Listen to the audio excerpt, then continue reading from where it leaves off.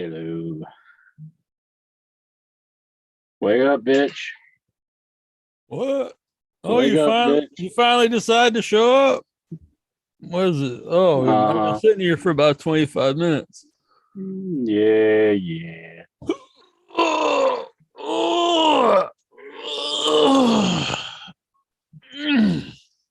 right. Well, welcome to In Your Head Wrestling Radio. I'm the internet icon, the pride of the pilgrims, the most honest man in all of podcasting, handsome Jackie Jones, along with my right-hand man, my audio soulmate and the enforcer of the Headyverse. 1 inch biceps, the power go. Bah! Ah! How about that, Jack? I'm the boss, baby. I'm the man who tells you what to do. And Jack, tonight I'm drinking Sunkiss Zero Sugar. You're jacking it tonight. Sunkiss Zero Sugar. Did you just say you finished jacking it tonight? I don't even know how you made that connection at all. Something about jacking. What? I don't know. I got my earbuds on so I can listen to these videos that people send in. I'm going to demand that you are removed from Spotify like Neil Young is trying to do Joe Rogan. Well, he left himself. Neil Young's like is misinformation and he's anti-science. So I'm out of here, folks. Yeah. Mm-hmm. Oh, I mean, I ain't gonna look. I actually like Neil Young music, and I don't really care about Joe Rogan, but Joe Rogan's huge. Neil Young music's big, but it's not like people are like, it's not like it's a big deal today. So if you're Spotify and they say, hey, buddy, either, your number one guy that you're paying, $85 billion a year to, and that everyone in the world listens to leaves, or me, the guy saying, looking for a heart of gold 30 years ago, or I'm leaving. It's like, it's not really much of a decision.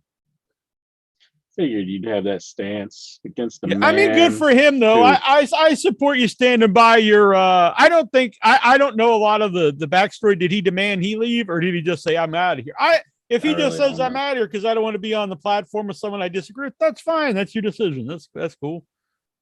I just figured you'd have that stance against the man who owns a train company. I have nothing against trains. I just make them my bitch. Well, they're model trains anyways. Yeah. Well, they're yeah. Well, I mean, they're about as dangerous as the real train. But a model bitch. Anyways, Jack. And by the way, so I got into, before we get into this, I got into contact this guy to be a nice man. And he's already blowing up my Skype. And this is going to really aggravate me if he just does this all night. Who is this? I did this because of you and a couple people in the Headyverse. I'll reach out to this fucking asshole. And bam. But Jack, I don't want to call it. No, you can't call into Skype. We're doing the show through Zoom. So you can't call him through Skype. You can Zoom in, Swax. That's how we take the calls now. We ain't gonna all of a sudden switch over to another program just to listen to Swax, and then it's not possible. And now he's gonna Skype me all night, and I'm gonna hear it because I got my earbuds in, and I'm gonna hear beep beep beep all night. Yeah, sorry. If it's hard to even get the man on the show to begin with, that's not very good. Yeah, if he wants I'm offering the olive branch. I'm saying you can Zoom in, but no, he wants us to change the whole format of the whole show. He has demands. Dobbs Mia here. He says, is Incher asking to fight me this week? Why is he saying that? What's with your young boy? You're a fighting man. Jack, there is nothing that your young boy does that you do not know about. So why is he wanting me to fight him tonight? I don't think he's wanting to fight. I think he's asking because I think you wanted to fight him. And now he's asking if you're. Why If am I you, wanting to fight him? He's all the way in England. How am I going to fight him? I don't know. You used to want me to fly to West Virginia Jack, to fight you. if I was angry at the man, I would think I would know what I was angry at him about. I don't What the know. hell's up Sometimes with you forget this? stuff. You need to get your young boy in line here, Jack. That's what I'm saying. I think he's a good man. I stand behind the Dobbs while Nigel was running things. You know who helped out? You know who tagged folks to tell them to listen to the show? It wasn't your young boy, Brian Matthew Clutter. He's just sitting around making dumbass jokes. I don't even get half the time. The worst young boy ever. It wasn't your other boy, Al. He's not my boy. He's That's just your like boy. he's just trolling. No, it was Dobbs. Dobbs Mia. I don't think he's just my young boy. I think he's the official young boy of In Your Head. What do you think about that? Why is he challenging me to fight? He's not. You challenged him to fight a couple weeks ago, and he's asking if that challenge is still on the table. Oh, wait a minute. The one where I was talking about when I was I on B-Mags, whenever I said I don't fuck it. Look, I don't have a history book here of everything that happened. I don't have the transcript. Well, Dobbs, that was just a joke. Okay. I hate to shatter your world, but I really wasn't challenging you to a fight. Well, I don't think he was. I think he's just joking too, buddy. He's a fun-loving machine. I don't take things lightly, Jack. I don't take things lightly at all. Man. What are you gonna go fuck yourself? Get this piece of shit out of here. No, I don't know. We're good, Dobbs. Awesome. Take it easy. Take it easy. But Jackie Jones. 1 inch bicep. Yeah. We got all kinds of happenings in the wrestling world. Apparently, after we finished the show last week, right after the show, because he didn't want to make the headlines, here on the biggest show of all of wrestling, all of the IWC, Adam Cole, baby, boom. He didn't want to make headlines because Mustafa Ali, he does not want to work for WWE anymore. And they're saying, you can't leave, asshole. We own you. What's the deal with this? Why are they holding like Tony Storm walked out of the company and they didn't like hold her. They granted her release. She was in a bigger storyline than Mustafa Ali was at the time. Yeah, what has he done in like the last thing he did was Retribution, which was one of the biggest failures I've ever seen in my life. This is the last thing I remember him doing, and it wasn't more of a success than what you're talking about. But he was feuding. He was feuding with Mansoor. Come on. He was feuding with Mansoor. That's the last thing I seen him do. What was that on 205 Live? It was on SmackDown, but Mansoor was being like a goof and being all happy about stuff, and Mustafa Ali was saying, you got to be a butthole to everybody. You don't know how this business works. And they were starting to turn it around to where they're going to have a match, and that's when he walked out around that time. So, yeah, why don't they just grant the man his release? I look. If the guy was like, if it's like Roman Reigns and he comes in, he's like, I want, and it's like, okay, well, we got you under contract. We can't let you go and do whatever you want. I understand that. But if it's someone I don't think you care about, you don't even use, and they're not happy I don't know why you'd even want someone there who's not happy, especially when it's someone you don't really do anything with. This is just all hot and horny for this Mansoor storyline. He wants to see it to its climax. He wants to see this thing finish, Mustafa Ali. You can't leave because this thing's got to end. They own him. Let's see what happens with Mansoor. Normally, I would agree. Like you shouldn't just be able to get out of your contract, but WWE shouldn't just be able to fire you at will out of your contract either. No. That is the point of a contract. It's supposed to be secure on both sides, not just beneficial to them and shit for you. I don't understand why they won't let Mustafa Ali out of his stupid contract. Tony Storm, she was feuding with Charlotte at the time. I guess. Well, she just got up and left and flew home. Maybe if he just flew home. Is he hanging around saying, "Well, won't you release me?" Like, what's the deal? Trying to get catering.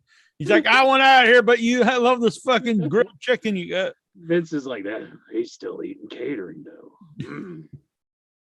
I think from what some people said, like they don't want to set the precedent where like people can just leave, but whoever thought WWE would be the place everyone just wants to leave anyway? It used to be that was where you wanted to go. Everyone's like dreaming of going to the WWE. Now I'm dreaming to get the fuck out of it. I just know Vince is just like, I gotta see the end of this monster storyline. I also read that he went to Vince and like came up with an idea for himself to do. And then he didn't want to do that. Vince's idea was something that he found like offensive. So I don't know if it's like some kind of, it's probably like you're going to be like a terrorist. I mean, that's what all the angles are for anyone who's. No, pal. You gotta send in a bomb threat, pal. Yeah. That's what you gotta do. I have no idea, but I would bet money that's what it was. And then he just went home, I guess. He's like, I'm not doing that. Again, I don't know exactly, but if that's it, I don't blame him. I have no idea. Vince has a huge like checkerboard where he checks off like people's will being destroyed. Middle Eastern guy. Nope, terrorist. No, I'm saying like he just wants to just destroy all the will of his employees. And he just checks them off as he goes along. He's like, got that Ali this week. I'll be honest, I've never been interested in the guy, but I've been watching WWE long enough, especially this last decade, to know that doesn't necessarily mean anything, because I've seen people there that I didn't think much of, and then they leave, and I was like, oh, wow, this guy's really talented. So maybe he is talented. And regardless, I do appreciate anyone. I respect anyone who thinks that they could do better and would rather leave the guaranteed money and prove themselves, prove them that they and be happy. I respect that. Yeah, Galgo 13 in the chat room. He says if Mustafa or Mustard Ali can get more money somewhere other than WWE. Yeah, I don't think it's. I think a lot of these. See, a lot of people are really. A lot of people fixate on the money, but I think a lot of the stuff isn't about money. And the thing is, I think if you go where it's not like you go to AEW and you're penniless, a lot of the guys make as much or more in AEW and they're happier. Galgo 13 thinks that Vince's idea for Ali was he's going to be the next Aladdin. That could be. I could see that. We'll paint almost blue to be your genie, pal. Ha ha.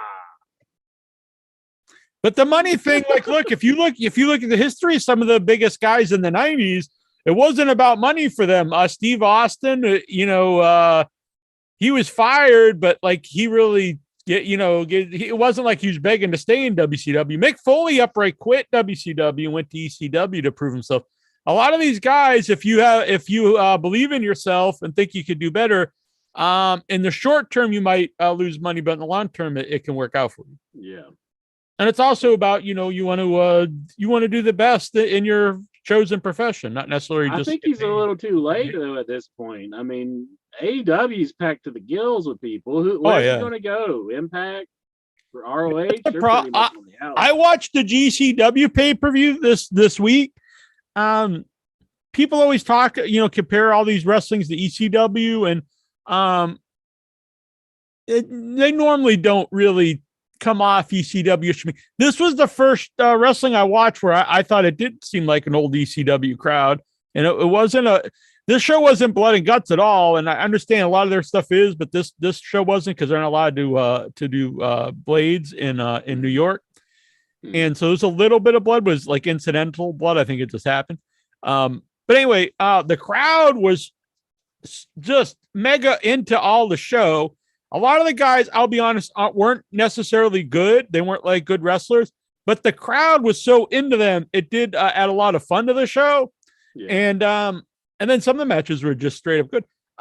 Like, I'm not going to say I liked it better than AEW or anything like that, but I genuinely really enjoyed this show. It was very fun, and it definitely is an actual alternative. It was a lot different than than AEW style stuff, or what I normally think of as indie style, where it's a lot of flying and stuff. There was a little bit of that, but it was just a fun show. I really enjoyed it. So I don't think they pay the guys a lot. So I don't think that's really like I'm going to leave WWE and go to GCW. But I'm glad that it's out there. I actually really enjoyed the show and would recommend it to people. Vince Rudo saying Meltzer said the Battle Royal was terrible. Was there a Battle Royal? Oh yeah, no. It look, he also I read the Observer cover to cover during the 90s, and he pretty much always hated the ECW pay-per-views. Like, he thought they totally sucked, and they were by far my favorite shows of that era. So I don't agree with everything Meltzer likes. Technically, was the Battle Royal good? No. But was it fun? Yes, it was very fun. It was the guys that weren't in singles matches on the show, so a lot of them weren't that great. But they were very much like guys you would have, like undercard and midcard guys you would have saw in ECW, where they're not really technically good, but they were over with the crowd, and it was fun. Yeah. I don't think a Battle Royal is ever particularly like a good match, like this is a 6-star classic. But if you put together and it's fun, that's the guy who won was the son of 911, and then 911 was there in the crowd, which was fun. Oh, I thought he passed on. I thought I actually did too, but he was there. It was cool. Wasn't there a report about him passing away? I thought so too, but he was there with his son. He's still unless it's his ghost or something. But right here. There was a lot of guys, like I said, a lot of the guys weren't particularly good in the battle, but it was fun. And when the crowd's really into it, that adds a lot, to my enjoyment of the show.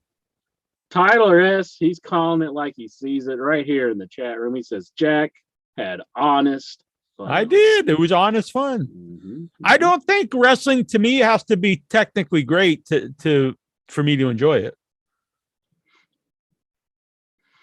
Hell yeah.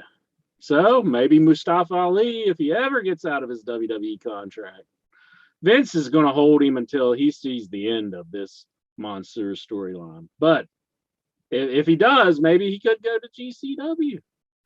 Yeah, because I don't know that, that you're probably not going to make a great money. I don't have no idea, but I doubt you're going to make big money there. But, AEW, again, like you said, it's so packed. All Japan, I don't know.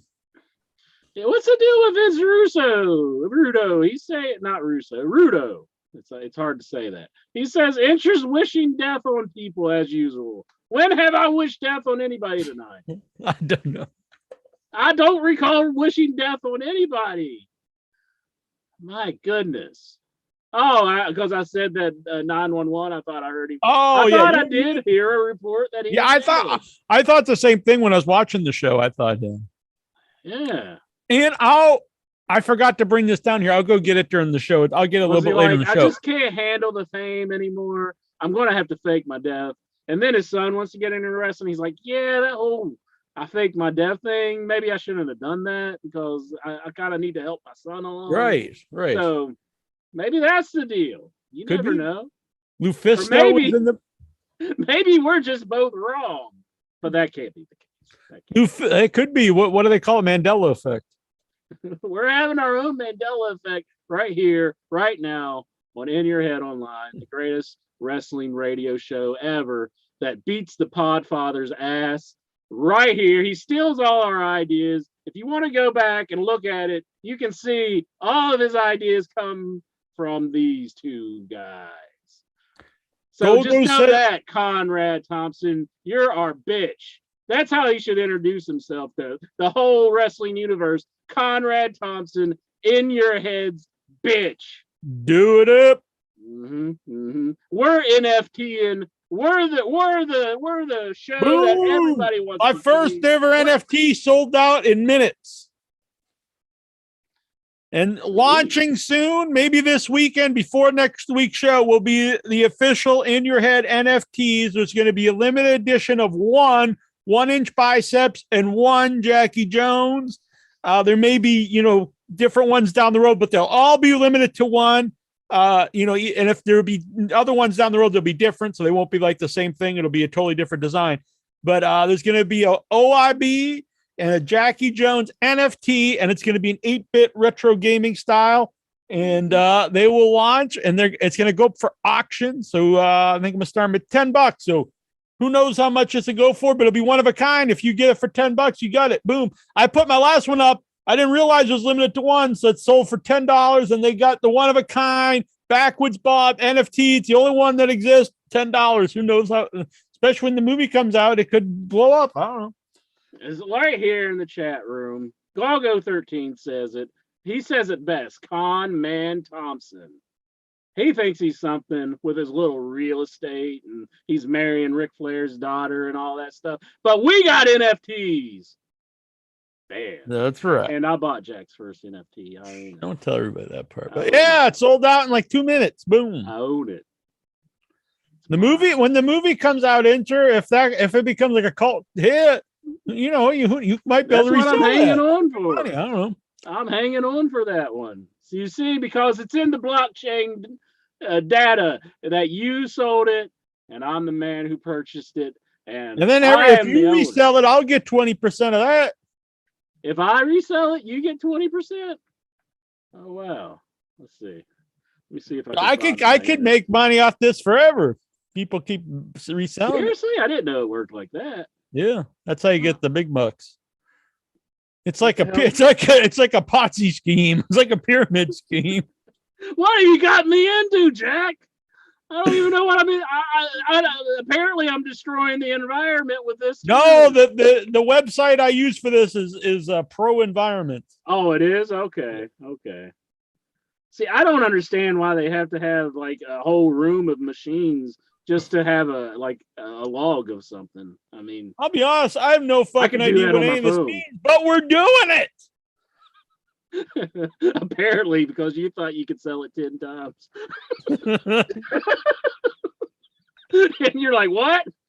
Yeah, well, I wouldn't have put it for $10 if I knew that was I just sell it once and that's it. I was like, I own it. Put all this work making this guy for $10. I own Backwoods Bob, everybody. You do. The NFT that Jack made of the 8-bit, right? Of the 8-bit character. Exactly. So I also stick that in your crawl, Conrad Thompson. I've never been a fan of this guy, Zack Ryder. Mm-hmm. I'm an honest man, and I admit when I changed my mind, I watched him on the GCW show. I'm now a fan. So you got it. Okay. So this was in the Elks. Is it the Elks Lodge? Not the Elks Lodge. That sounds like an ECW place. It was in an ECW building, the one with it's got like the balconies and stuff. That's in New York, Hammerstein. Yeah, that's what it was. Hammerstein Ballroom, I believe. Yeah. I believe that's it. It's out of the Elks Lodge. It's one of the Hammerstein Ballroom. Mm-hmm. Yeah, they so have a lot of shows back there. A classic ECW place. Mm-hmm. They had ECW guy like 911 was on. Sabu made a surprise appearance. Super over Fonzie. Really fun show. So you right hear down the middle, Daddy. Yeah, he looked great actually. He was all crazy, like he was real thin and crazy, running all around like super hyper, like he always was. Mm-hmm. And unlike Virgil, I'm sorry, he did not look good. But Virgil was also on the show. So anyway, you hear Enter Sandman, and I was like, holy shit, Sandman's gonna come out. So the crowd's going fucking ballistic because this is an ECW building. They hear Enter Sandman. Out comes Matt Cardona. And he's just like vehemently hated. And apparently he's actually he's I don't know if he trademarked, but he's doing merchandise of King of the Death matches. So that makes people pissed, and the commentators are putting this over that he calls himself the Deathmatch King or something like that. Yeah. And so he comes, and everyone's just hating the man. And he was defending the it's not the G, is it the King? I don't know. Well, anyway, he wrestled Joey Janela, who a lot of people who mostly because they listen to Cornette, like hate this guy. Super over on this show. Yeah. Really over. Also, I think when he showcased these, he's good. He looked in better shape than I've ever seen him. It was really fun match. It was crazy. At one point, Janela goes under the ring, and Swoggle was under there. Swoggle's with Matt Cardona, and so he was dressed as Leprechaun doing this stuff. And then the little guy, who's the little guy? Marco Stunt. He came out and helped Janela. So it was Marco Stunt and Swago fighting each other, which is kind of funny because it's like he's not much bigger than not much taller than Swoggle. And yeah, it was just a crazy fun match. It was really good. And it was cool because the crowd was so into Janela and they just hated Cardona. And then this was the match too. It was surprise appearance by XPac came out. And XPac looked in awesome shape, and him and Janela were doing the crotch chops and stuff. So that was the match of the show. I thought it was really fun. Well, I just heard that Joey Janela's contract has expired with AEW. I think he's done with AEW. Joey Janela's gone? I think so. So I think I won the argument then, haven't I? I am the winner of the argument. Frankie Kazarian's still there. Yeah, but your boy Frankie Kazarian was fucking destroyed on Dynamite. He's still there. He's still there. I won. He was I think because they had a lot of squashes, and like we don't want to have like another 2-minute squash, or just go out there and squash him for 10 minutes. And I'm thinking, I think it might have been better for him if he just got beaten 2 minutes and just get hammered for 10 minutes. He didn't do shit. Yeah. But anything? I didn't realize this the night before they did Independent Wrestling Hall of Fame, which sounds very cool. The Fisto was put in there, and she was in the Battle Royal. I remember one of our fans was really big on her back in the day, but I never saw her. But that was fun. And Homicide went in, and Homicide was going for the GCW World Title that night. Moxley is their champion. I didn't realize this. So it was Moxley versus Homicide. I just assumed Homicide goes in the Hall of Fame, wrestling for the belt the next night. I assume Homicide's going to win. That's going to be a cool one. But no, Moxley beat him. I was like, man, poor dude. But it was awesome. Moxley comes out, who's mega over with this crowd, and the whole crowd just starts chanting, fuck Bubba Ray, which I thought was pretty awesome. Fuck Bubba Ray. Fuck Bubba Ray. What's the beef there between? Oh, because Bubba, didn't we mention? Maybe we did. Maybe it was after the show last week. Bubba Ray said that Moxley owes. Oh yeah, because it was after the show because it was on the promo on Dynamite.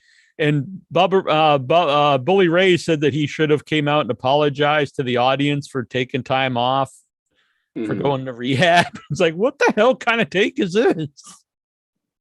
That's Bubba Ray for you. So pretty much universally, everyone, even like people who don't like Moxie, like Cornette and stuff, everyone was pretty much saying that was a really dumb thing. That's not one of the best things he's ever said. That's for sure. I'm starting to see why a lot of people didn't like him that were around, because I always liked Bubba Ray.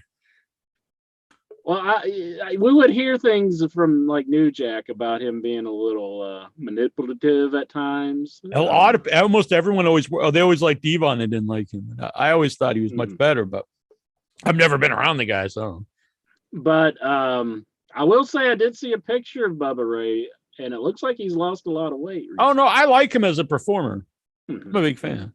Yeah, he is a good performer, but maybe his backstage politics are a little rough. Yeah. And you would think, even if you thought that, like, it's probably a dumb thing to say publicly. Like, who do you think's really going to get behind you? Like, oh yeah, fuck that guy. He shouldn't have went to rehab. He should have just kept wrestling. And it's like, plus Bubba Ray, like, he knew all those guys in ECW or just wrestling in general, but guys that ended up like addicted to different things and like ruined their bodies or ended up, dying and stuff. Like, what the hell? Well, he's probably going to show up in GCW now. You think if he has these instant heat with the fans, I think it would work. It would work there because they're not afraid of heat there. I don't think Bubba Ray's scared of it either, because we've seen some of his ECW stuff. If that man is still alive, if that part of him. Oh well, he even said that was music to my ears, hearing people chat and fuck Bubba Ray. So really. Yeah, it probably would be pretty awesome. Because I could see him getting off on that, because he would not back away from it. I think actually, if you did something with him and Moxley, it would be pretty sweet. If he came in and challenged Moxley for the title. Maybe they're all around working the March. You never know. Yeah, I don't know. Maybe they're in it together. Maybe they're on the phone with each other. Maybe not. But the main event, though, after that match was them boys were defending the tag belts. The Briscoe brothers versus whoever it was there was an open challenge to anybody who came out, and so out came see this music hits. I'm not familiar with the company, so I had no idea who it was, And it was Matt Tremont, who I only know just because he was the guy that caught on fire at that show Lexar was at. Yeah. And so the crowd's just going ape shit for the guy. I don't know him. So I'm like, I don't know this guy. But whatever, the crowd's into him. And then his tag team partner was a guy who actually did a video saying he wasn't going to be there. And I thought, like, what? But he made the surprise return. It was the guy robbed the bank, Nick Gage. Nick Gage, yeah. And I still can't say I'm a fan of this guy because I still don't think he's very good. But the crowd, they reacted to him like it was friggin' Steve Austin at his prime. With like they were just like in love, like he was like friggin' God. Like they were just all. I was like, holy shit, the crowd is just like beyond ape shit for Nick Gage. So yeah. Oh, I don't know. Run with it, I guess. What the hell do I know? He ain't for me, but the crowd's into it. So, what the hell? And so they won the tag belts. Matt Tremont and Nick Gage. They beat the Briscoes. Yeah, well, that's awesome. Yeah, it sounds like a really good show, though. I mean, it was. Yeah, the one guy I can't say I was a big fan of is Matt Tremont. That's what I said. The one guy, Effy. I can't say I was a big fan of his. He's a openly gay guy, which I'm no problem with that, obviously, but he just did really all the kind of stuff that Goldust used to do. I will say one part was funny that he was fighting Jeff Jarrett, and he like when they do like the duck down to like jump over, but he landed on his knees and he's like licking his lips, and Jarrett's like looking at him, and the crowd just started chanting, "Suck his dick! Suck his dick!" And that did make me laugh. I was like, "What the fuck am I watching?" That was against Jeff Jarrett, you're saying? Yeah. No, they were chanting. I guess that the other guy to suck Jarrett's dick. I don't know, but he was the baby face in the match. Oh, and his thing is they call him Daddy, and so like when Jarrett's choking him, and the commentator's like, "Daddy likes that," and he's all like getting all like sexual. He likes getting choked by Jarrett. I don't know. It was pretty. Jarrett, though, he came out and the fans hated Jarrett there. And so one of the fans got in his face and Jarrett grabbed him by the neck. Like, I was like, what the fuck? And then I was like, oh, it was Vlad, super fan Vlad. So I was like, he probably knows him. So he probably knows he's not going to really choke him. But it was pretty awesome, I thought. Jarrett just started like choking the dude. It was wild. It was a real lot of fun. I would check it out. I recommend it. Yeah, I definitely have to get on the next show. I'm sorry I missed out on it. Yeah, if you get it's on Fight TV, the pay-per-view, but I think they have some free shows up there too. I know you can watch the pre-show on there for free, and I think the Hall of Fame's on there for free. So I'm actually interested in watching that because they showed clips of it throughout the night. It looked pretty fun. Excellent. So how much was the show? How much? $25. 25. Yeah, I didn't think that was that bad. Cable. Yeah, I added Fight FITE Fight Network. You can get it on the internet, but I added it to my Roku so I could watch it on the big screen. And then they also sent me 12 credits, and I could have just bought it with 25 credits. So I don't know if you get that every time. You get two, and you could pretty much get a free one, I guess. I know my brother, he watches because he's big into All Japan. Yeah, and I think he bought the All Japan pay-per-view on there. I know they have the NWA pay-per-view on there too. But it was fun. It was really fun. I liked it. Yeah.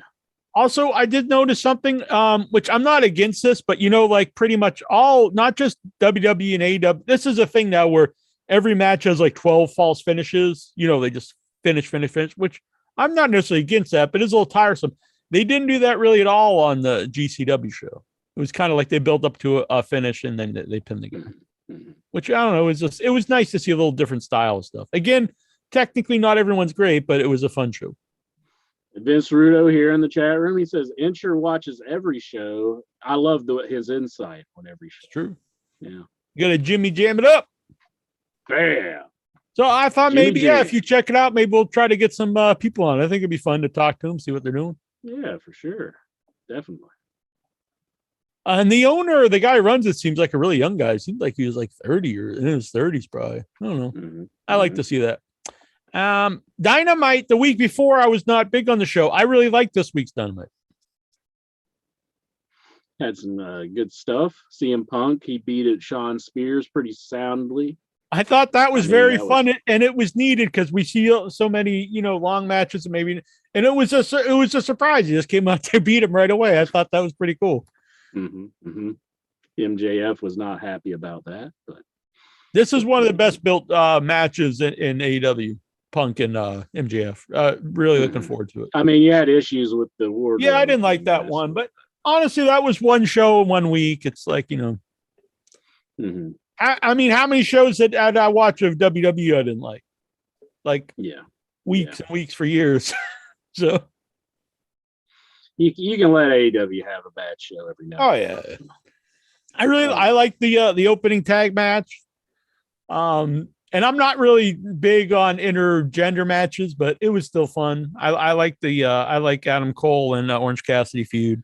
Well, Bully Ray's comments would have had to been afterwards because John Moxley made his big speech on Dynamite last week. Yeah, and that was great. For me, I'm a big Moxley fan. I like seeing him back. I also he looks amazing shape. Probably the best shape I've ever seen him in. If you see like pictures right before he left and now, so much healthier looking, which I like to see. And I know you probably shouldn't swear on TV, but I liked it. He just told the guy, fuck off, get this piece of shit out of here. Well, I mean, honestly, the guy was a dick. The guy just comes out of rehab and you're calling him a drunk or something. So I didn't know that's what he was saying. I heard him say it, but I didn't quite catch what the I didn't catch it. I just assumed that's what he was saying. Yeah. It made me laugh. I know you shouldn't say the F-bomb, but I don't necessarily think I know they don't want you to do it, but I don't think it's like that necessarily this catastrophe in 2022. I'm sure they say, hey, don't do that anymore. But if they would make it a regular thing, I'm sure they would not be pleased. But I doubt this one time happening is like necessarily the end of the world. Is there heat between Marco Stunt and Christian Cage? Because it seems like Christian Cage kind of edged him out of his spot. Yeah. I will say, I'm all cutting aside. I do actually prefer Marco Stunt with the team because I think he fit better. Yeah. But I will say this in Christian's favor. He's always tries hard. He hasn't had a bad match and he went there. And they say that he's being the real life mentor to Jungle Boy. And I thought Jungle Boy by far cut his best promo ever on this show. I wasn't like blown away by it, but he actually looked comfortable in front of the camera, which he normally doesn't. And he sounded good. It wasn't cringy or anything. He actually came off first time he came off like a star, I think, on the mic. Yeah. Yeah. And so if he is doing that, he definitely has helped them. So do you like that Christian Cage is now feuding with Billy Gunn and the Gunn Club? I never thought I'd be Billy Gunn. I actually really like Billy Gunn's him in AEW. I think he's a kid, like you have to boo, you have to hate him. That's what makes him great heels. That's true. I mean, and I will say that he knows how to work as a big man versus Darby Allin. Their stuff really worked well together. Where he's like, because he really comes off as a giant in AEW. Because I think people never realize how big he is, but he always was like a big jack dude. And now when he's there with smaller guys, he can really play like as the big man. Which I don't know. I never thought of him as a guy with much psychology, but I like Kid's authority here. He has a little differing opinion. He says Mox will be the reason AEW goes out of business. He should apologize. I don't know about that. Nah. He's kind of taking the Bully Ray stance here. John Brown, also known as Jobs, he wants to know, will Gargano debut tomorrow at Beach Break? Because it is Jojo Brown, your life is calling. That would be cool. I'd like to see it. Yeah. My thing though is like, man, the AEW is packed to the gills. I know Johnny Gargano is a huge talent, and it would be hard to say no to him, especially coming off of that NXT stuff. I mean, but it's like, how many more people can they take into this company? It does seem like Vince is letting go of all of the talent that he knows they'll pick up to like. I don't think that's his plan. I think he just doesn't see anything in these kind of guys. Their version of what they want the company to be is like the polar opposite Everybody's tailor made though for AEW. Oh yeah, but I think the guys that are tailor made for AEW are not made for Vince McMahon's vision of WWE, because the guys but then he also like goes out his way, I think, to keep like Kevin Owens and Sami Zayn, and although Sami Zayn I think is just an amazing heel in WWE. I don't know, honestly, I could see him as like a top guy in WWE. They kind of. I think he's borderline there, but I think they more see him as a comedy guy than like he's serious. He's feuding with Johnny Knoxville right now. Oh boy! By the way, former guest on the show, Zachary, I forget his last name. Sorry, who at the time he was doing his own Jackass stuff. Too Stupid to Die, and we had him on the show. It was a very fun interview, and I saw him. He's one of the new Jackass crew in the new movie. So awesome. Congratulations to him. I think we helped him in his career. I think that's probably why they picked the man up. I think we did, definitely. Mm-hmm. So I'm going to reshare that because I think he used some NFTs, slightly different name. I should reshare that and plug Jackass in it, get us some hits. What were you saying, sorry? I was saying he needs to buy some NFTs from us. Exactly. NFTs. There is a new one up right now, a Slasherman NFT of a classic of a monster vampire. And it's right now, it's up for auction for $13. It's only up for 48 hours, so get it now. And it's limited to one. So once it's gone, it's gone. Excellent. So, you can never have enough talent. People get hurt, and sometimes it is good to take people off TV for a while. Can't miss you if you won't go away. I agree with that, and I don't think that they have too much talent where it's going to make a difference about what they're paying. But the thing is, you can't push everybody that you have. So you're going to have people that aren't really on TV and not being pushed, to their degree. Because I know some people are like, oh, Adam Page isn't in the main event. This guy, but it's like you can't get all these guys at once and put them all in the main event because you can't have like 5 guys in the main event all at once. It doesn't work. So to me, it works having Adam Page feuding with Orange Cassidy. I mean, Orange Cassidy is one of the most popular guys in the company since it started. And then eventually you could, move him up the card. Jack. What? Look at the chat room. I know he's made it, and he's actually trying to zoom in. But I told him about it in a little bit. We'll be taking zooms. Swag says return. So I'll give the man a round of applause. He figured out how to use the chat. We got Josh, a new commenter here in the chat room. He says Marco Stunt greater than Christian Cage. I agree. Christian doesn't fit the group. So I agree with Josh. Round of applause for Josh. I totally agree. Thank you for participating in the chat room, Josh. Anthony Uberstar. I mean, they do have room now that pretty Peter Avalon is gone. Yeah, that's another guy that they're letting the contract expire. What's funny about that, I mentioned this before in the show, but it was it was last year sometime. David, is it Marquez? No, David, what's the guy's name with Power? He used to be not the commentator, but he used to be the interviews.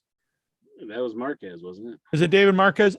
He posted this on his Facebook that before they went with their, who was it that they had the NWA champion recently? I think it might have been before Scrap Iron or after Scrap Iron. But anyway, they were gonna go. Oh no, it was the British guy. Yeah. Who's the British guy that was an NWA champ for a while now? Oh, that was the guy who was with Mickey James. So. Yeah. So the original plan was that they were going to go with I forget who it was now, but it was a luchador. Then he ended up going to, it might have been Alberto Del Rio. Then he went to WWE, and then they were going to do someone else, and they went to WWE. It was a list of guys. It was like 3 or 4 guys.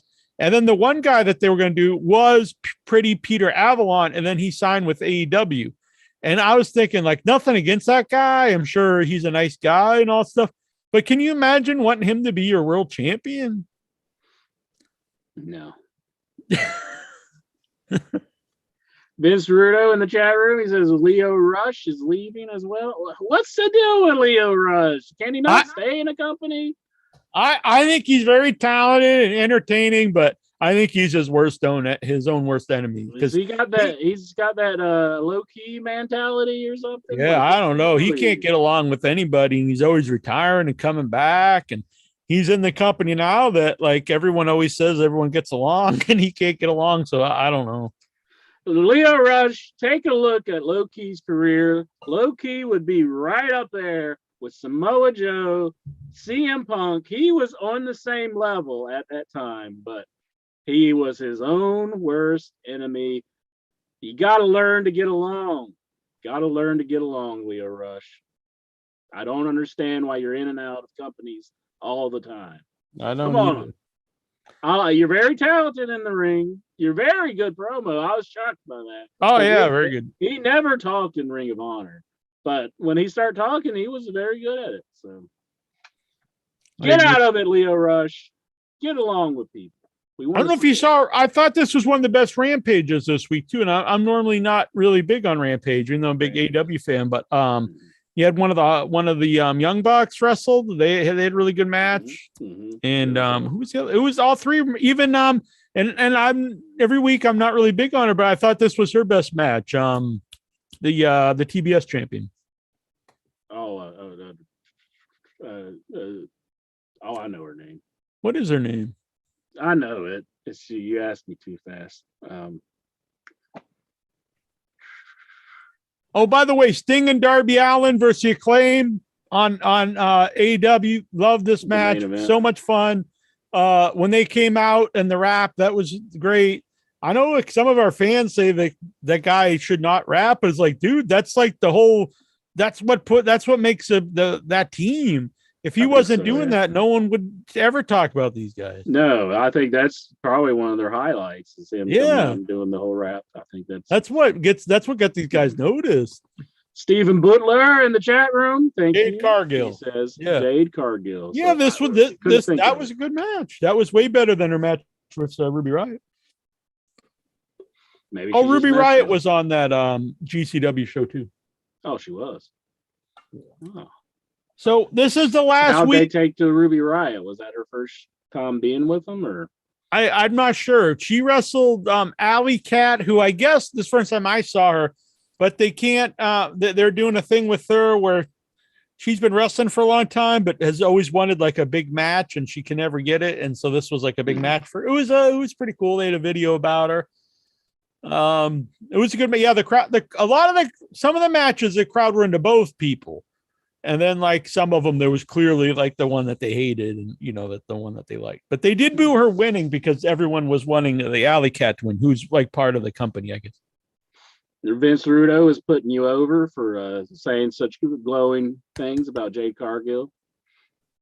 Thank you, Vince. Nah. So this is the last week to get your Royal Rumble number. So there's a few ways to do this. You can zoom into the show, and we'll give you a Rumble number. You can send in a video thing, which is kind of late to do that. So zoom in tonight live, which we'll put the Zoom link here in the chat and also put on Facebook. Or you can PayPal or super chat us $5 or more. Since everyone's doing $5, we're gonna leave it $5. $5 or more, and you can get yourself a Royal Rumble number, which a couple people have done. So we're gonna get to those now, Excellent. Then we'll get to the video calls. Okay. Okay. So the first one who sent in some scratch is J.D. Murray. J.D. Murray. I like that name. J.D. Murray. He's got 23, isn't it? Yeah. 23. That was a 5 for a minute. J.D. Murray. J.D. Murray. What's going on here? Congratulations. Yeah, your camera just kind of shuffled around a little bit. Yeah, I don't know what's going on here. I can see you. You're fine. Uh-oh. Things are coming down. It's all that power your computer's using, minting the NFTs. It's like we must mint the NFT. I got to tell you, Jack, I played the scratch-off ticket here the other day. Yeah. Scratch off. See this one? It's a loser. I did not win a thing on this one. Oh, man. Big loser. I lost. And I have done some research. And it seems that Massachusetts is the third biggest paying out. I think New Hampshire's number one, isn't it? It was Idaho, actually. Idaho. Oh, wow. Yeah. So it's number 3. So I saw there was some stuff laying on my cords here, and that's why my monitor kept going out. But so it should be good now. Vic Schiavone here, he says JD will be thrilled that he got a better number than JD. Actually, he got a number because his buddy here, Vic Schiavone, sent in some money for him. So if you've already got a number and you would like to help out a friend, you can send it in, or you can be like Jonathan Jackson last week and super chat us some money, and we will give it to a random member of In Your Head. Tyler S. He says Kelly for some reason. Could be.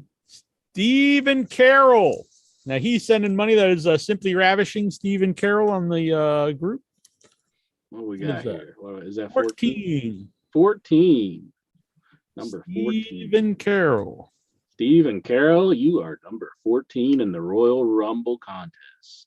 All that right. number represents you. If that person who comes out at the 14th spot wins the Royal Rumble, you have won the contest. Now I'm going to get to the video calls. Tyler S. He says, I hope I don't get Baron Corbin like last year. Well, he might win it. I don't know. They love the guy. You never know. He's happy. That might make him happier.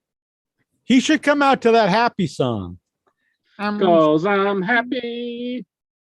I used to hate that song. So Room Without a Roof. It used to be everywhere. Yeah. He got in My some brother trouble. likes that song. I always hate it. And So this next one is Luis from Felipe himself. Dulanto.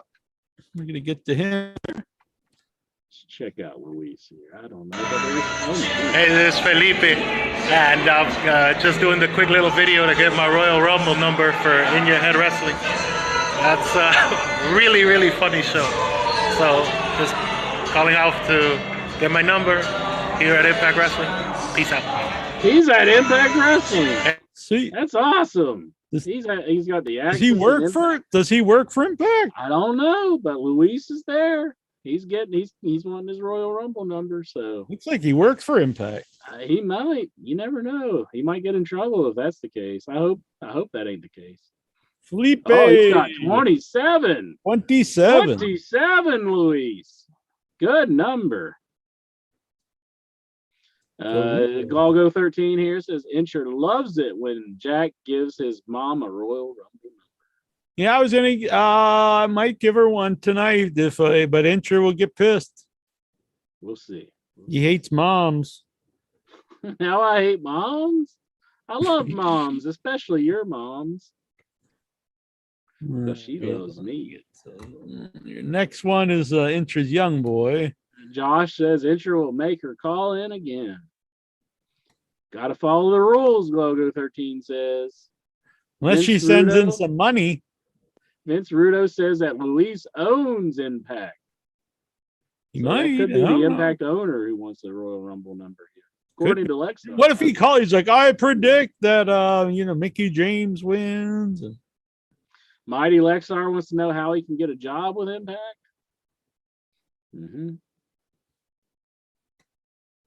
All right, here we go for number 2. Incher's young boy, Brian Kluter.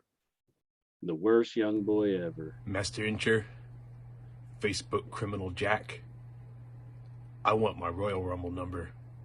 And I'm going to tell you who's going to win both those Rumbles.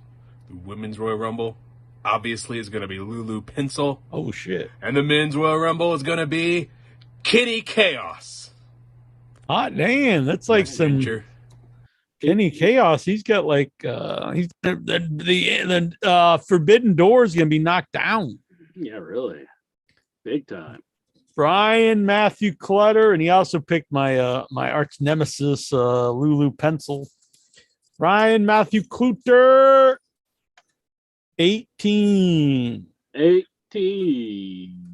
I don't know what I want. And I'm 18, and I like it.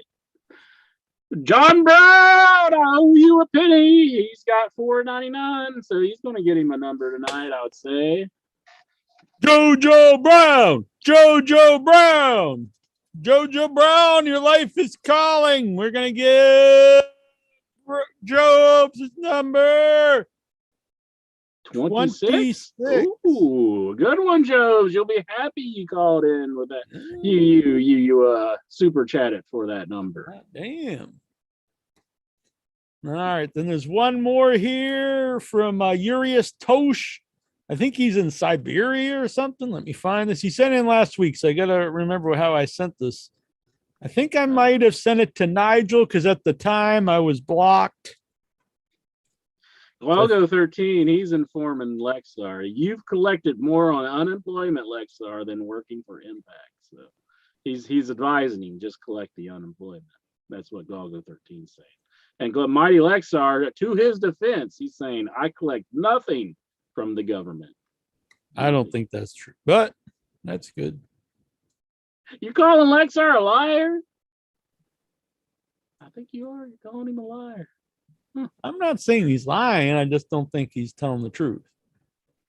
Huh. I cannot. I'm sorry, Urias. I can't play the video because he sent it to Nigel, and I can't log into Nigel. I mean, I don't know who this guy can't. Like, obviously, I can't log into someone else's account. You don't have his account information, right, so it's like, how could you log into it? Right, I mean, that's asinine. And even if I did, then I don't want to it would mess up his IP address. It would be like it's connected to mine, and then if I get in trouble again, he also gets banned, so we don't want to do that. So we got to keep them all very separate because they're all different people. But we are going to give Urias Tosh his Royal Rumble number, and I'm sorry I could play video. I'll post it on the board. Don't you have a Nigel's cell phone somewhere around there? Didn't he leave it there? And number 10. Number 10. Urias Toast, you are number 10. Or Tosh. Urias Toast. So only got 1, 2, 3, 4, 5. We only have 6, I believe. 1, 2, 6 3, more 4, numbers. 5, 6. Incher can tell you how to get money from the government to sell books, Lexar. No, that's I learned it from the question mark man, Matthew Leskow, I think it was his name. I discovered a new Dave Meltzer, Jack. Really? There's somebody else in the world named Dave Meltzer. Oh, I thought you meant it was just you're like cheating on him with like a new he gives me wrestling news, and I'm just like, thank you, Dave. No, this guy's like a financial analyst or something. Really? Name's Dave Meltzer. I found that so weird. I seen a video with him, and I was like, that's Dave Meltzer. That's not Dave Meltzer. And it was Dave Meltzer. Just a different Dave Meltzer. We got Stephen Butler and Vic Chavone here, and the return of Jack's favorite. Swax, can you hear us? Yes, I can. Can you hear me? Man. Oh, my goodness. It's been so long since we've heard that voice. Yeah, I haven't heard from you in years. Yep, the legend has come back. I'm glad you're still alive. Are you healthy? Yeah, I'm still kicking. You know, I'm still kicking. We got your number here before we hear what's on your wrestling mind. Let me talk about, since number I've been 12. We can talk about being number 12, Swax. That is what you are, number 12. Number 12. Yeah, not the best number, but whatever. Well, first to get out of the way, I honestly think if they don't screw her out like in a one thing wise, I think they're going to let her win it. I think Mickie James win the Royal Rumble. Hey, Mickie James? He says Mickie James, Jack. I think they still have 9 people left. Apparently they contacted the Iconics because they just think they ask anybody, we're WWE, they're just going to jump. But the Iconics, and I can't say I've ever been a fan of theirs, but I respect this. They turned them down. They're like, no, we're not doing it. And I was like, I respect that, Iconics. They're like, the WWE asked us. They expect us just to jump and do it, but they didn't treat us well. We ain't going to do it. So, and you know why I think Mickie James is going to win the Royal Rumble? How's that, just Wax? Because Vince McMahon is opening up the forbidden door. Oh man, the forbidden door! Forbidden door. That's why Swax is here tonight, because we opened the forbidden door and let Swax all the way back into the Headyverse. No one thought it would be possible. Years ago, people were like, there's no way that the Headyverse forbidden door will open and Swax would ever walk back through. Boom, we are blowing the minds of the Headyverse. And the reason why I think they're going to open up the forbidden door is for her to win the Royal Rumble and her go against Charlotte or Becky at WrestleMania, and she's going to represent TNA for the Knockouts champion, and it's going to be a title for title kind of thing. It's going to be a big match. We'll have to just wait and see what goes down with that one, Swax. But because if Vince McMahon is going to allow Mickie James hold that Knockouts title on WWE programming on the air as she's walking to the ring, everybody's going to see that title, and everybody's going to wonder, let's open up the forbidden door and let's have a title for title match at WrestleMania, either Charlotte versus Mickie or Becky Lynch versus Mickie, whoever the champions are. So this is going to be a huge WrestleMania. You think he would devastate his own NXT? He's like, fuck NXT. Even though I own this, we created it. I'm going to destroy it because it's become more popular than Raw and SmackDown. But I'm going to bring in the Impact champion to put them on our level on our biggest show of the year. Hey, Mickie James is already a legend, and she's the only other woman to win 10 world titles in professional wrestling history. Damn. What do you guys think? Do you think Swax is on to something here? Or is he just on something? Well, I think Mickie James, I want to see her come out with the Impact title around. Yeah, and they said they're going. Yeah, this is what I read. Reports is Mickie James is going to come out to her hardcore country theme. Hardcore country. It's just gonna get hard. Yeah, hardcore country. Hardcore country.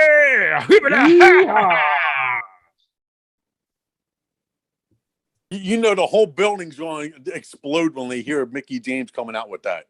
Oh, yeah, because everyone loves hardcore country. Backwoods, uptown. Lexar, he's jamming. He was jamming to it before the show started. He's always jamming out to hardcore country. Hardcore country. And if you let Tony Khan go ahead and have a cross promotion thing with Impact, why can't Vince McMahon have a promotional thing with Impact?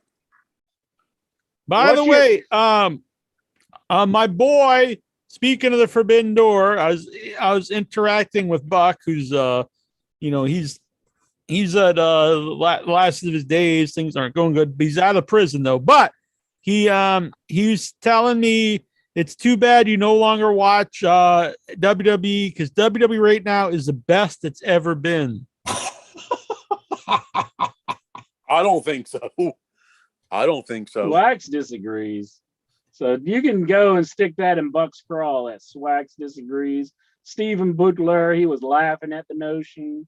Vic Chavone here, he's just shaking his head. He's like, no, Goosey, I don't know what Goosey thinks. Goosey's just amused. Lexar, he's very inquisitive. I think AEW is like the best thing right now. I agree with Swax. I never thought today I would agree with Swax. That is the first one in your head. Jack is agreeing with Swax. Because they brought us together. The AEW is one more person to come in with Roderick Strong. He has to get the hell out of WWE and go with Adam Cole, baby. Adam Cole, baby! And get that Undisputed Era reformed, because I think Vince McMahon is the one that had it broken up. Hardcore country. I saw today that I saw last week that they were saying that Triple H was getting together like a group of people for his his core guys when he eventually would take over WWE, and that was Road Dogg and Gabe Sapolsky and Steven Regal, and they're all fired. It's interesting. Preemptive strike by Vince. All were fired except for Shawn Michaels, which they'll never fire that guy. Yeah, Shawn Michaels is a lifer. It seems like you never know though. I thought Regal would have been too, honestly. Yeah. Job's here. He's saying, you think they let her win the Royal Rumble as an apology for sending her belongings to her? No, I think they left her in the Rumble, but I don't think there's any chance they'll have her win it. They're not going to have someone under contract to another company win the Rumble. I'm shocked she's even in it, but there's no way they're going to have someone from another company win the Rumble. But it would be shocking if that happened. I think it's never going to happen. I mean, to have the Knockouts title defended at WrestleMania. The WWE doesn't want to put over the Knockouts title. She's probably going to sue him or something. And they're like, oh, well, come in and you can be in the Royal Rumble. Honestly, just being a big mark. It's like, oh, I get to, shine in WWE. Well, I get all this bad stuff that they did to me. I hate to break it to you, Swax, but I don't think Mickie James is going to win the Royal Rumble because of the breaking news that a certain former WWE Women's Champion could be returning. So, Wendy Richter. Kelly. Not her. WWE legend Summer Rae.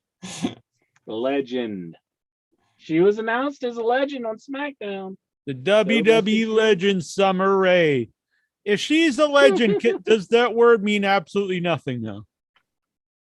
That word didn't mean a damn thing when Jim Cornette called, was it Buff Bagwell a legend on Impact? I think he's a way bigger legend than Summer Rae. But he's a much more bigger legend, but he's not a legend. He can sing American I actually wouldn't. I don't have a problem calling Bagwell a legend, but come on, Summer Rae. Yeah, Summer Rae's been out of wrestling for like 5 years. How could they even give her? And what was she in for 2 months? Mm-hmm. Can you name anything she ever did? She slapped Natalia on Total Divas. She danced with Fandango. And she wanted to hook up with Fandango. That was about it. Tyler S says she's a legend to me. But I know one person that's no one's mentioned these sweet duds I'm wearing tonight. Which I kind of like her. She's pretty decent. Yeah, Bailey. I like Bailey. Yeah, she's gonna make hardcore country. Give it up. I think that's how it goes. Yeah, it's close enough. So, anyways, I'm curious to see what goes down at the Royal Rumble. I'm pretty sure Cody Rhodes is not showing up at the Royal Rumble at this point. We didn't mention his promo. Yeah, he's promoting the ladder match. Yeah, I'm good with the ladder match. My big problem with the promo is when a guy on the show says, I'm not going to turn heel. You shouldn't say that stuff on the actual show, turning heel or turning babyface. It sounds stupid. Yeah, he is. You probably shouldn't break down the wall there. Yeah, that's just. I mean, you wouldn't watch Breaking Bad or something, and the guy like, oh, this episode I'm going to turn good. He's stupid. Yeah. You just do it or you don't. You don't talk about I'm going to turn good. I mean, you don't say I'm turned bad is one thing. It's like I'm going to turn heel. Do that in an interview outside of the show. Yeah, he doesn't come out, I'm booked to do the job on this show. I mean, you could come on In Your Head Online, the greatest podcast since 2005, and say that. That's hardcore in your head. Yeah. Hardcore. Hey, wouldn't it be surprised if somebody like Kenny Omega becomes one of the surprise entrants in the Royal Rumble? That would be shocking. I think there's basically no shot of this happening. No, he turned down a huge contract just to start up AEW. They offer him like a couple million. Yeah, they offered him several $1 million, and he. Where would Kenny Omega be right now if he took that contract? Probably fired. They probably just fired him after a couple. Like, oh, we know we signed you to $7 million, but he would be feuding with Mansoor, I'm sure. Yeah, he'd either be on 205 Live or he'd just be fired now. And Mansoor would get the big victory over in Saudi Arabia. All joking aside, oh, by the way, breaking news: Brian Kendrick has asked for his release. Brian Kendrick, he's wanting to be a free agent. That's Boy. Another guy. How many chances is he going to get? I think I don't think anymore. I I mean, he'll be nothing back. against him. I don't really see. I think he'll be back at some point, sometime. Brian I Kendrick. don't know. I don't think I don't know. Who knows? But I don't foresee it. Maybe that's his goal. How many Janela. times he can come in and out of the door at WWE? This was Janela and XPac on the GCW show. Awesome.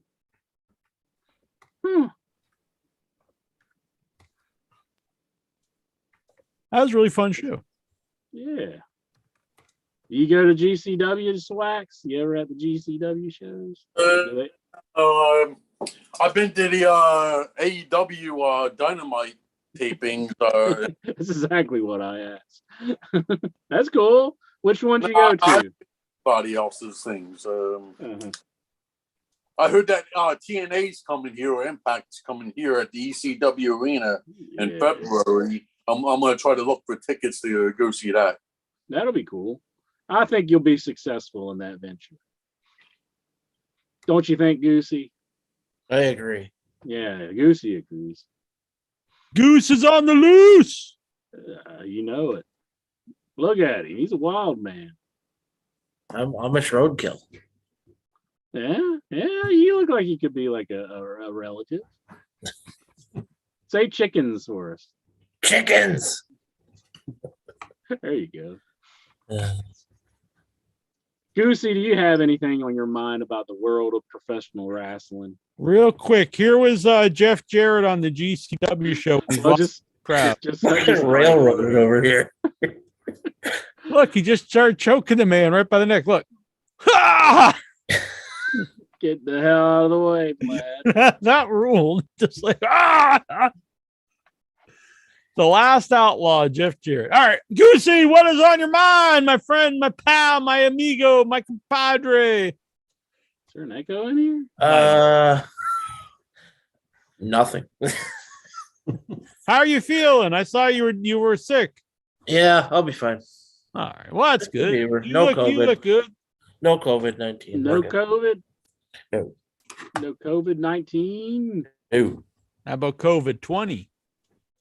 Why didn't they just start, instead of like Omicron and stuff, why didn't they just go to like COVID-20 and 21? Because it's like Street Fighter 2. They just want to have as many variations as possible.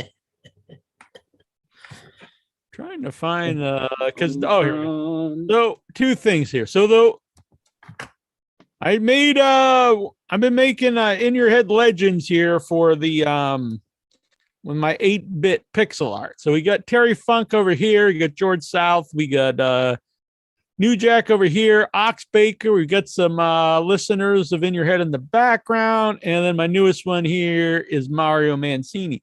The winner of the Royal Rumble contest will get their very own sprite, 8-bit sprite, in the middle of the In Your Head Royal Rumble ring as the winner. So it'll be your very own personalized gift. I think that's a good prize. What do you think? Yeah, most definitely. That'll be fun. Yeah, you'll be immortalized. All of time. Forever. To see. So I don't know. I thought they were pretty fun. I'm liking the Mario. I'd put that on a shirt, but they'd probably see me. Lexar, I know there's something in that head swirling around. You just going to talk to us about right here, right now? You got to get it off your chest. You got to tell I found the this hat the other day. I don't remember ever having it, but it's pretty cool. Yes. The new Daniel Bryan hoodie hat. The hat, but yeah, it's an old school. I don't know where I got it. It looked brand new, but it's got to be around for a while. I don't know. I was going to wear this, but I'm saving it for the headies next week. I'm going to be breaking out this, breaking out the suit for the headies. Top hat. I don't know. I probably should have waited this jacket for next week, I guess. Lexar, what's on your mind, boy? Well, getting back to the coronavirus, I think instead of getting boosted and vaccinated, we should get swaccinated. There you go. Get your swaxination. Yep. Swax. Would that make me an anti-swaxer? You probably are an anti-swaxer. Vince Rudo here in the chat room. He says, I'm gonna make that into a shirt, anti-swaxer. That's Whoa! Whoa! Swax, man, you're looking like Santa Claus. Yep. Let's I go. love it. I didn't know you had a big ass beard. Oh, holy shit. Oh, Looking good. That looks good on you. Yeah.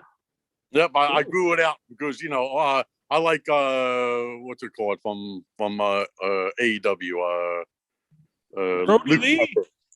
Yeah, what's it called? Brody. Brody, yeah, actually, Yeah, I this can is see it. It looks my like tribute Brody to Lee. I Brody like Lee. it. My tribute to Brody Lee. I like it. It looks very much like Brody Lee. You could be part of the family. I like it. it's more like Braun Strowman. No, I think it does look like Brody Lee, honestly. Ooh. Well, he's got that's Penelope Ford. Mm-hmm. Yep, that's my AEW girl. Oh yeah, Yep, that's your number one. You must have liked that that bloodbath the other week. Her and on Rampage when it was her and the bunny. Yeah, Penelope Ford. She's very underutilized. I think she could put out lots of good maneuvers and everything, and she's not going big time. I'm gonna give it time, Swax. Yep. Vince Rudo here in the chat room. He says Meatloaf would do anything for love, but he won't get vaxxed. So, That's so bad. that is bad, Vince Rudo. Jesus. That is bad. Yeah, I got other merchandise at the stadium too. I got Oh, nice. AEW shirt. I like it. I got one of them myself.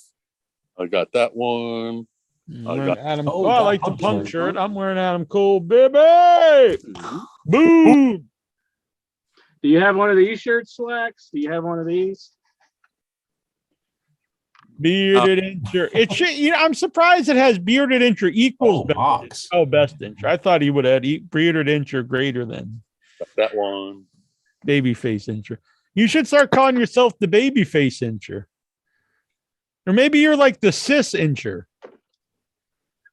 I don't like that shirt.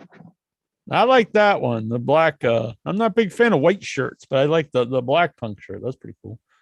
And they have like their WWE thing of their all around thing. Oh yeah, well that's not WWE. It's just a cool. bunch of people on it.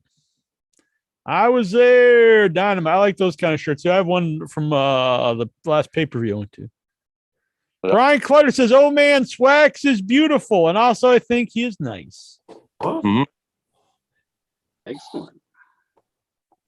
Very nice. All right, don't forget we still got we've got 5 left here, folks. Don't be a bunch of bitches. Get your Rumble number. Don't be a bitch. Get the Royal Rumble number. That doesn't rhyme, but we'll work. Doesn't rhyme at all. I think my mom gets a number. It's tradition.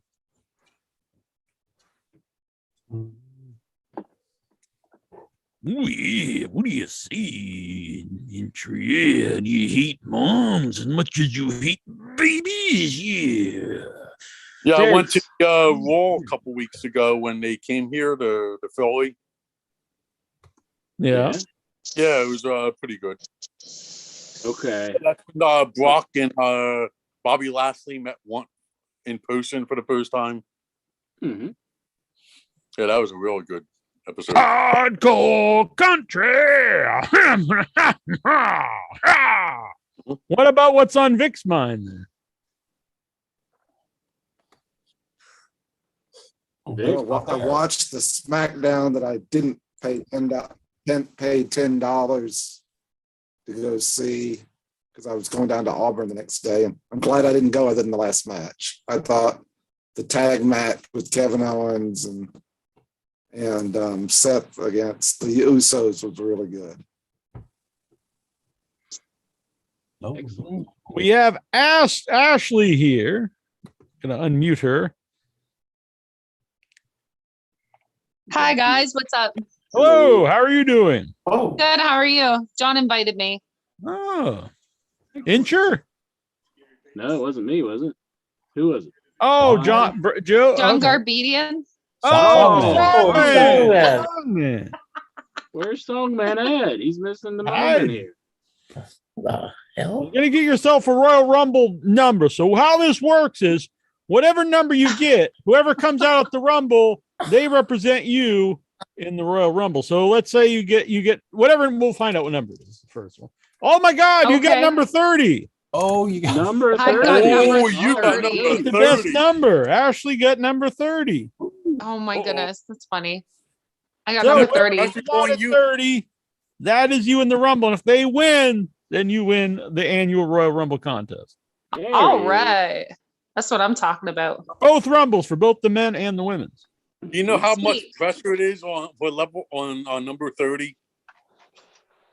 I don't know how many times 30 is won, actually, but I think they have won before. Didn't Cena win at number 30? Yeah, Cena. Was did. it Cena or what? Trips did. Triple yeah. H won it. No, it's number 30, I think. Who do you Yeah. think? Who are you rooting to win for? Who are you rooting for to win this year? For girls, Lita for sure. I'd like to see Lita win too. Yeah, that'd be awesome. I'm a big Lita fan. I'm glad she's back, and that would be fun to see her main event WrestleMania. For guys, I just love KO. I'm Canadian, so. Mhm. Oh, wow. But that's not the only reason why. I just really love KO. I like Kevin Owens too. Oh, Yeah. where in Canada are you? Ontario. Same here. Where in Ontario? Kitchener. Oh, Kitchener. Oh, okay. I'm in Toronto. He's getting Right out. on. He's getting out the. Yeah, we're an hour away. Yeah. Excellent. Well, this is cool. Where's John? There he Oh, is. The young man is here. He has joined us. You threw me off calling him John. I think I'm. So There he Incher, is. Yeah, there we are. my mom get a number? Incher? I was just gonna ask that. What number is Ashley? She got number got 30.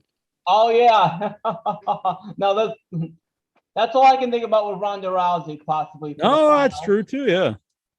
Yeah, there's Did been Ronda come rumors that- as number 30? I can't remember that. Oh no, that's if she wins the Royal Rumble. Oh, if she wins, you think she'll be some big surprise in it. I Oh. could see that Yeah. actually. Yeah, they What do you did think, mention Incher? something about Rousey. My Yeah, mom I get a don't know. number? Yeah, she already had a child already. It's just Rumble, so maybe. Your No, I'm rooting for mom- Lita. All right. So Your my mom gets- mom, I approve. 25. 25. That's a pretty John got good number. 25. I think I'm she seven. might have to buy my I'm four. 7, I think. No, Songman is number 7. He got a number the other week. Mhm. There's only Oh, 3 okay. numbers left. Three Yeah. numbers left. All right, Songman, what's on your mind? Well, I'm just kind of pumped up for the Rumble and everything, and what's going to be happening with Saturday and everything. I'm kind of curious what's going to happen with the winners because I have a feeling this is going to be a UFC victory because I have a feeling Brock Lesnar is going to be losing the title to Bobby, and then he's going to jump in for another opportunity, and then this is going to probably be Ronda Rousey, like we said, might be back, and this is going to have 2 former UFC fighters win, Brock and Ronda for the men and women.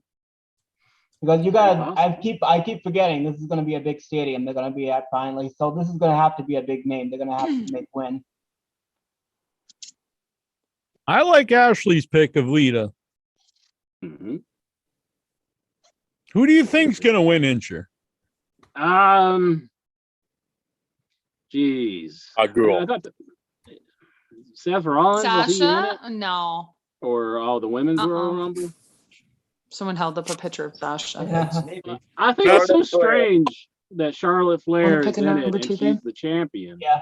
So I think it's very possible that Can Charlotte. guys, could can my win. boyfriend pick a number 2? If he zooms in, Uh-oh. is he there? Let's get him He's in. right here. All He's right. here. Go. Here's What is your number, babe. name?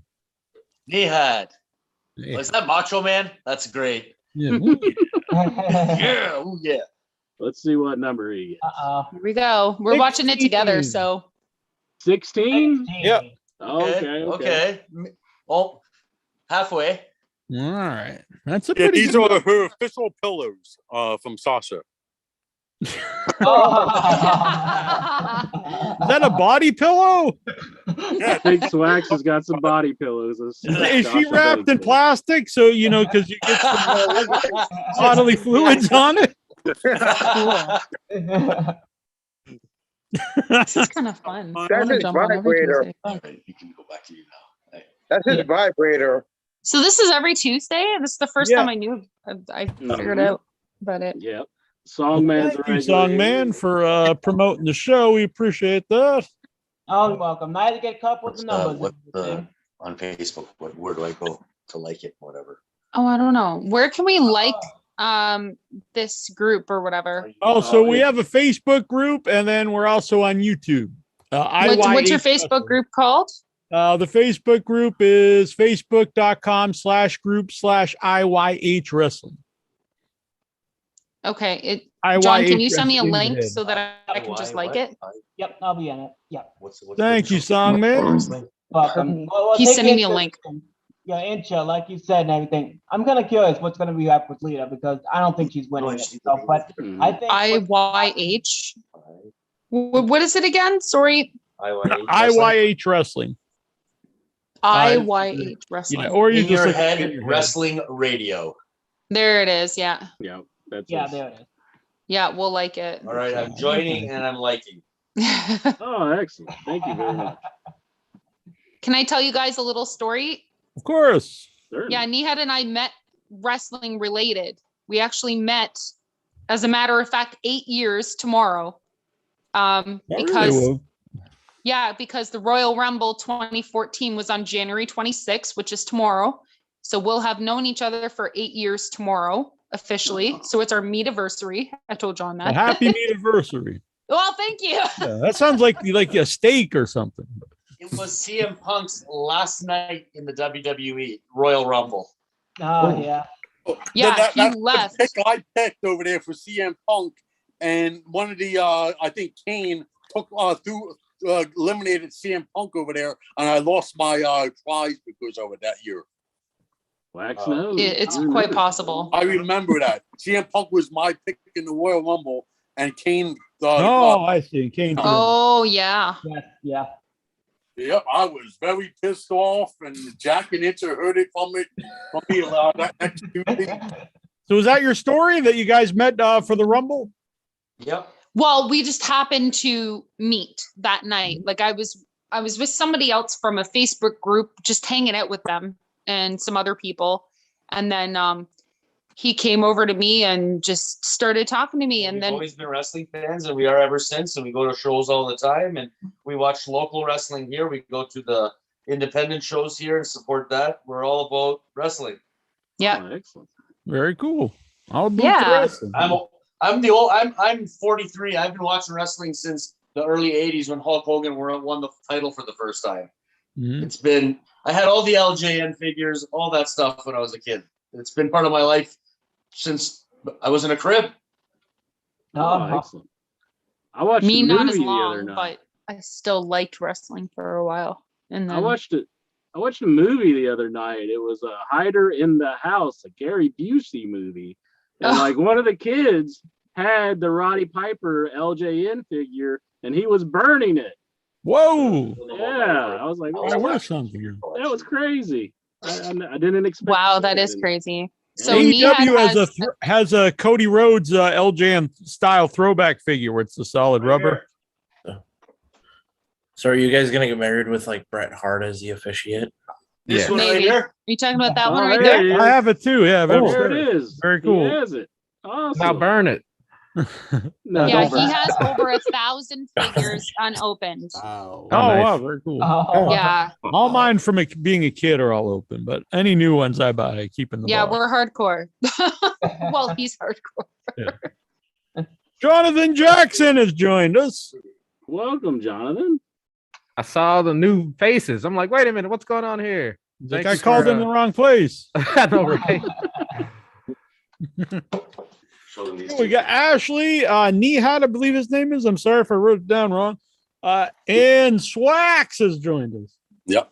Oh, nice. He just wants to show you these figures here. Oh, nice. Oh man. Can you see them? My latest Let acquisitions. me spotlight I this. think Swax is drinking Prego. Oh, there we go.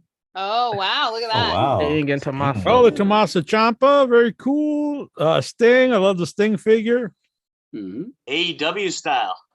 Mhm. Yeah. Can everybody see Very- them? Yeah, I think. Oh, yeah. Yeah, I think we're good now. That's good. I'll take this off here.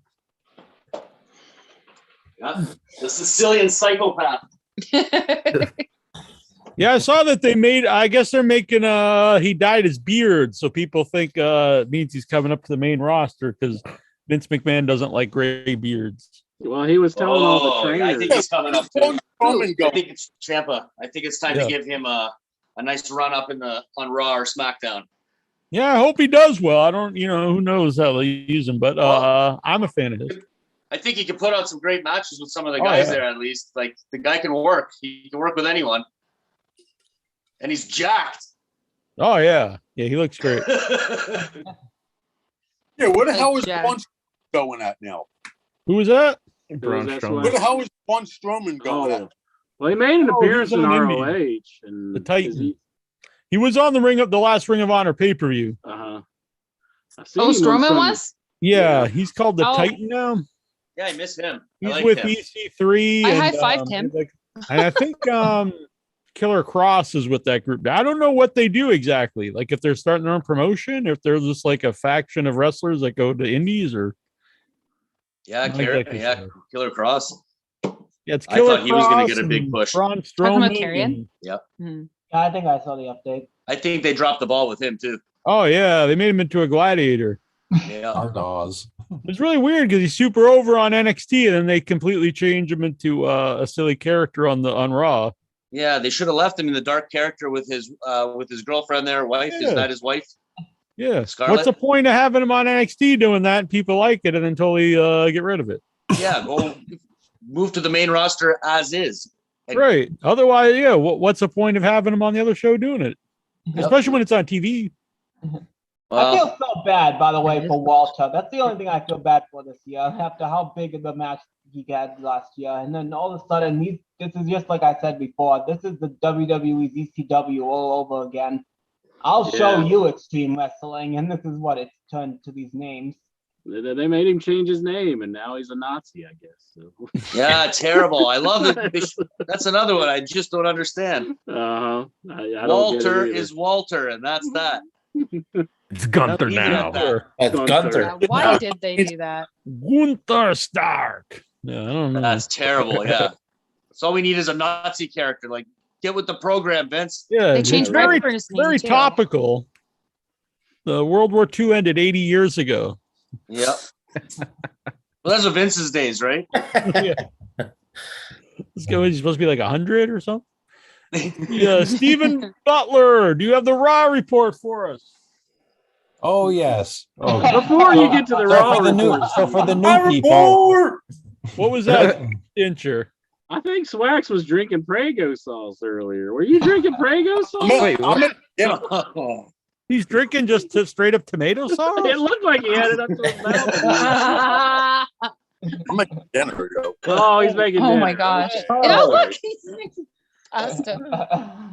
Oh, that's a cool background. Mm-hmm. Yeah. Well, he's actually there. Not.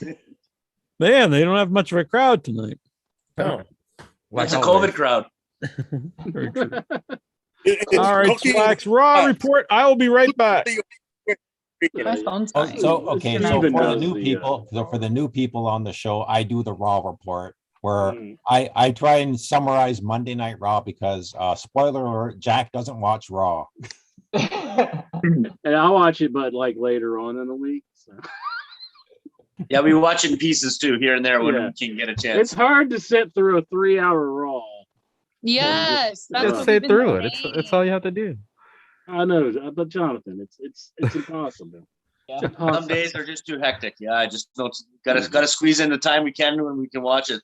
And if you record it and watch it later, you can fast forward through the commercials. It makes it so much better. Love it. I love it. Oh, I don't want to. If someone I don't want to watch for, I've had enough of listening to her or him. I'm moving on to the next. Exactly. Right. Always bear through it. I always have to. I shouldn't do that, but yeah. So I'll get a chance to get in, so that way Jack won't interrupt me. Okay. Better hurry then. So Monday Night Raw begins with Cowboy Brock comes out. Yeah. And, Cowboy Brock. Cowboy Brock. What did he have, like a cowboy hat on or something? Yeah. Or was he Flannel Brock? Like what exactly? Like he's kind of having fun actually, and he did he and Bobby Lashley do the weigh-in. Oh, I love the weigh-ins. Yeah, they have them every time. Oh, they're the best.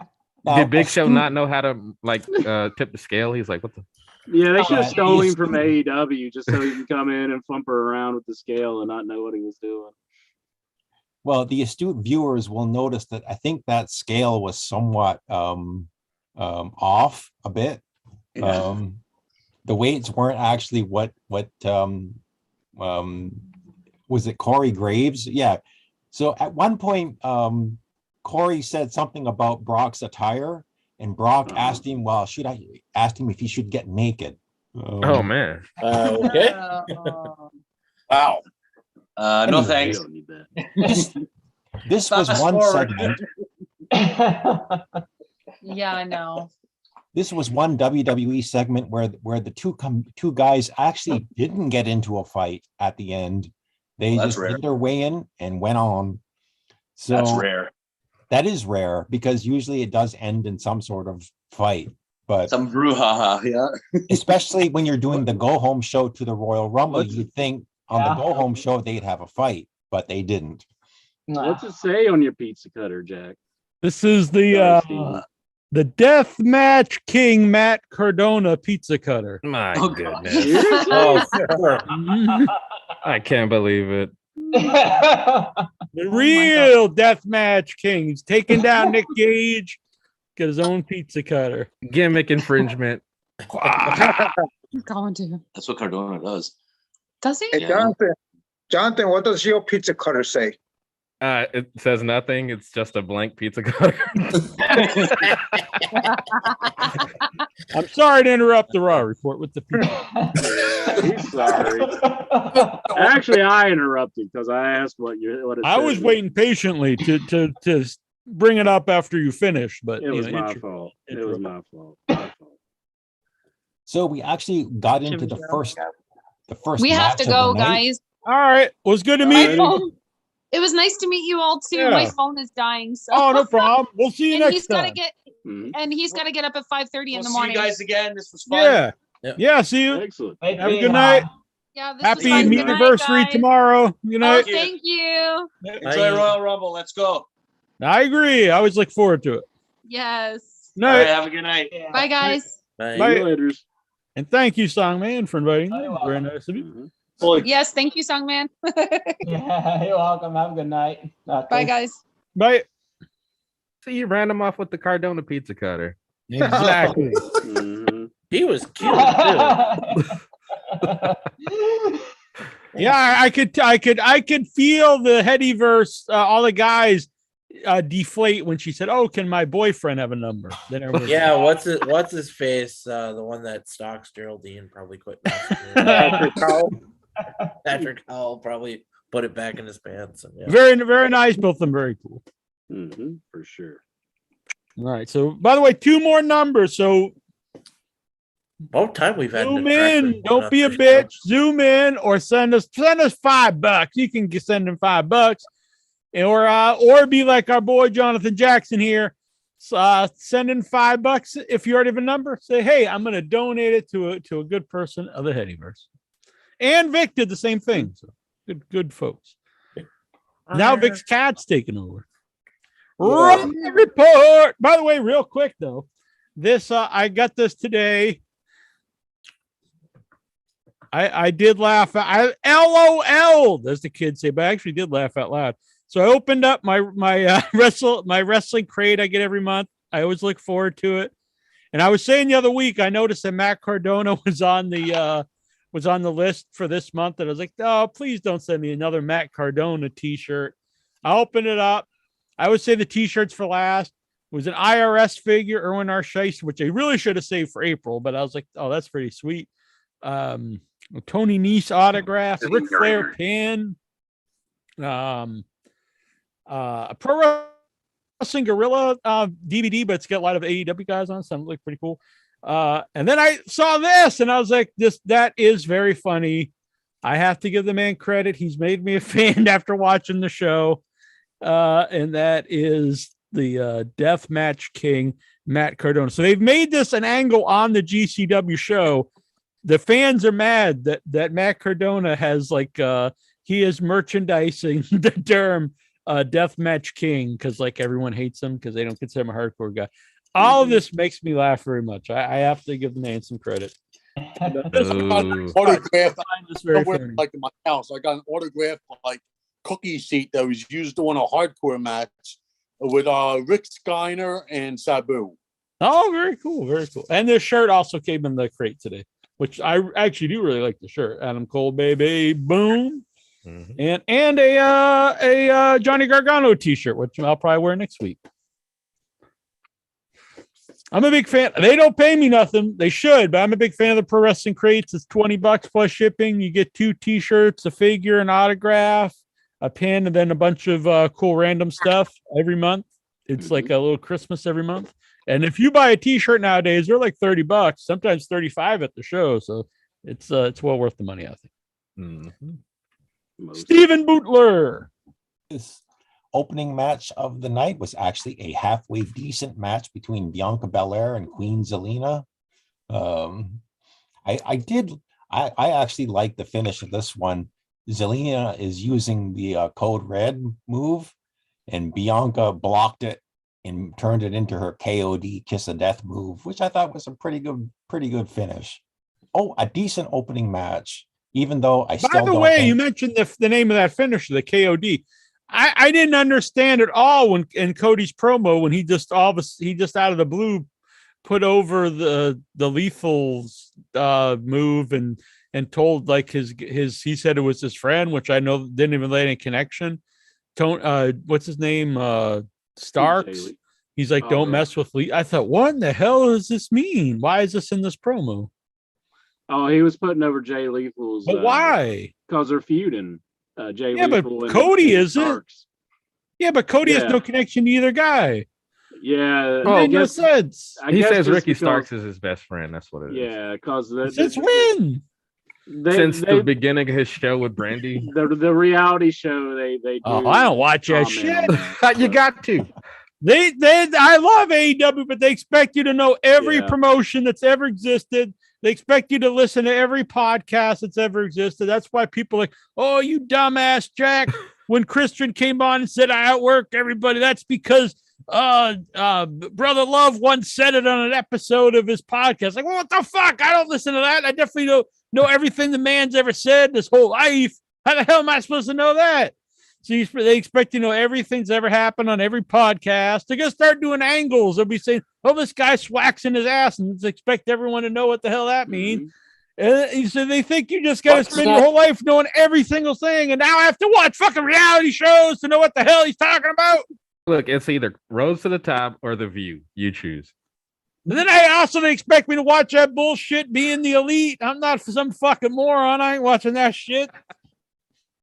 I'm not fucking Jason Mitten. Nothing against the guy. He's a good man, but and they want you to Ms. and Mrs. Jack. And they want you to watch. And they want you to watch. The only thing I pay attention to, besides In Your Head, is the Raw report by Stephen Butler. If Inch would stop interrupting it, and he can let the man finish. Well, I love the Raw report, but I must stop it for just 1 second. What? Oh my Yeah. god. Yes, I must stop it.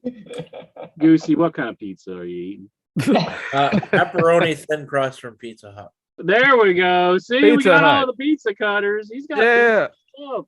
He might need one of you guys to cut it for him. I mean, No, that it's already Cardona broken. cutter's not There cutting you go. anything. Nice. Domino. He'd sooner break that Cardona pizza cutter. This is the Deathmatch King, the official Deathmatch King pizza cutter. That pizza cutter doesn't look very like, sturdy. This is sharper I than think a if you, razor. I think if you actually used it, it would probably just break, wouldn't it? I'll be honest, it looks like totally cheap. Wow. But it's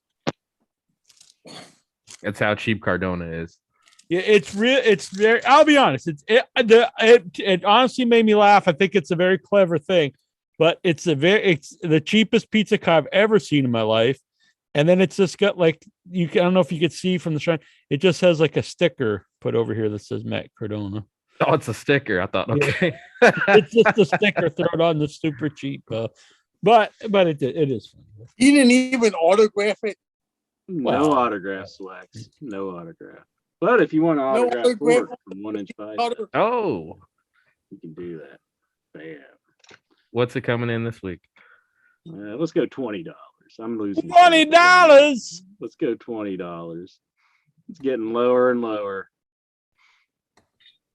Steven, I'm sorry. Jack keeps interrupting you on your Raw report. I wasn't interrupting shit. It was the interrupt. Forget the pride of the pill. Yeah, that's a great one. But what is he? The right hand man and my audio soulmate.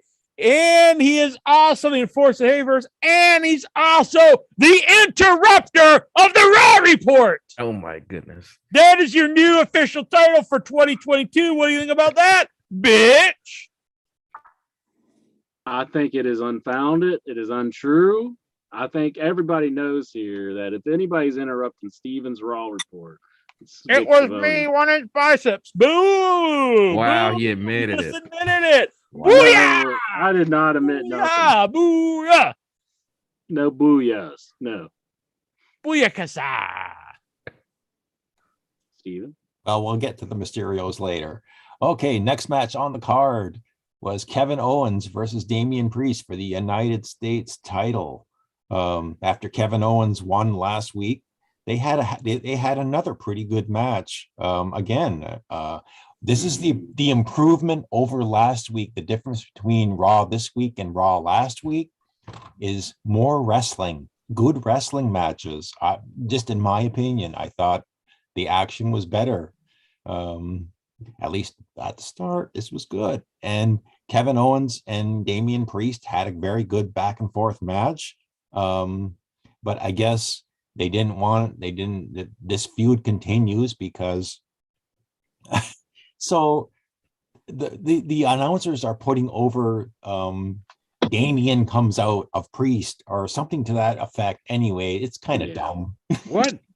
Yeah, he's like Priest? Festus. What does he come out molesting like little boys? No. Wow.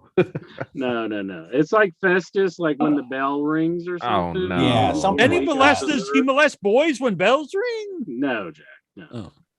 Making him a man. He throws a fit. Yes. Like loses control and he starts beating up on people. And so the referee told him to get out of the corner and stop beating up Kevin Owens, and Damien Priest just kept doing it and he got disqualified. So this feud continues probably next week or maybe on the Royal Rumble or in the Royal Rumble. Who knows? Because both of them are in the Royal Rumble. Next, guess who cut a promo? Liv Morgan. Well, yeah, she did, but also Tamina cut a promo. Yes. Tamina Snuka got a promo. Hell yeah. Oh no. Was this promo of the year? Is this a leading candidate for promo of the year for the 2023 Headies? I didn't You hear may have it, to but give I'd her say a special award, Jack, because I don't think Tamina has ever cut a promo on television. No, I can't recall.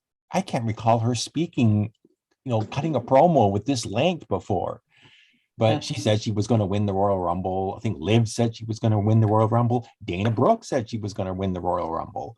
All these women, I think, cut these little short promos saying they were going to win the Royal Rumble, but they had a 6-woman tag team match. Again, it was short, and Rhea Ripley, she deserved to shine in this match, and she did. She won the match for the babyface team. I think she beat up Carmella and made her tap out. So a short match, but memorable only for Tamina speaking. Next, we got another great wrestling match. So they had the silliness, which was this spelling bee. The Alpha Academy and RK Bro did a spelling bee, or yeah, they had to spell words. This was the Alpha Academy challenge, the whatever challenge they were having. They did make mention to this on the last week's Raw, and like they did like a big close up to like Otis's face, and he looked very worried about the wasn't that some or like the some sort of academic challenge that Gable brought up, if I remember correctly. Right, and so basically it was like a spelling bee. They had to spell words, and I would not do good in this competition. Well, I was pretty good at it in about grade 1 or grade 2. Maybe the last time I actually had something like that. RKO, Randy Orton and Riddle got the words right. Even Otis, even Otis spelled the word right, but Gable, he spelled the word wrong. What kind of words were they hitting them with? Like truck, duck, tuck, or something like that. Incher, can you spell cat? CAT. I think, was it that Orton had to spell dumbbell? Dumbbell, yeah. Hold on, Randy Orton? Randy Orton had to spell Orton into a dumbbell. moron? I think the moron in the group's supposed to be Otis, but like he's supposed to not know, like Chad Gable, he proposed the contest, but like he didn't know Otis would be so bad at it. Maybe, I don't know. Let's go back to the Raw report and see how this Raw report. Anyway, getting past this, Chad Gable cutting it up just like Matt Cardona, the true deathmatch king. Anyway, Chad Gable and Randy Orton had a halfway decent match. Again, another great wrestling match. These two guys really. Who was it? I enjoyed this. I mean, who had this great wrestling? This is why I like wrestling. Like, forget all the crappy all the crappy talking. Who had this match? Why can't you just answer me? I think it's Gable and Orton. Gable and I Orton. missed who had the match. I'm just asking. RKO. Randy hits the RKO and wins the match. I guess I'll never know. I think it was against Gable, correct? Yeah. Chad Gable and Randy Orton. I don't know why I just couldn't get an answer. Randy Orton hits the RKO. Randy Orton hits the RKO, wins the match. Great. We had another one of those. Vince McMahon, Austin Theory segments. Lex Ardiger, Vince McMahon talking to what's his name? Talking to do it up. Theory. Do it. Suck his dick. There was a suck his dick fan on the GCW shirt. That wasn't on Raw. Jonathan Jackson. There was a suck his dick chant on the JCW show. Oh, that show. Not Effy was dealing in front of Jeff Jarrett, and the crowd just starts cheering, "Suck his dick! Suck his dick!" That's why Effy is one of the greats. I bet when Austin Theory left away, I bet you Johnny Gargano kind of cried. Probably.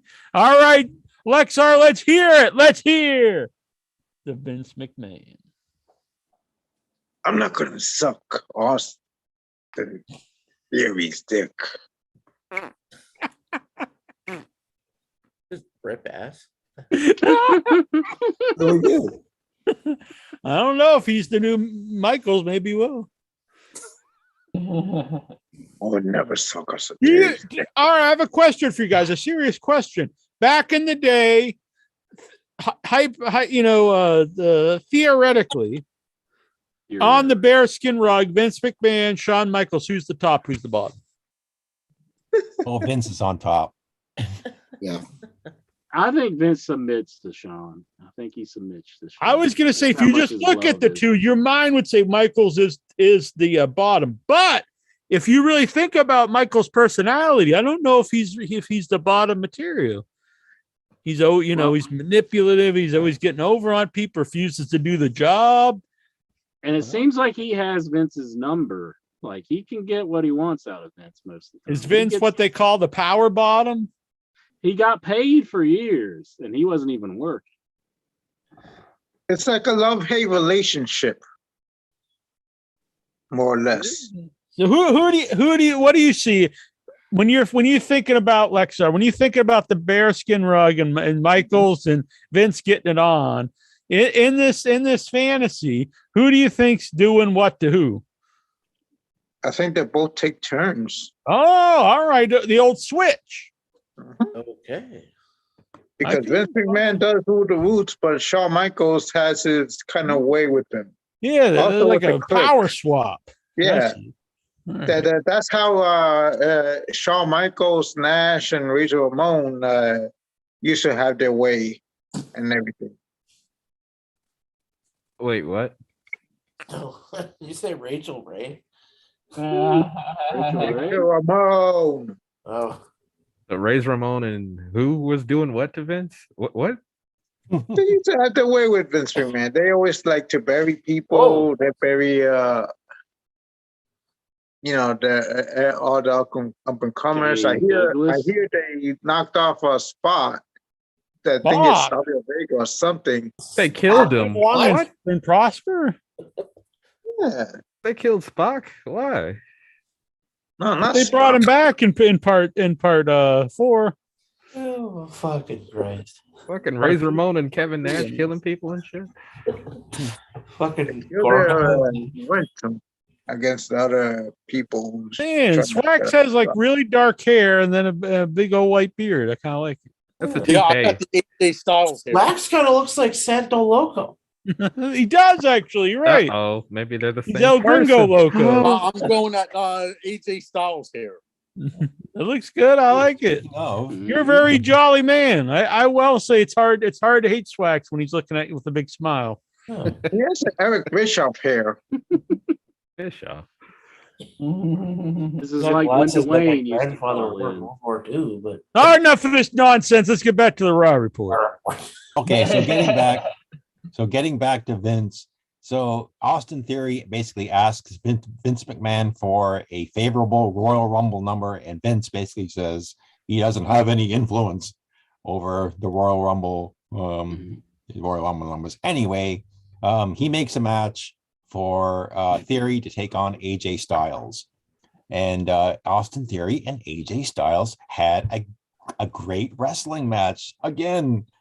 This week's Raw was so much better than last week. I'm telling you, I was just spoiled with great wrestling. Anyway, AJ hits the phenomenal forearm, beats him.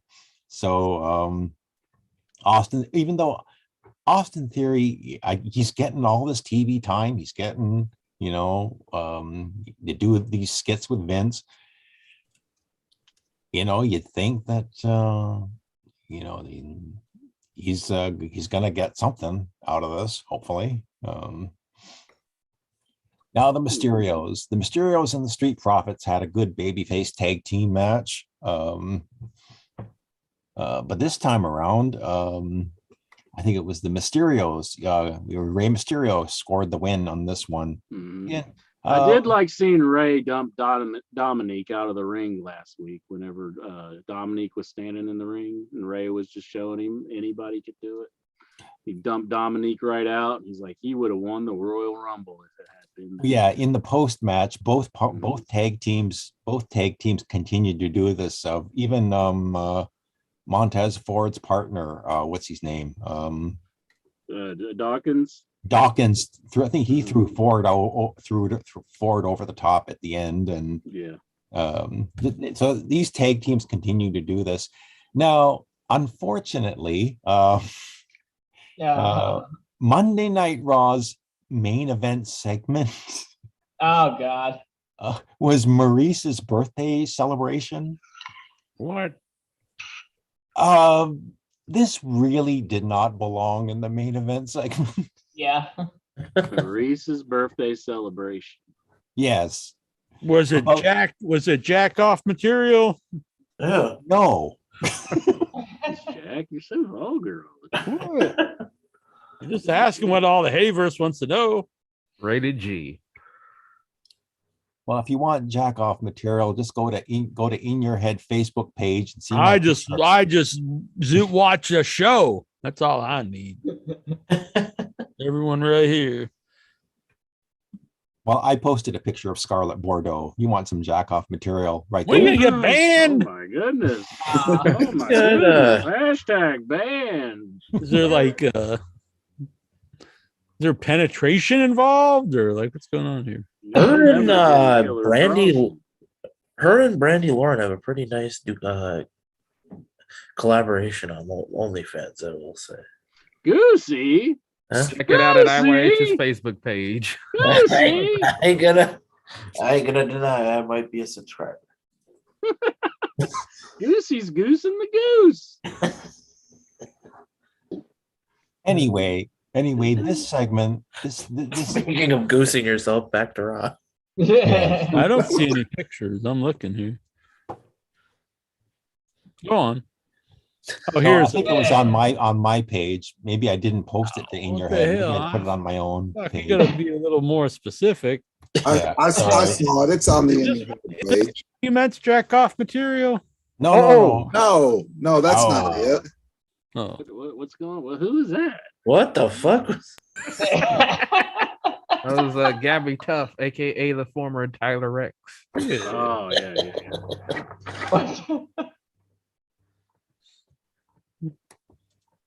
Anyway, Go on.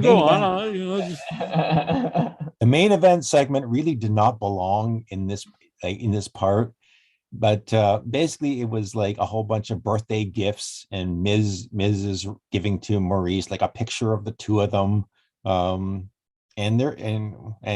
to be quite honest, Maurice's reactions were really bad. I mean, anyway, so they had Edge and Beth came out, and they basically said, so Miz brought out all these security guys around the ring, and then Edge and Beth come out, and they basically say they're going to beat up the security. And about the only entertaining thing about this segment was Beth Phoenix beating up security guards. I actually did enjoy that part of it. Mm-hmm.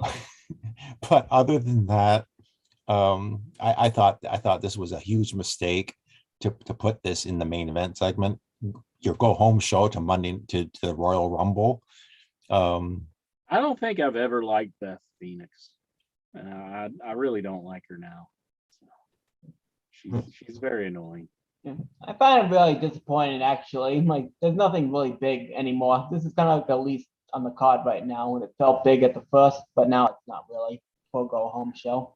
Mm-hmm. Yeah, I was excited about Edge coming back because I was actually an Edge fan. I thought he was one of the last kind of big stars they had, and everyone thought we never see him again. He comes back, it's like, oh, it's exciting, but I think it's just been a big flop. Like, I never care about seeing his matches or anything. Yeah, I agree with you, Winter. Beth Phoenix does suck. Even Kelly kicked her ass in a couple matches. Not Kelly. Kelly's better than Beth Phoenix. What about the legend Summer Rae?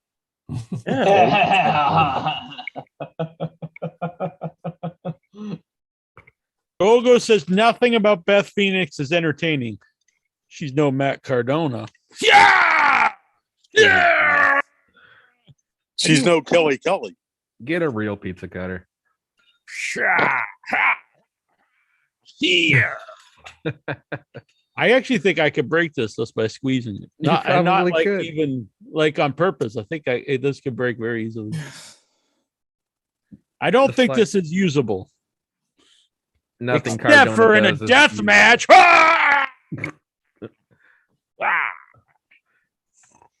I bet you if you tried to cut yourself, the whole thing would break apart. Probably. I don't want That's because he's just that tough.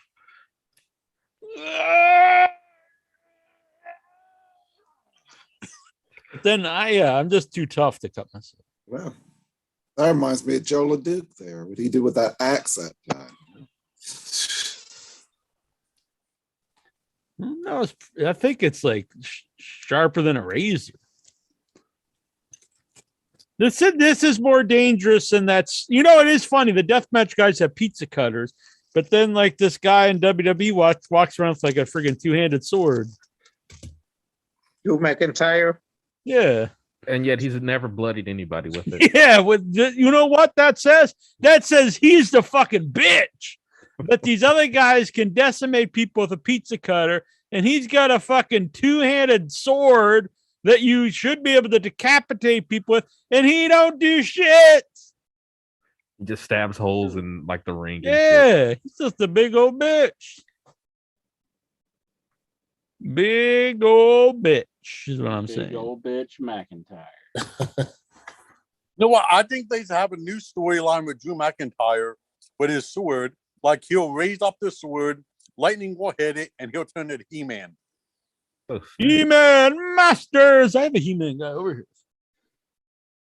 I think you can't see him too well, but skill. Yeah. These are cute. They actually move and everything too. Oh shit! Oh, you broke No, it. he pops off here. Broke it. Oh my god, it's over. Broken. But his arms move and stuff. Broken But Skeletor. was That that did the more end of the damage Raw than the- report? So that's the end of Monday Night Raw. Overall, a better show than last week. I was, satisfied with it. I'll give it plus 3.75 stars. Oh shit! Out of 500. A huge improvement over -10 last week. It was really bad.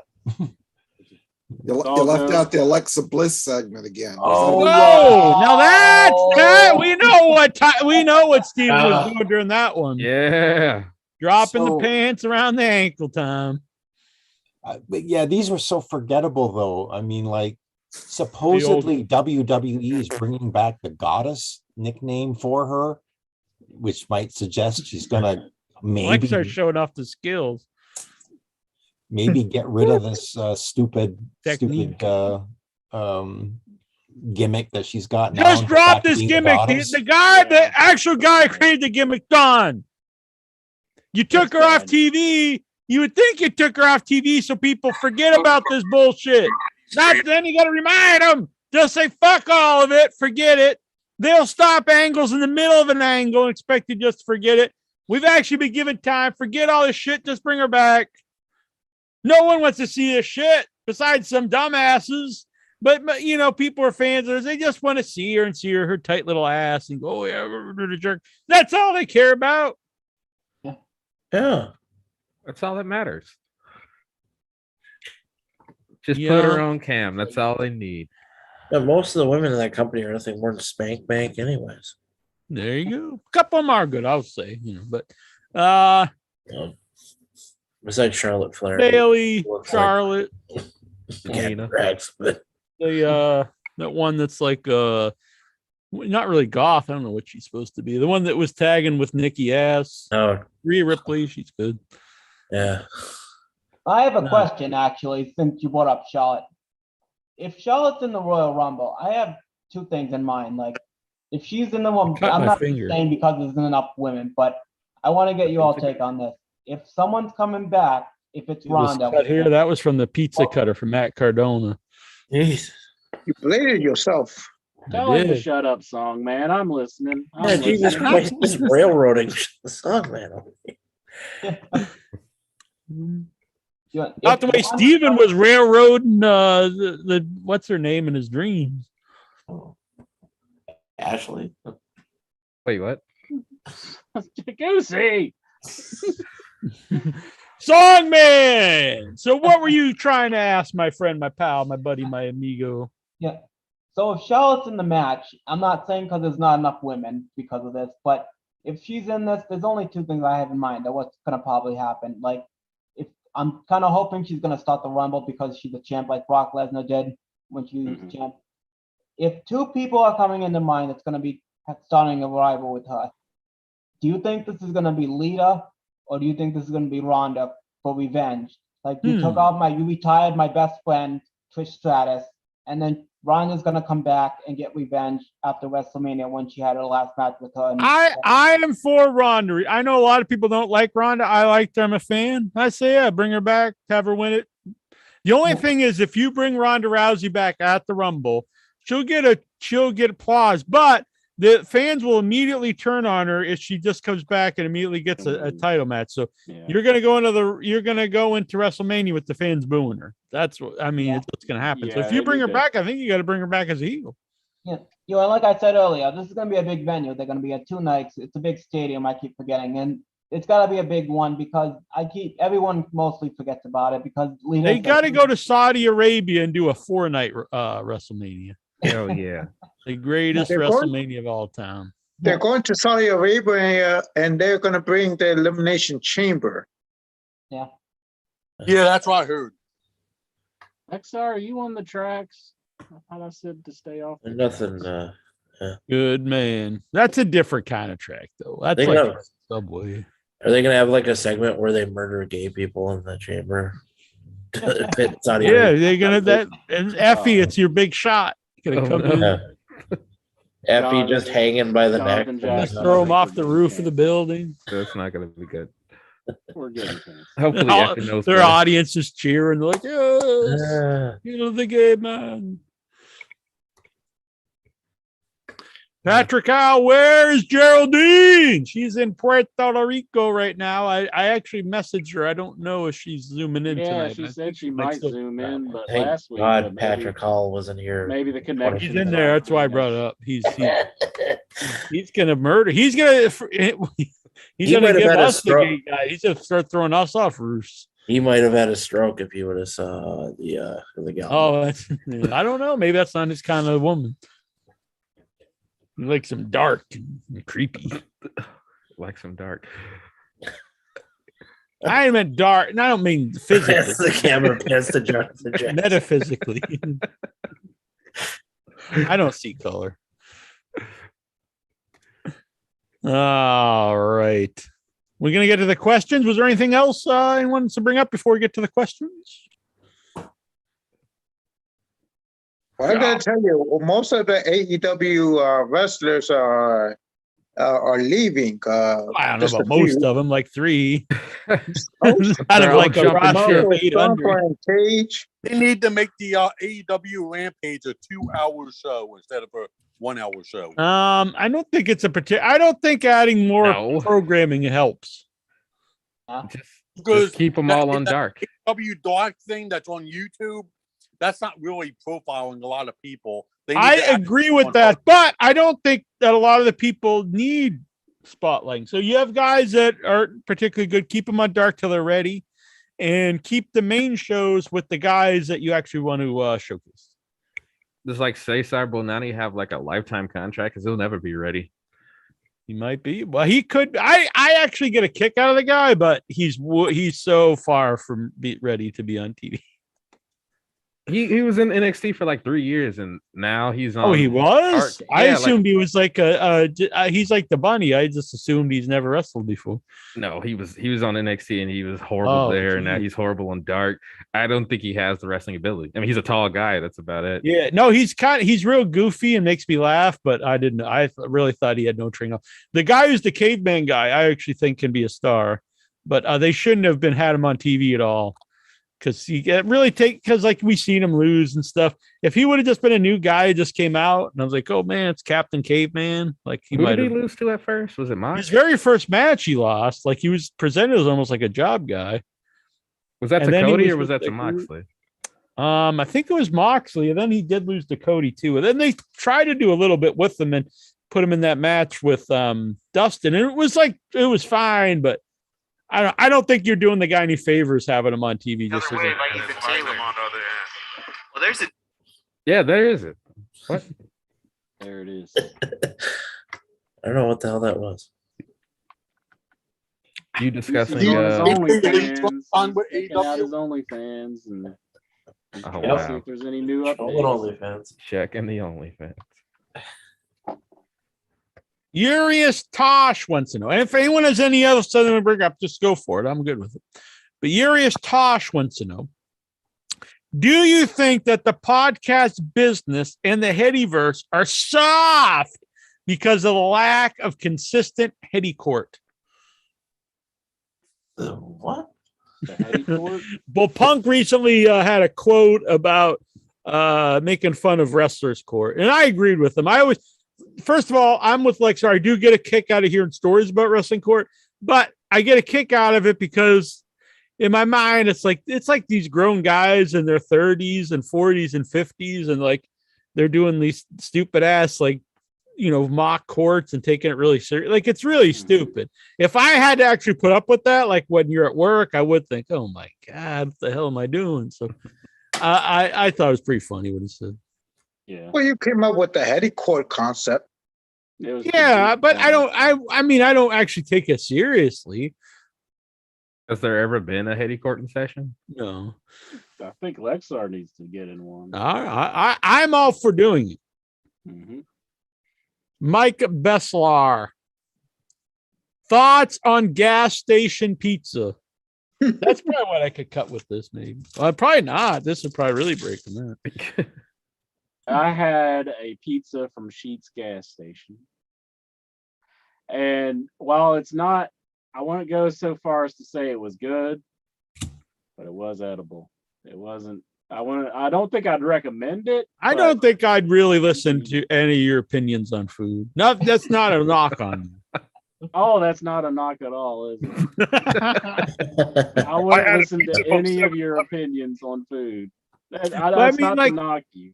I mean, you love like Chef Boyardee, and you think like Applebee's is like 5-star cuisine, and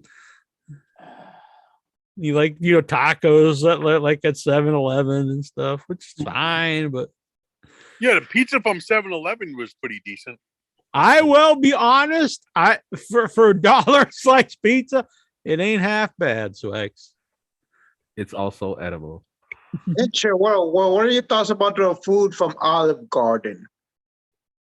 I'm not a big Olive Garden fan. I think they're maybe it's the one where we're at, but anytime I get anything with meat in it, it always has a funky taste to it. Oh. Yeah. So maybe it's our particular location, but I'm not big on it. But do any of you guys ever eat at things that aren't like chains? I do. I mean, local restaurants, yeah. I'm with Jackson here. Yeah, well, I go to diners.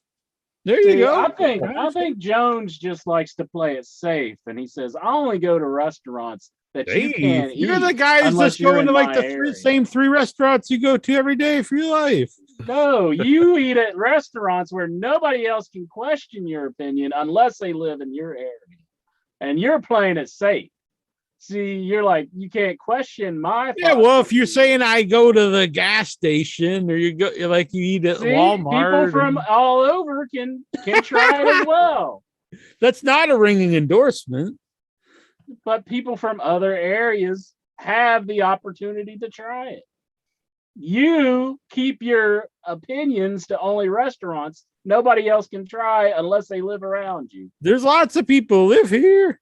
Like Songman's going to go to one of your restaurants and he's going to be like, Jackie Jones' opinion is shit because this pizza was awful. I'm going to go get a microwave burrito at the dollar store instead. Uh-huh. There you go. The Dollar Tree. No, I'm just saying that you're kind of That's a wimp. because You're generally you don't go out on the, you're going to get much branch better food at like a mom and pop, like a local restaurant than you are at a chain. Hey, there's nothing wrong with Arby's, man. That French dip is pretty good. I don't mind Arby's. It's pretty good. He's all about the Arby's. Uh-huh. They got that new brisket bacon dip that's fantastic. Yeah, well, why aren't you jumping all over Goosey then? He's putting over franchise restaurants. What are you scared? Oh, that's I think fine. you're scared. I do think that's all you guys ever eat this season. That's all you guys ever eat. No, I don't really care. I'm Mr. Snow. I'm just saying, it's fine. I'm not going to go run out to Arby's now. I mean, nobody can sit here and say Sandwich Taverna is good. I mean, you always bring that up, but I'd never eat there. I haven't eaten there in years. How would I even know the name if you? I don't know. I brought it up maybe twice. How would I even know a name of a local restaurant if you never bring it up? I don't eat there. The one I eat at a lot is Captain Scott's. And what does my boy? What does a man who actually pays attention? Like he does. What does he get me for Christmas every year? He gets me a gift card from Captain Scott's because he knows that he never gets me a gift card from Sandwich Taverna because I never bring it up. And that man is Vic Schiavone, a real man, a smart man, an observant man, not a man who dreams up shenanigans in life. I'm not dreaming up nothing. You're playing it safe. You safe little bitch. That's what you are. I don't see playing it safe would be just eating a Taco Bell. You will go out on a limb and be a man and eat some tacos. Playing it safe would be eating the same thing all the time. I eat his nuggets and corn dogs. Pussy. You got to eat those nuggets because you don't know what the hell is in it. And you could be eating the beak of a chicken, and I'm a real man because I'll eat it. Pussy. Look, let's all not forget that the greatest condiment to all food, ketchup. So whatever your restaurant, whatever your preference, like the pizza that Goosey was eating, just dump ketchup all over it. Consume it, it'd be great. Dunk it in the kitchen. There you go. No, I like tomato sauce, but I don't like ketchup. What? It's the same thing. Look, it has tomatoes in it. Yeah, but I don't like that's ketchup. The fancy stuff. Yeah. I like ketchup, and that's it. Sponsor is Heinz. Do it. Heinz. Suck his dick. Suck his dick with ketchup. Suck his dick with ketchup. Mike Lopez, he's in the chat room. He's agreeing with me. I agree. 7-Eleven pizza is okay. I'm the one who said I was the one who put it over, dumbass. Well, I said to Swag 7-Eleven pizza ain't that bad. Oh, now he finally goes out on the limb. I said that earlier, dumbass. $4, it's okay.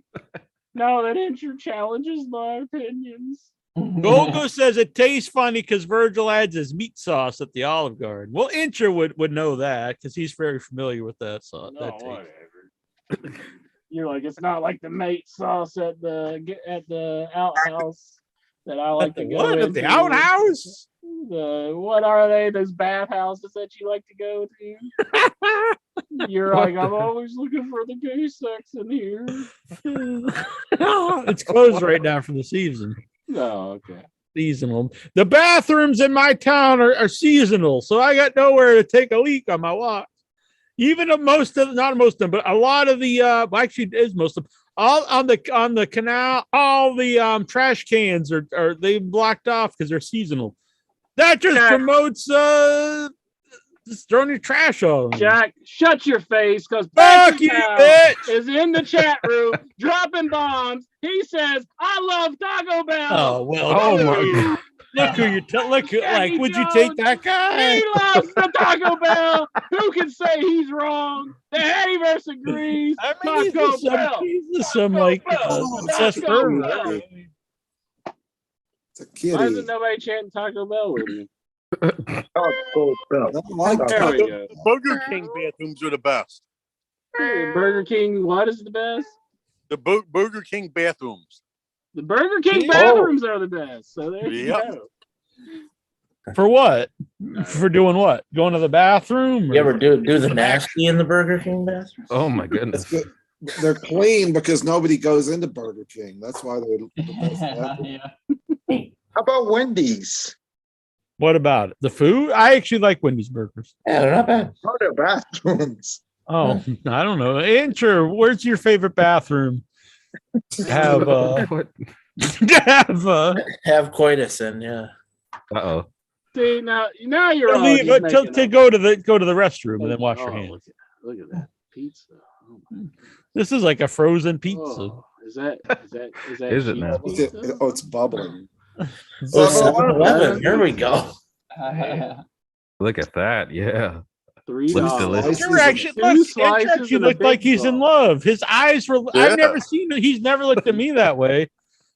Like he had legit love in his eyes. Because It's gotta be you've fake never taken- advertising, 'cause you've with never inflation, taken me that to probably the costs more than 7-Eleven to get 2 slices and a super big gulp. For How much $3. How much? That $3. Yeah. Hey, I've had that a couple times when I don't have a lot of time and I'll stop there. It's pretty good. I'm sure it costs about $18.50 now with inflation. No, I think it's still $2 for $1. The slices, Yeah. not $2 for $1, $2 for $2. Yeah, I get pizza and wings and like a crazy bread for $10. Yeah, he's putting over Little Caesars now. Fine dining. Crazy. Little Caesar's not good. Go into Sam's, you get like a quarter piece slice and a drink for $2.50. Mm-hmm. Sam's pizza is very good. See, Sam's Yeah. Pizza, Jack. You got the Sam's? You ever go No, to I've Sam's never and eat been the to Sam's Sam's. pizza? Little Caesars is good if you want to clean out your bowels after. See, Goosey's eating Little Caesars and he's shitting I like like Little crazy. Caesars. Yeah. I can't. I have to say I've had Little Caesars once and it was really awful. I spent too many nights hugging the porcelain after Little Caesars. That's what it's I have a for. positive opinion. Here's this what I had tonight, Incher. Look at that. Now that's some good food. Wow. You think about that, And Incher. where was that? Was that the Applebee's? It was not the Applebee's. Applebee's. It was one of his local establishments that nobody can have an opinion on except Tiki for Port. Joe. Tiki Port, TGI bitch. Fridays. Tiki Port. Tiki Tiki Port. Tiki Port. Tiki Shut it, Port. Jackson, you turncoat. That's You don't that's know already what food. Tiki Port is. You I know know.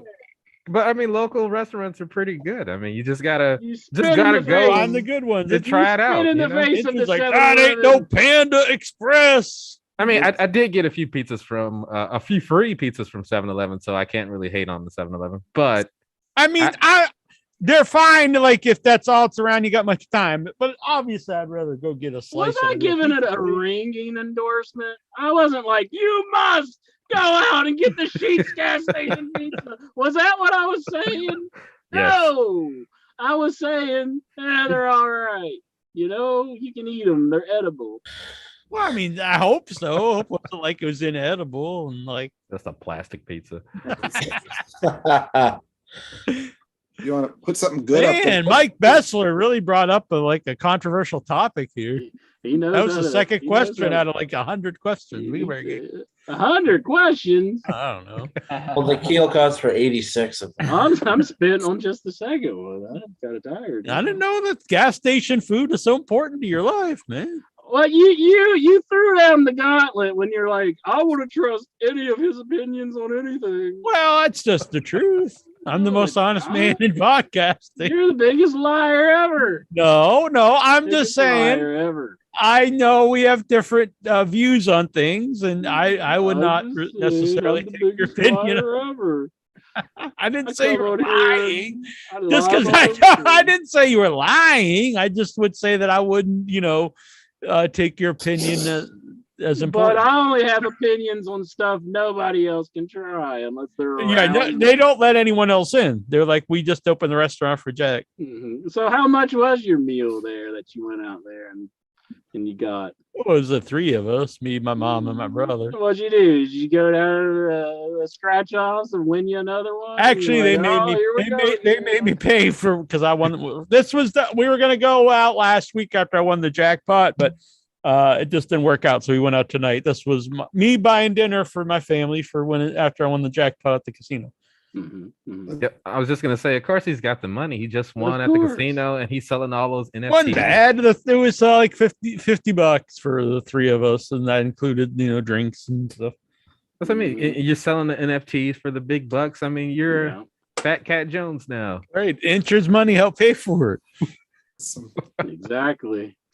But I'm going to profit big time if that. Good. Once the movie comes out. What the hell's his name? Sideshow Bob. Backwoods Bob. Sorry, that's wrong show. So you have to root for Backwoods Bob to take off. That's. I guess I do now. So then I can make big money off of him. I channeled my inner incher for Backwoods Bob. I'm going to do a movie where I'm doing you. I'm going to go to all my fancy restaurants and down. Oh, this meal's so good. I'm going to tell the internet how good it is, but they can't challenge my opinions because nobody else can eat it. You're going to do them in the movie? What? And then I'll find them and pay them off and make sure they don't say anything bad about it. What? No, it's been there for like 40 years, Tiki Port.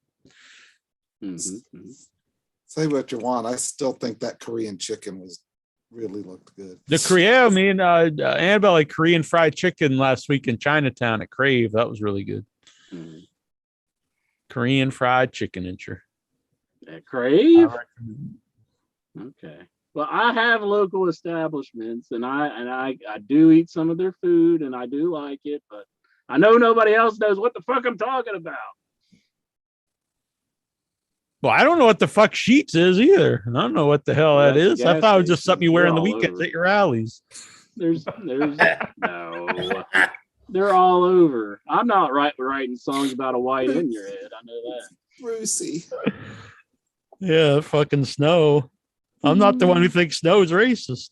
You're like, fucking God, he's showing racism again every winter. Oh, Patrick Howell likes dark. Oh man, look at that Frosty the Snowman, the fucking white supremacist. How come they never have a black snowman? Christian Solaro. I can't understand that a song sounds racist. I just go against everybody. I honestly think that's more of a knock on you for bringing racism into a song about snow. No, it's because you're like everyone in the world, everyone listening. Everyone in the world knows what it's in reference to. They know it's in reference to white. Your opinion that everybody else in the world agrees with, and they know White Christmas is in reference to that it's snowing, and so for you bringing in racism into that is more a knock on you. What the hell does I want? A white in your head. What the hell? It's fucking White Christmas, dumbass. I know it doesn't sound good in a song. Only if you. I'm dreaming of a white. You're bringing your own mind into this. That is not my own mind. Yes, it brought into it. A lot of people would come to that conclusion. I'd be like, why is that a white chocolate? Why are you eating white chocolate? But you were like, I'm going full steam ahead with this song. I don't care what anybody else says to me because my opinion's all. Yeah, well, one person out of everyone that's ever heard it has ever said this, and that one person. And you're a piece of shit for calling me a racist. Just to try to win an argument. No, I honestly think that is more of an indictment on you for bringing that into that, because it's clear that it's about White Christmas, because it's even the music to White Christmas. No. Even the video has snow coming down. This is only still the second question, by the way. Number 3. Lexar wants to know, why is he wants to know, after last Sunday, do you see GCW as a major third promotion, or do you see as they got big for one night indie promotion? I would think they don't have a TV show, so it's hard to say it's like national TV show, although I don't know how important that is today, I guess. I don't know. Because I guess if for number 3, then you're putting it up against Impact. Impact does have a national television, and they do like sign people to contracts. So But just as far as fan interaction stuff, it blows Impact away. But I don't think it's fair to call it the number 3 promotion in America when it doesn't have a television show. They would have to have a YouTube channel and do like programming live on YouTube just to get them going. Yeah, I mean, well, they have a really loyal fan base that was really into the show without TV, and it gets bigger crowds than Impact, who's had TV for over a decade, for like 2 decades, I think 20 years. It almost seems on, and this is not me saying a joke. It does seem that because you can see the same guys on Impact, like on an indie show, and I think they'll be bigger. They'll have more people. It's almost like the TNA name actually is a deterrent. Like, I think it actually stops people from going to the show, as opposed to like if it was just called anything else. Like, I know it's Impact now, but I don't know. It just has this like negative vibe to it. I don't know if it's ever gonna. I don't foresee Impact ever recovering. It can't. I mean, it's just been around for so long, and all of the owners, they keep pushing it to channels that no one has, and really the content nobody really cares about. So I've seen an interview with Angelina Love where she was talking about what a bad move it was for Dixie Carter to lose that Spike TV deal, and that pretty much was the death knell of Impact, even though it's still around in some sort of form. Really, the only reason there's a clear-cut number 2 is because the Cons were able to get Ted Turner to buy into wrestling again. Forestdale Custodians in the chat room says Tiki Port owns. Boom! Yeah! Ain't the only one who likes it. So, I mean, gave the company to Dixie Carter. That was the downfall of TNA. Yeah. Do you think AEW would be nearly as popular if they were what account did you log into to make this post here, Jones? Nope, he's such a bitch. I've never seen this person before. They're in the chat every week. They're in the chat every week. The entire existence of it. They're in the chat every week. But I, unlike some people on the show, pay attention to our fan base. Yeah, our loyal fans. I never pay any attention to anybody in our fan base. Okay. I'm glad you admitted it. Oh, whatever. Lex so there might be a fan access for WrestleMania weekend. Are you intrigued? Nope. Yeah. No, not really. Only if it's in the Thunderdome. Boom. It never seems to be a thing to me because it's like I never have the opportunity to go to WrestleMania unless you want to like travel so far away. WrestleMania. Fighting to survive. Pump it up, pump it up. And now they only do the big arenas, and it's like, so there's no big arenas around. I went to the fan access. I don't know if it was even called Access then at WrestleMania 11 in Connecticut. And I don't know if it was called Access then or not. I think probably not. But it wasn't that exciting. But I know it's become a big deal since then. Wait, could you meet the wrestlers, or was it just No, it's just like fans there, and like they sold shirts and stuff. Oh no. Access, you can kind of meet and greet with them. I was at WrestleMania 11 live and then WrestleMania 14 live. WrestleMania 14 was fun. That was right when WWE was really starting to take off. That's the one where Austin won the title. There was a huge difference between that and 11 because 11 was kind of when it wasn't doing so hot. Lawrence Taylor main evented. Who do you think is going to the Super Bowl? I heard people making a big to do about the Bengals or something, but they never won it this year. Probably Rams and Chiefs. Probably. Okay. Yeah. The Chiefs. I think the 49ers will win it all. How far along are we? Are we in the playoffs? Down to 4 teams. Down to 4 teams left, yeah. Are the Bengals already out? No. They're playing at Kansas City. They play the Chefs. Yeah. So the Chefs. I like it. Probably lose that one, I would say. Even though I should be a Bengals fan because they're probably the closest team to me, but I don't hate them or anything. I just don't really. If there was an NFL franchise out of the WV, what would their name be? What should their name be? I don't know. The Mountain Maybe Men. maybe you could get an XFL team. An XFL team. I don't know. I'm not sure at this moment. I'll be the Rockers. The Whites. The Rockers.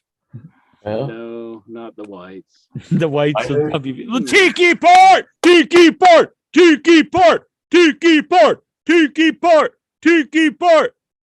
Who is that? Boom. It still looks exactly like that, too. Tiki Port!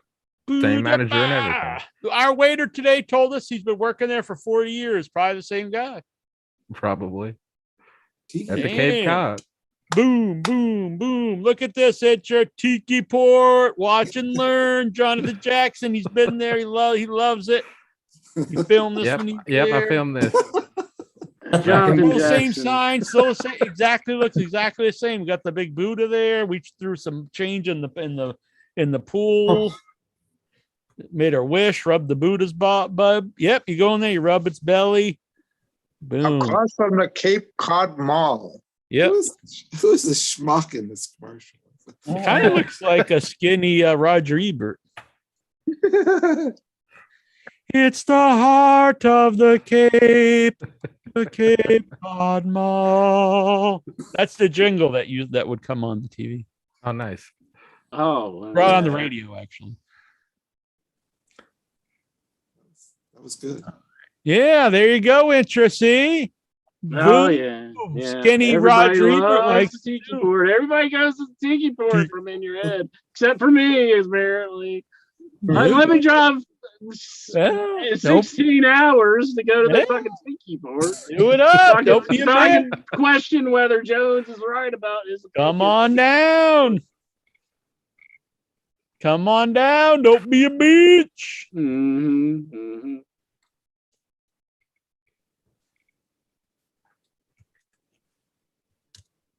I don't know. It's hard to come up with a mascot for a football team nowadays because everybody has an issue with it. So I'm sure anything I would say would just be considered. That movie racist? The Wonderful Whites of West Virginia? No. I'm saying like if I had like if I said Mountaineers, they'd be like, oh well, he thinks we're all just a bunch of coal mining idiots or something. How about the Coal Miners? That would be a good team. The Miners. Yeah. The WV Miners. I think it's a good one. I don't know. The Hillbillies? No, not the Hillbillies, you asshole. How about the Wrong Turn? Yeah. Wrong turn. WV Upper Deckers. Oh, so like Peter Dinklage can come out and be like, well, Peter Dinklage. Well, let me make my point before you interrupt me, asshole. Well, he's bitching about them making a new Snow White with the 7 dwarfs, and like they're trying to make it inclusive, where they put a Hispanic lady in the role of Snow White, but yet they have 7 dwarfs, is what he's saying. So it's like everybody can have issues with things, but what? I think we lost him. I think Disney took him out. Disney finally took him out. I think it's a blood vessel or something. We got Steven out. We got Incha out. Oh, what the hell? Yeah, we put Steven to bed. Oh man. I wonder if he's dreaming of a white in your head. Oh, for the fuck,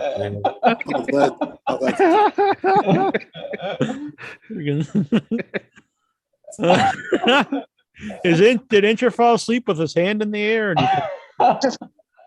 Pretty good to stay totally. He got that cease and desist. They were like, no. Oh man. Lexar, what are some of Jack's memories of attending the '94 Royal Rumble? I think this is Intra messaging me. Computer died before I made my point. Wow. Oh man. Peter Dinklage hacked him. All right. The Rumble. Oh, so I went. I do have a memory. So I got a thing in the mail about the Royal Rumble that year.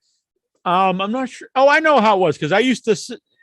I don't know if you guys remember this. If you guys used to read the WWF magazine back in the day, and they used to have a thing in the back where if you ordered the pay-per-views, you'd send in a copy of your receipt, and you'd always get some kind of gift. That's how I have those Shawn Michaels glasses I used to wear, and every month, so I'd send that in, and you get stuff. And what it was too is it would get your name and address and put you on a mailing list. And so this one year, I got a thing because the Rumble was coming to the event. I mean, to locally, I think it was Rhode Island, and it was at Boston. I think it was Rhode Island. I don't know, whatever it was. Yeah, and, Rhode Island. Rhode Island. So I had a special offer to get these seats. It was in a special section, but you weren't allowed to drink. But none of my family were, and I was a kid at the time.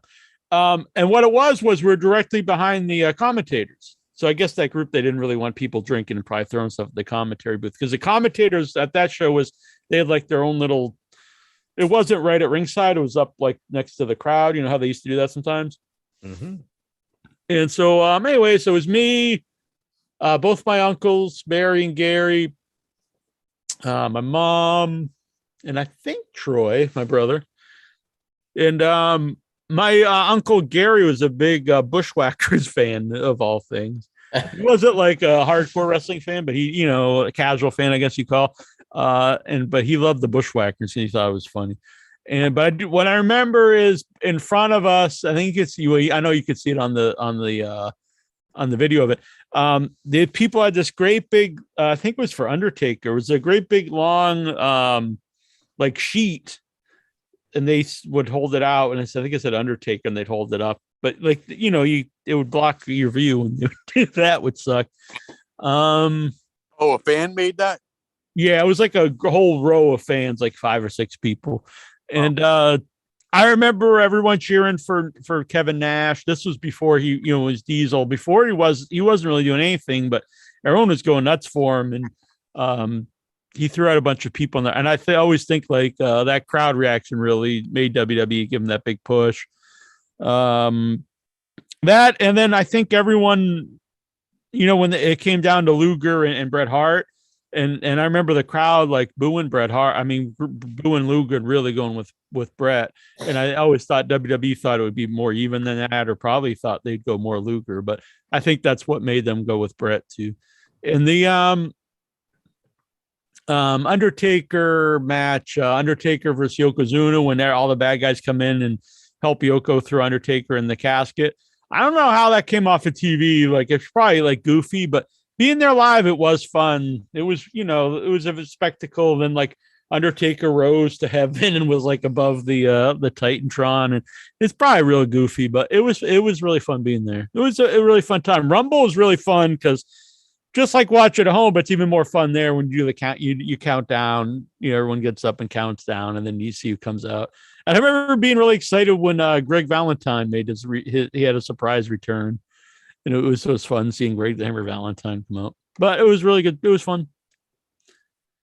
I don't know. I know I had the old Royal Rumble shirt because I gave it away once on the show, but I don't know what I must have bought some shirt there, but I'm not sure who. Lexar, does Jack still have his medical walking boot? I don't think I ever had a medical walking boot. Medical walking boot? Yeah, I always thought that like since you have your legs operated on, maybe you had some type of boot. No, I had them wrapped up in ace bandages, and then I wore compression socks for a long time, but I don't wear any of that. But I never had a special boot. Do you pick up things from the floor with your bare hands? Yeah, that's no problem. I don't care. I thought you wore those real big like knee braces Stone Cold wore. No, I never had a knee brace for anything. You know those metallic things that Stone. Yeah, I know what a knee brace is, but I've never worn one. I don't mind picking up something from the floor with my bare hands. Why? Anyone else have a problem with that? I'm not like, a what is bitch. it, dog shit or something? Like, what do you Oh mean? yeah, I guess so. What the hell? But if I look down and see some, I know people won't even pick up money and stuff nowadays, but I found $100 bill once on my walk. I'd pick that right up. There was somebody that was doing, now that you mentioned this, because I saw it on my local page. I think it was pre-pandemic. I don't know when it was. It wasn't that long ago, though, maybe 2 years ago. Someone, which I do think it's a pretty funny thing, but it is shitty to do. They were putting. I don't know why they used $10 bills. Probably because the town's maybe kind of affluent and they didn't think anyone would pick up a dollar. But they would take $10 bills and they'd wrap it around a dog turd, and they would put it in the parking lot of the. And I saw this on my local page. Like, be careful, because someone was going around doing this in town, and it did make me. I did laugh reading that. I was like, "That's a pretty funny." Like, it's not a cool thing to do, but if you are going to be a shithead, it is kind of funny, I think. But I did think, why not just you? If you knew it was there, you could probably just flick it away and still get the money. I don't know. You could figure out. You get your $10 bill. It's not like you're gonna keep it. You're gonna spend it. Anyway. Yeah, you're gonna spend it somewhere. Yeah, and I could like put it in your mouth or something.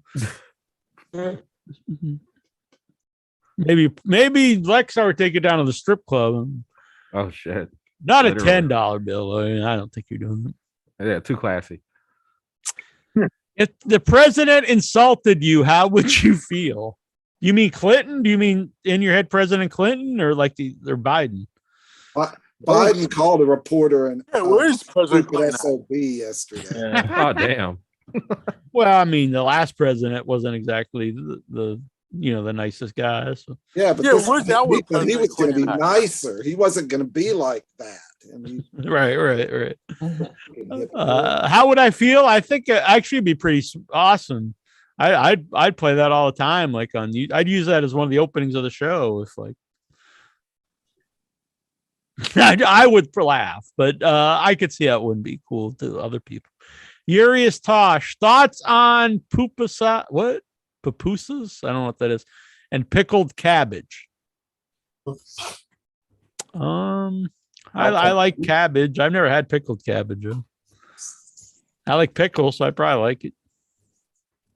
Thoughts on poop? What? Pupusas. Pupa sauce. I don't know what that is. Incher would probably know. He probably got it at Sheets. Pickled Papa Sass. I don't know if Incher's coming back or what. His computer gave up. Probably not. For the night. Yeah, he's had enough of this sheet slander. He's like, screw Probably this. the batteries ran out on his laptop. Man, he takes that friggin' shitty pizza serious. They've already been eliminated for the Zoom Rumble. Exactly. By the way, got 2 numbers left, so I don't know what we're gonna do here. You gotta don't be a bitch. Send in $5 here. We got not too much longer, and then or zoom in here. Let's see here. By the way, here's the rundown. Nikhil is number 1. 2 is Dobbs. Intra is rebooting the PC. Stephen Butler is number 3. Sleepy Stevie. 4, Vic Schiavone. It's a spicy meatball. 5 is Tony the Geek Getaway. 6, Mike Fink. 7, The Songman. 8, Tazo the Greek. 9, William Morey. 10, Urias Tosh. 11, Pepe Petite. 12, Swacks that ass. 13, Jonathan Jackson. 14, Stephen Carroll. 15, Goosey. 16, Nihad. 18, Brian Clutter. 19, Lexar. Tyler Stevens at 20. Geraldine at 21. JD Murray at 23. Go 13, 24. Jack's mom, my mom at 25. Jobs at 26. Felipe at 27. Steven Simmons at 28. Jason Mitten at 29. And Ashley at number 30. All right. Here. Would Jack and Annabelle watch and review a romantic comedy? That would be on Dinner and Neil and Annabelle's Dinner and a Movie. I mean, it's possible, but that's really not either of our favorite types of films. Not really a big rom-com guy. I'm trying to think if we ever. I think we did review Smurfs too. If you want, that's an older episode. Lexar, would you date a Playboy model? I put my foot down. I said none of that dirty stuff. Can't be showing those tatas in those magazines. Gotta be prim and proper for Jackie Jones. Would you, Lexar? Would you rate one of them those dirty dames in the Playboy? I don't know if she's a wrestling fan and has the same likes I do. If we must get if a Playboy model came up to you and like, oh, Lexar, let's go out on a date. You like, you watch wrestling? And she's like, no. You'd be like, hit the bricks, bitch. Exactly. I saw this documentary that our little friend Jujubee. She's scared of the Zoom. Swax is zoomed in.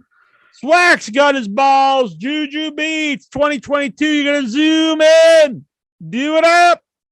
She's a fucking coward. I gotta agree.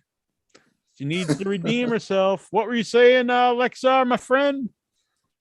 Well, I got 2 points, but first I'll take. I saw this documentary on A&E that they're doing a series documentary of Playboy, the whole empire. You don't watch that dirty stuff. I'm gonna tell your mom. No, it's a documentary of Hugh Hefner's life and his Playboy empire and how it's scandalous and how their employees are supposed to be working for Hefner and not talk to any of the girls and everything, and the girls getting played by Hugh Hefner. It's an interesting documentary. I'm in 3 episodes in, so next Monday night they're showing episode number 4. All right.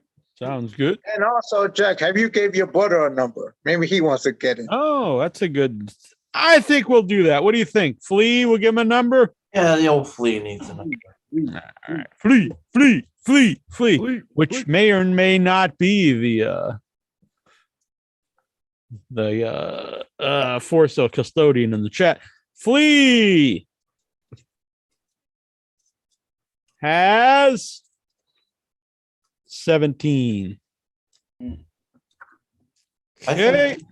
I think we should give Wacko Bob the final number. Wacko Bob, we do have one last number, but I don't think it. I'll message him. I'll say, you're Wacko Bob.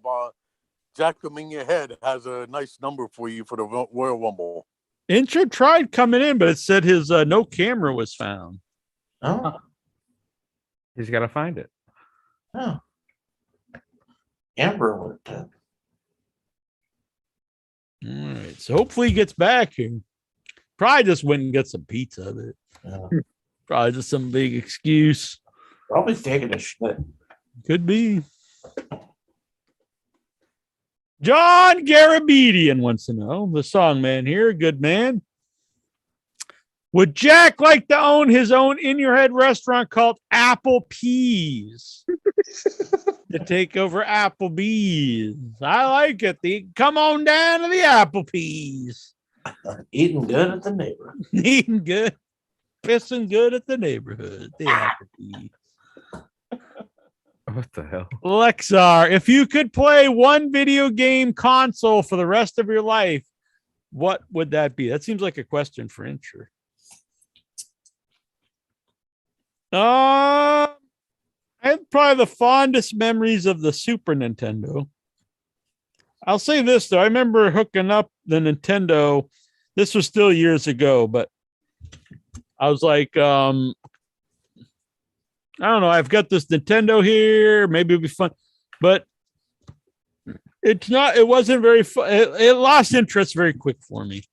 I was like, I remember playing, have a good time, but things have progressed a lot, and it just wasn't that exciting anymore. What would yours be? What would be your one console? Intra, this was a question for you. Lex, I want to know if you could only play one console for the rest of your life, what would it be? I'm saying SNES. He's back. Let's go with probably NES, I guess.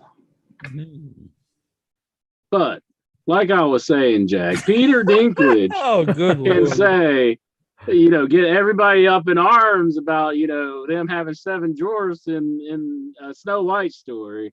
But when it comes to people making fun of West Virginians, everybody's like, oh, well, that's fine. Go ahead and make fun of them. That's the point I was trying to make. Are they making are they setting this new Snow White and the 7 Dwarves in West Virginia? No. They could make Snow White related to the Whites. I guess they could. Is that racist that her last name's White? Would the Whites be living in a cave or something? Or yeah, why not the hills? No Latina. Do you have any apples? Yes, we have apples. Yeah, we got apples. I don't know. I think this would be the best restaurant name for you, Jack. It'll be called Jack's Jokin' Chicken. Whoa! Mm-hmm. Enter, would you want some of my jerk chicken? No, I'm good. I don't need that. Want to come pull my pork? Oh, jeez. No, thank you. No, thank you. You always got to rub the meat before you pull the pork. Mm-hmm. Yeah. You know what I'm saying? I got some nice juicy meat for you, Enter. Are you always hoping that I'm in one of those bathhouses? Is that what you're hoping for? Like, yeah, hopefully Incher's here tonight. That would be funny if I walked in and I saw, because I don't want to join in. I want to walk in and see it, and then it's like, man, this will be a fun story for the show. Mm-hmm. Yeah. That would really up the game though. If I walked in and I saw Incher getting it on in the bathhouse, I'd be like, hell yeah, I got the whole show tonight. It'll be a good time. Yeah, you'd be pretty happy, I'm sure. That would be a fun show. No, you think that would make a good show though? No. I mean, that would top my Boogeyman idea. But I apologize. That would win a Hetty. That show would be Hetty Award winning. I apologize for some reason while I was in the middle of my rant. Did you go to rehab? My computer it's an just apology died. for going to rehab. No. My computer just died right in the middle of the whole tirade. We condemn the computer. We need the Inchman here. We love the Incher. The hell did you all do to Steven? That's what he thinks of the show when Incher's not here. Steven's out like a lion. Yep, he badmouthed OIB, and we have to show him what was what. Oh, okay. Smacked him around a little bit.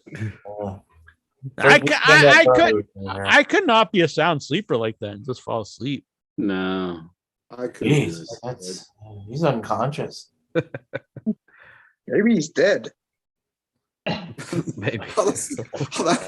Be one hell of a way to fucking. That'd be awful if he just died on the show. Died doing what he loved doing. Robert literally killed the guy. He died doing what he loved doing, dying.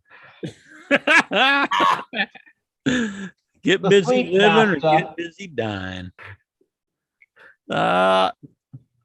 Lexar, will Jack and Intra special guests and musical performances for the Hetty Awards? We used to on the old one, but it takes too long to edit.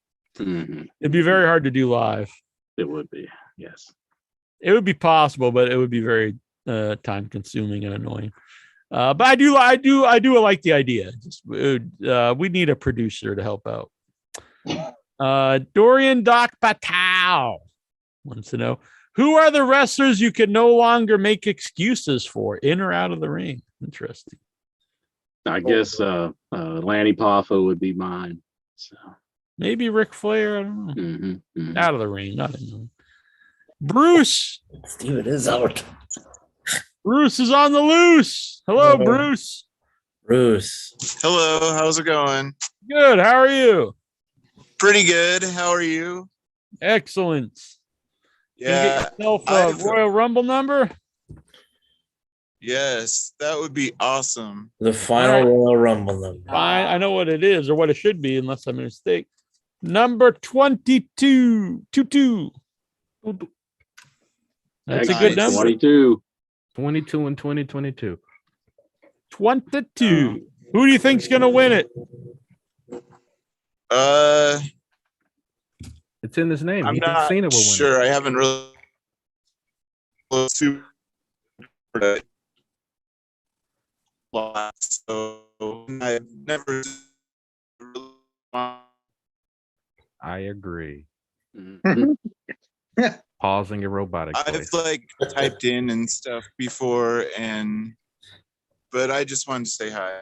Hello. Well, it's good to see you. Hey, Thanks Bruce. for zooming in. Yeah. People, I hate to interrupt, but I'm gonna have to go because I have to do something real quick. All righty, Swaxy. It was good seeing you back. Come back. Good night, Swax. You're a good man. We'll hear from you again. Zoom on in next time. And I Me hope too, number I have to 12 go. pulls me out. Yeah, me too. I had to abort. I had to. Whoa! Abort. You have to what? I don't live in Texas. I'm sorry, sir. I saw that. I saw that in an episode of Star Trek. I'm gonna have to abort, and I Oh, usually that's hear a weird and I guess stream. Go back to You forget your time. clothes hanger, Alexa. They abort. They abort Khan. All right. Good night. Jesus Christ. What the hell? Oh fuck. But if they do make another wrong turn, I'm going to revolt.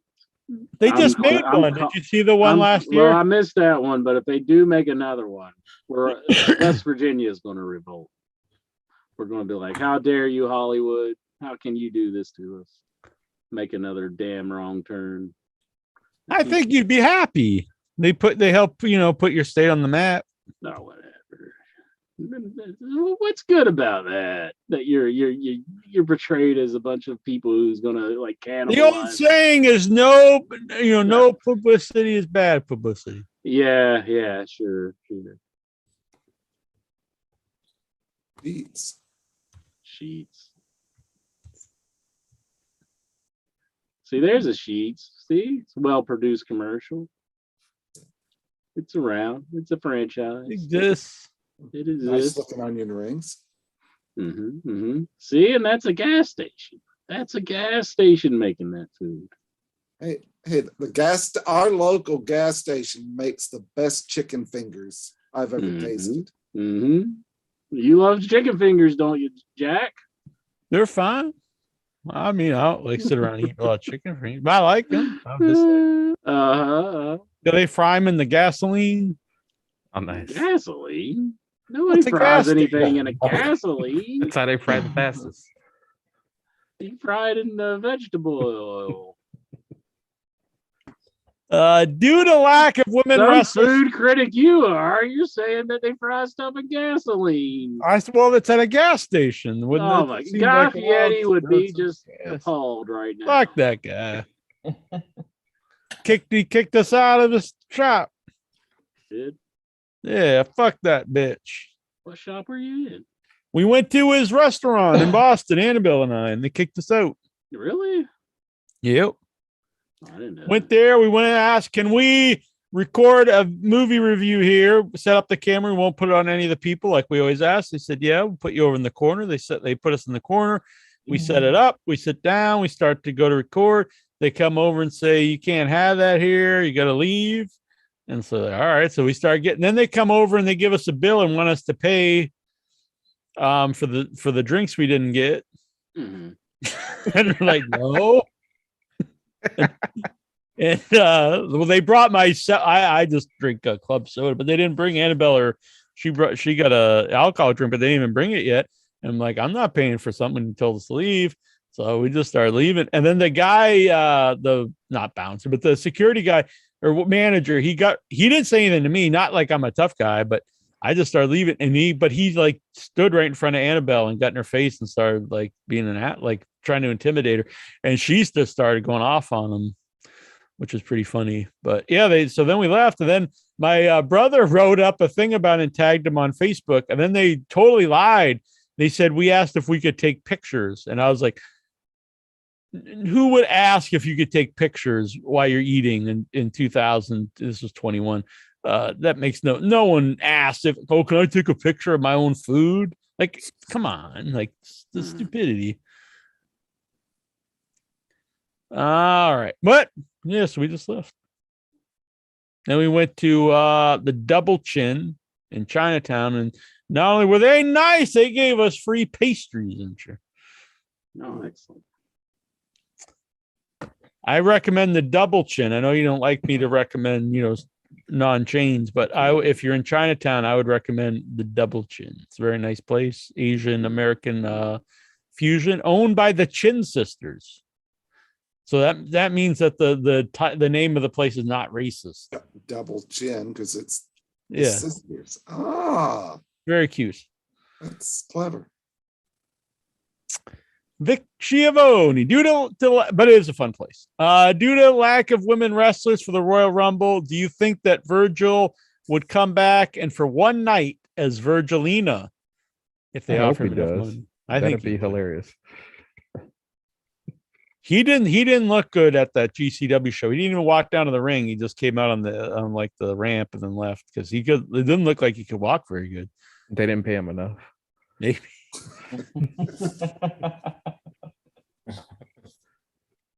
Patrick Howell says, guys, I'm still here. You guys just ignoring me. No, we're not ignoring you. What did he say? You're a good man, Patrick Howell. Do it up.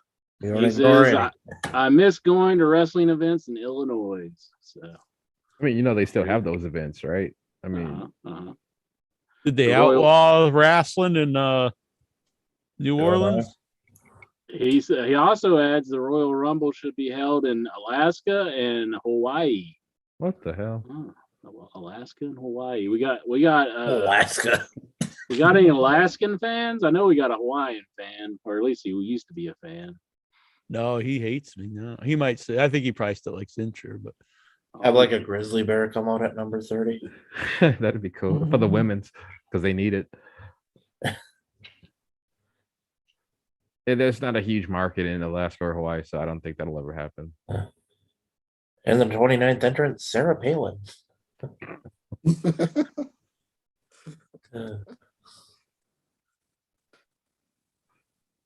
What the heck? Good to be here in the Royal Rumble, Russia's right over there. Where's the meth? So here's what the dessert looks like Incher at the Double Chin. I can't eat this kind of stuff anymore, but they have a lot of crazy desserts at the Double Chin. Oh, nice. Oh wow. Cool. Stuffed French toast. Looks good.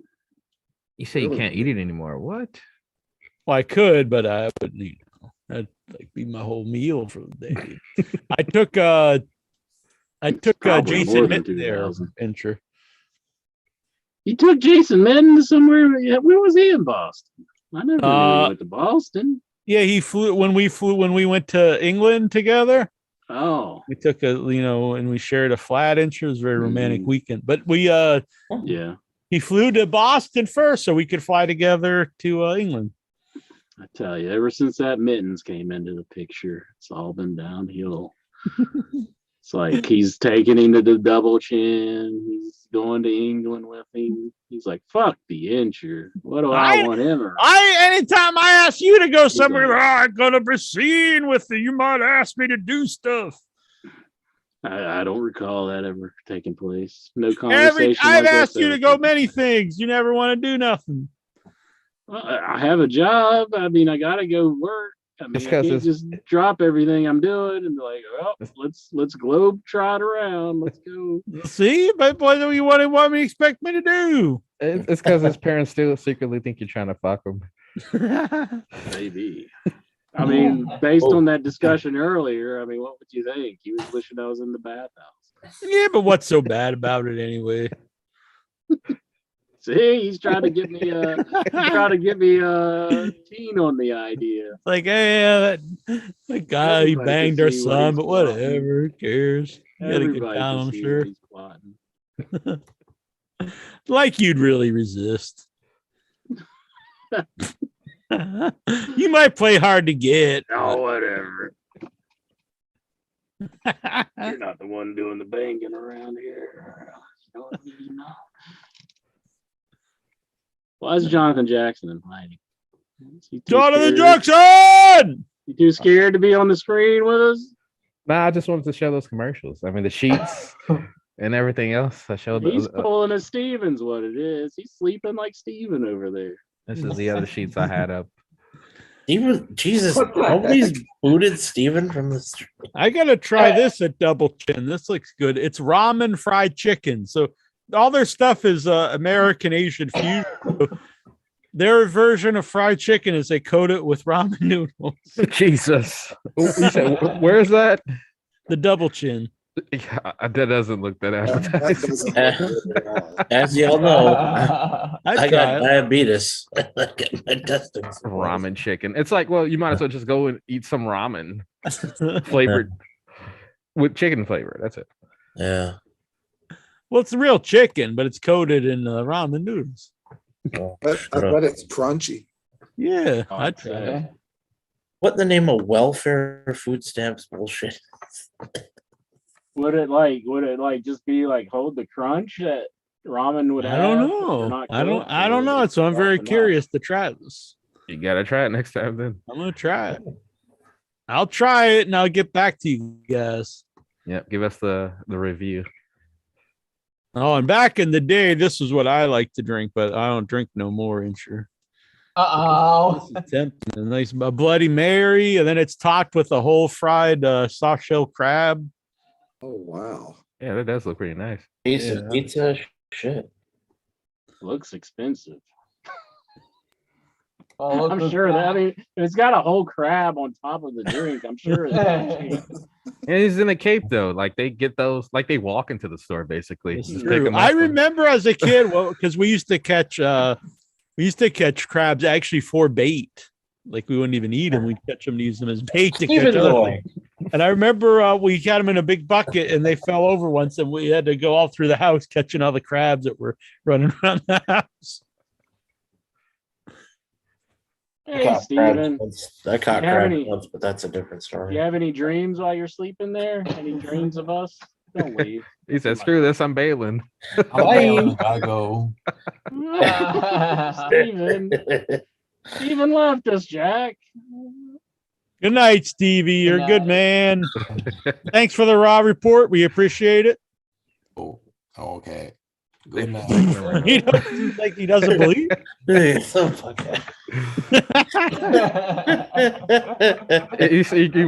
said, "Fuck this. I'm not in the right place right now." See you, bye. All the crap talk got to him. I'm just looking at all this food at the Double Chin. Most of it's desserts. You can't be talking about the crabs like that. All right.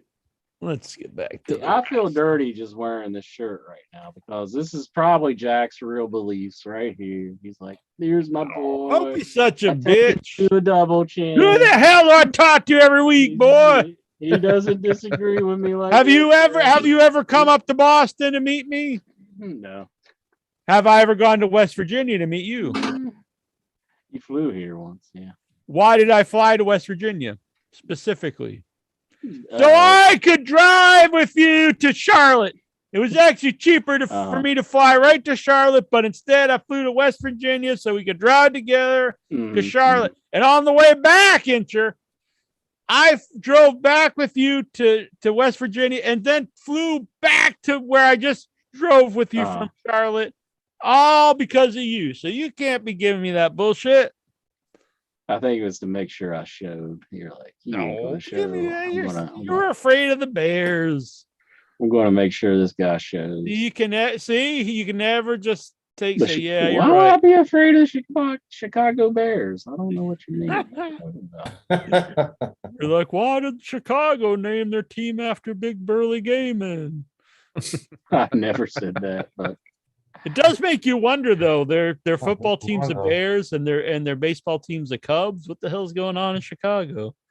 No, the White Sox and the Bulls. I don't even know what the hell Blackhawks means. Yeah. Dirty times here. It also kind of shows what baseball is really. It's like, it's clearly like the subservient to football. All right. Oh shit. What? Wow. I think I got to make my way towards the double chin. What the fuck? Telling you, double chin's awesome. The owner's very nice. She came up to us afterwards, and she was all giggly. She's like, "Oh, what do you do?" And I was like, "We reviewed a movie," and she's like, "Oh, what kind of movie?" I said, "Horror," and she was, "Oh, horror." It was very cute. And honestly, she did talk like that. I'm not trying to, double chin incher. Yeah, if my name was Mitten, I would have had it. Here she is, one of the two Chin sisters that owns it. And then she gave us free pastries. Oh, wow. Putting her over. Putting her over. That's what I'm looking at right now. Oh my goodness. It's a good place. I recommend. Vic Schiavone. We did that one. Oh, yeah. John Barker. Why is Incher almost as honest as Jack? Almost as honest. Come on now.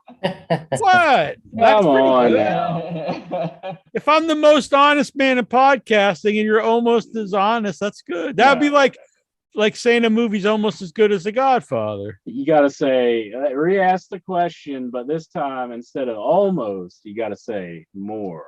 Oh, well, now you're just fibbing. I didn't. Like, you'd be fine if, like, you were trying to say, like, you were as honest. Then it's like, we know it's not true, but okay. But then you got to go overboard with it. Yeah. Dogs let to know. Just ask Jack for an embarrassing moment in his life, and he says, "Once I was scared by geese." What? I was scared by geese. I was scared by a duck, actually. I have a video of it. Humiliating. The duck was like following me down. I was taking a video of it, like it wanted to be my friend, and then it like started to freak me out because like it was like going after me. And then I walked fast down the road, and then the ducks could fly, obviously, but it came like I could hear it fluttering, and it came flutter down, almost laying on my head. It was like it's like really. It's a very it wasn't like I don't know what was going on, if it wanted to attack me or be my buddy or what. I've been around geese, though. They've never really scared me. But the problem with geese, Incher, is goose shit. They do shit a lot. So like if you walk through like a field where the geese are, there's shit everywhere. Fucking goose shit up the ass. That I do. Yes. Well, not out the ass. Yeah. And goose definitely does shit. Yes.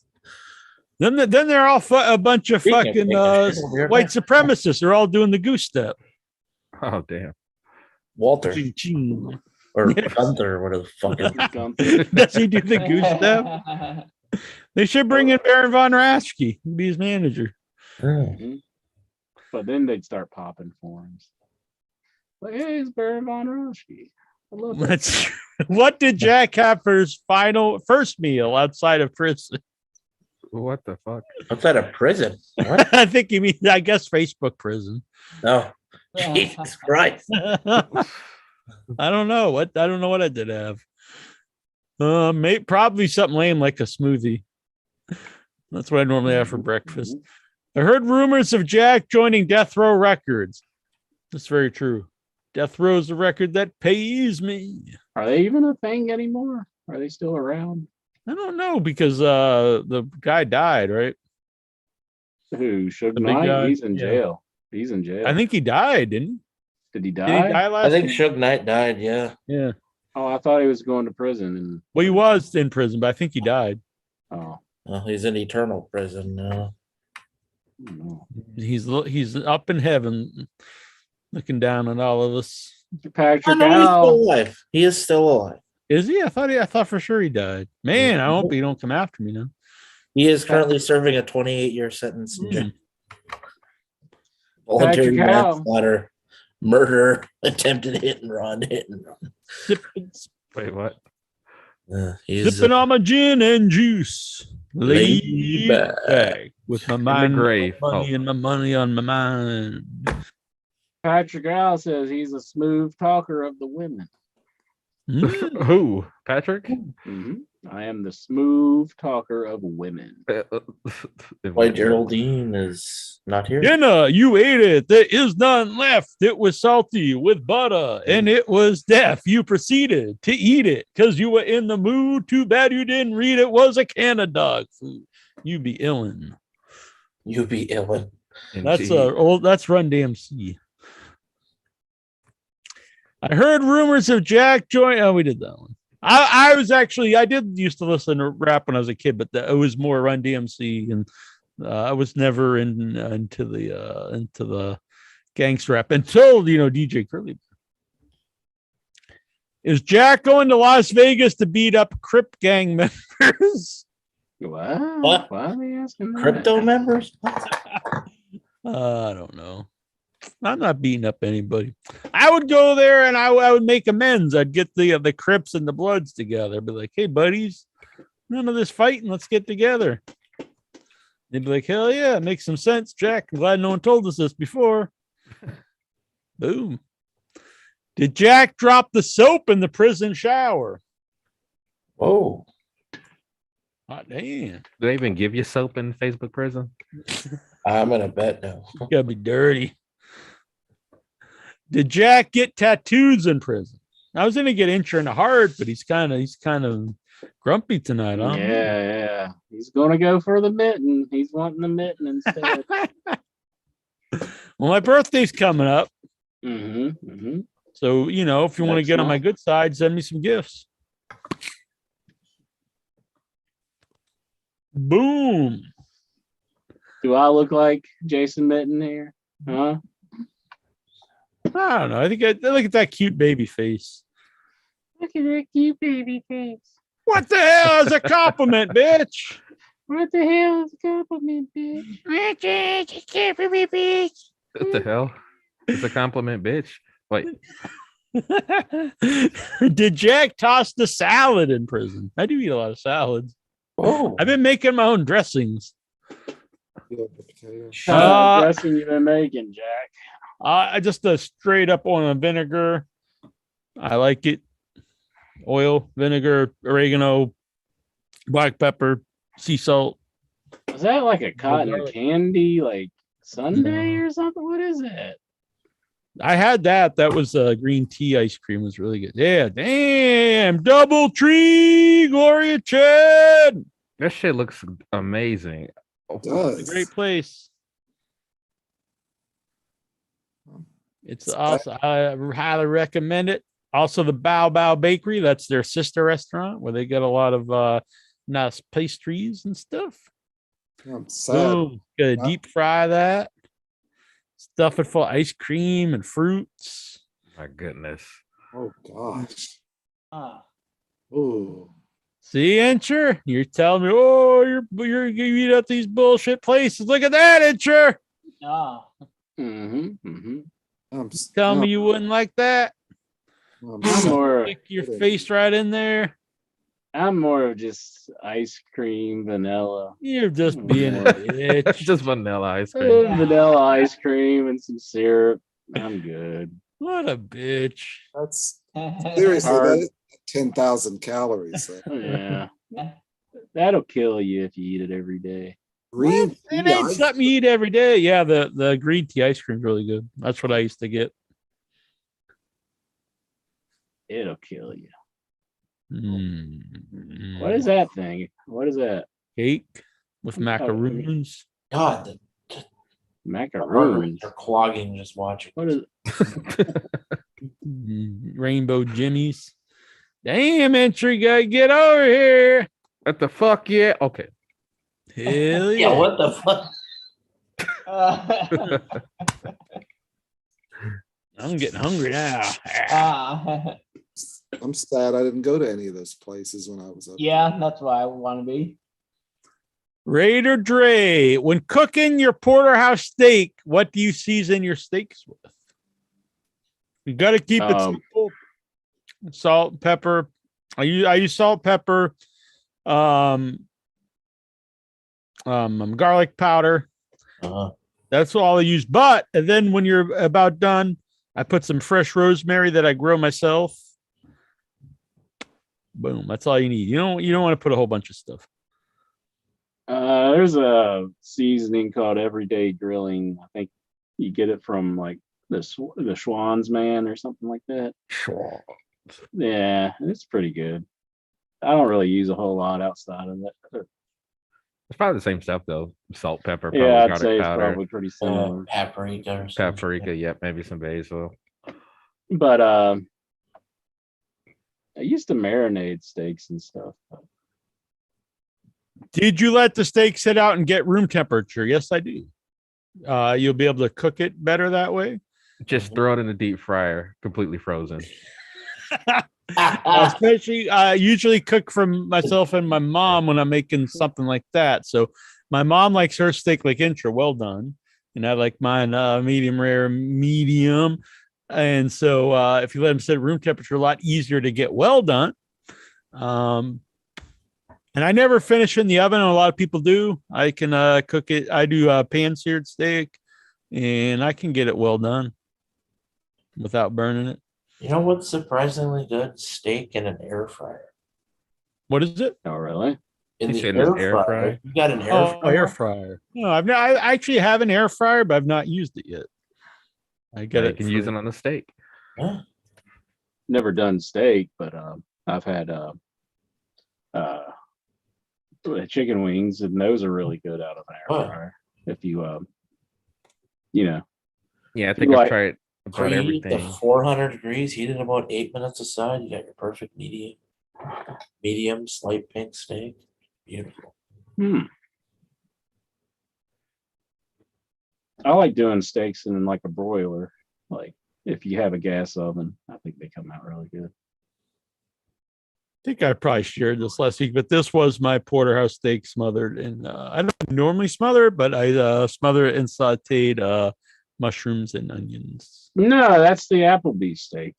That's not yours. No, that's that Bourbon Street steak. That's Applebee's, yeah. I will say I think Neighborhood Texas Grill. Roadhouse has good steaks for a chain. Dobbs wants to know, you cool with Al?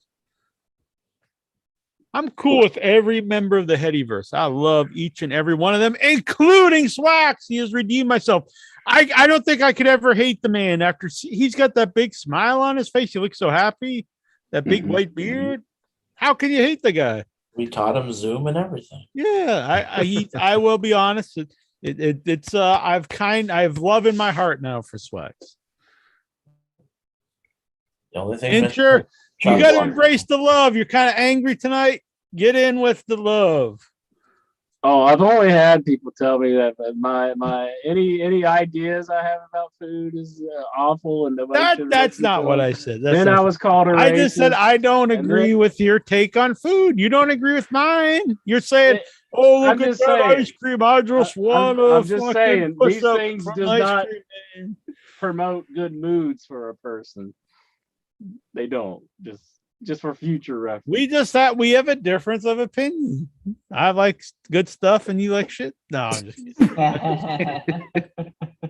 kidding. I'm kidding. I got a sense of humor, interest. I think if I was to murder you one day. Oh my god. Someone give me the time cue. I'm gonna send this to family members. I could show the judge all of the pieces of tape of your abuse that you have given me. Come on. Now you're being a total bitch. See what? He's continuing doing it right now. Well, if you're like, he doesn't like that, he doesn't like Sheets tacos, I should murder him. I mean, that's being kind of a bitch. I mean, let's see. This is all the evidence you need, right? I didn't make that. Hey, I got that shirt. This is all the evidence. I didn't make that. He's making it into his catchphrase. It's not doing very well currently in the headies, I have to say. Booyah! Jonathan Jackson has it. He has it up on his wall. It showcases when he Point to it like when he brings WrestleMania. young women home. They see that up on the wall, and boom, bam! But let's right think there about with this Jonathan in your head, Jackson. fans. Jackie Jones, he's the one who coined the phrase, and I don't even like the phrase. But who still owns their shirt that was given to him? Well, then see why you want to kill me. You're loving it. You're loving your shirt, so you shouldn't want to kill me. Ask yourself that, Heady fan. I think you're losing your mind tonight. No, I think we're witnessing the now he's trying to mental wash breakdown of me as a Inch. crazy person. He's like, look at Incher, he's crazy. We're witnessing the mental Because breakdown of he's Inch, man. Proven. He's proven what? That he owns a Proven T-shirt. that Incher's love for the fans is stronger than What? This is some roundabout thinking. stronger. Because I still have a shirt of a phrase that I don't even like. But it's about your home. You should love it. Why don't you like the WV? I'm wearing your young boy shirt. What? I can't. Well, I didn't make you wear it. You're sitting there being a mark for Adam Cole, baby. You're like, boom. I'm a mark for the Heady. For Mitten? You For always the talking. Headyverse. Now we see the real thing. You're not jealous that I took Mitten. You're jealous that Mitten went with me because you really want to hang out with Mitten. He is the man that you want. You don't even want him to be your young boy. You want to be Mitten's young boy. Shut up, Jack. It's not true. You own all his shirts. Behind that camera is it's just like homage to Mitten. He's got like Mitten's pictures all over the wall. I know what's going on. Tribute to Song Mitten. man, you're not believing any of this, are you? Not me, no. If you were Mitten's young boy, that would make you my young boy. You ever been to the Double Chin, Song boy? Song boy. Song boy. Song man, excuse me. He's not that far from boy.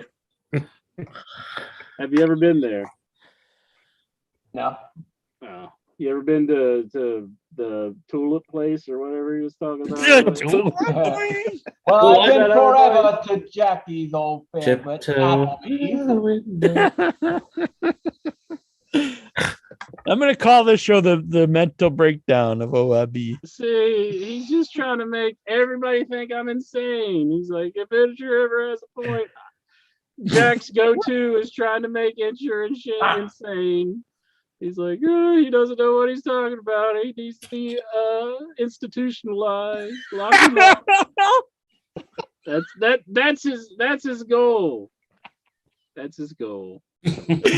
Oh man, I thought my goal was to just bang you. Now it's to be institutionalized. No, it's institutionalized. You're trying. I think this proves who actually really does think the less of the other one. You're like painting me out to do all these heinous acts to you. I'm not painting. It's just there. It's for all the Headyverse to hear. It's forever immortalized in audio and video form now. The mental breakdown. No mental breakdown. I'm of all my faculties right now. Can't say the same for Vic. Patrick Powell says, "Do I deserve any?" Vic's falling asleep over there. He's like, I'm falling asleep. You're delirious Vic. He thinks he's Nemo right now. From the Matrix? No, the fish. Oh, not Neo, Nemo. It's a Nemo on the wall. Let me see if I can see. Oh yeah. Uh-oh. Disney's gonna come in your house and say, "What are you doing?" Oh, you're just gonna lose connection again.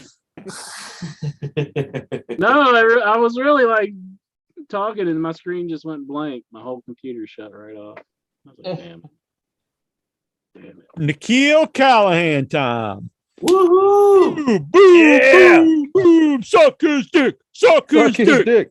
Suck his dick. Suck his dick. I like. If someone just tuned in now, they probably won't even know what the That fuck's would be going bad on. violence. Yeah.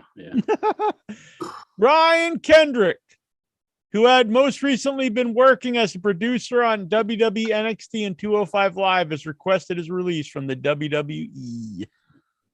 Thoughts? We went over this earlier, but I don't really know. I don't know what he'd do. Probably go back to Impact. Maybe. I don't know what his plans are. Is he just tired of wrestling, or is he trying to come into WWE and out like the most times of any person? Is that his Guinness Book World Record? How many times he can be hired and released from WWE? I could have sworn he had like a wrestling school, but maybe I'm wrong. Enhancement talent and dark elevations. WWE NXT superstars LA Knight and Roderick Strong were featured in a backstage segment with Dolph Ziggler and Robert Roode after last night's Raw went off the air. So LA Knight might be coming to, but it wasn't even on air. Yeah, that's weird. I would say that doesn't bode well for their and what you the haven't WWE even thinks of them. You haven't even heard about him since the whole NXT 2.0 started, have you? Has he been on that show any? I don't know. I didn't think I thought Roderick Strong left. Nah, it was just the rest of the group. He's the only guy. He's like the last guy. Mm-hmm. Didn't they renew his contract with him or something? I thought they did. Nah, they didn't. But he just signed later on than the other people. Oh, I see. So Rumors are AEW won't renew the contracts of Joey Janela and Brian Cage. Have they missed the boat on them? I think Brian Cage no. I think I'm not even joking. I think he was one of the guys that I didn't like to watch at all. Brian Cage. I was kind of excited when he came in because I heard a lot about him and he looks cool. But besides being big, I don't see anything at all to him. He always looked like lost when he even just standing there, like when Taz was talking. And I thought he's a really bad wrestler. He just does too much. It's like, hey, yeah, he should. He's a guy that he should try to wrestle like a big dude and then maybe do one or two big spots. Not, I think he's going to ruin his body doing all this, and it doesn't make for good matches because, I mean, maybe he could do them fine for his size, but he's not doing. I don't think he's good. He's kind of stuck in the ROH mode of wrestling where he, just everything has to be fast paced and. It just looks stupid for a guy like him. Yeah, it looks very choreographed, and I'm not into it. He's a huge dude. He should take advantage of that. Yeah, he should be doing the Wardlow thing. Yeah, Wardlow is much more sense to him as a wrestler. Like he comes off as a big, even though he's not really that giant, but he comes off like a big, big guy. Mm-hmm. David Matheny, he's asking in the chat room, why can't Brian Cage ever keep a job? I don't think he's particularly good. Janela, I like Janela, but I mean, look, I like Janela, but if you start looking at that roster, is he necessarily needed? No. He's a garbage wrestler, and I mean AEW's. I like him, but he doesn't particularly stand out. Yeah, I mean, I'm not. I like him, but I'm not like saying he's going to make a difference or anything. Guess this is the point where I say, "I told you so." Oh, all those years ago, I said, "Why do they got Joey Janela in the main event?" And now he's gone. Man, and your boy though, Frankie Kazarian. He still there. Got whooped. He's still there. He's still there. He got his ass whooped for 10 minutes. Didn't do shit. Just a whooping shot. Now, I'm not necessarily saying Frankie Kazarian was my boy, but I mean, at the time, put him over big. You were like, I got to put all the belts on him. Was he not one of the first tag team champions of the company? Yeah, but I think you were against that, actually. You were like, they got to put the belts on the Lucha Bros. Yeah, I actually did want the Lucha Bros.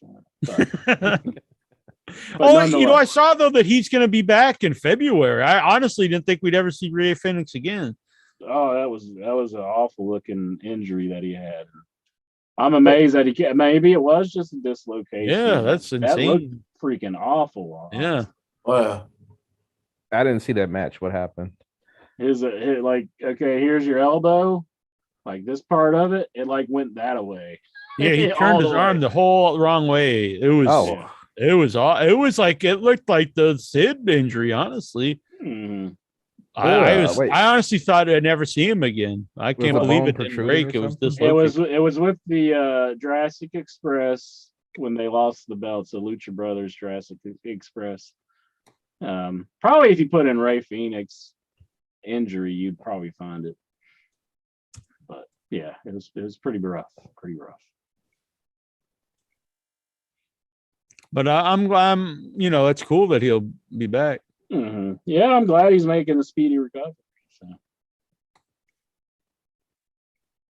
Golly, Ned said that was bad. I hope they're not lying and saying like it's not a big deal and it really was.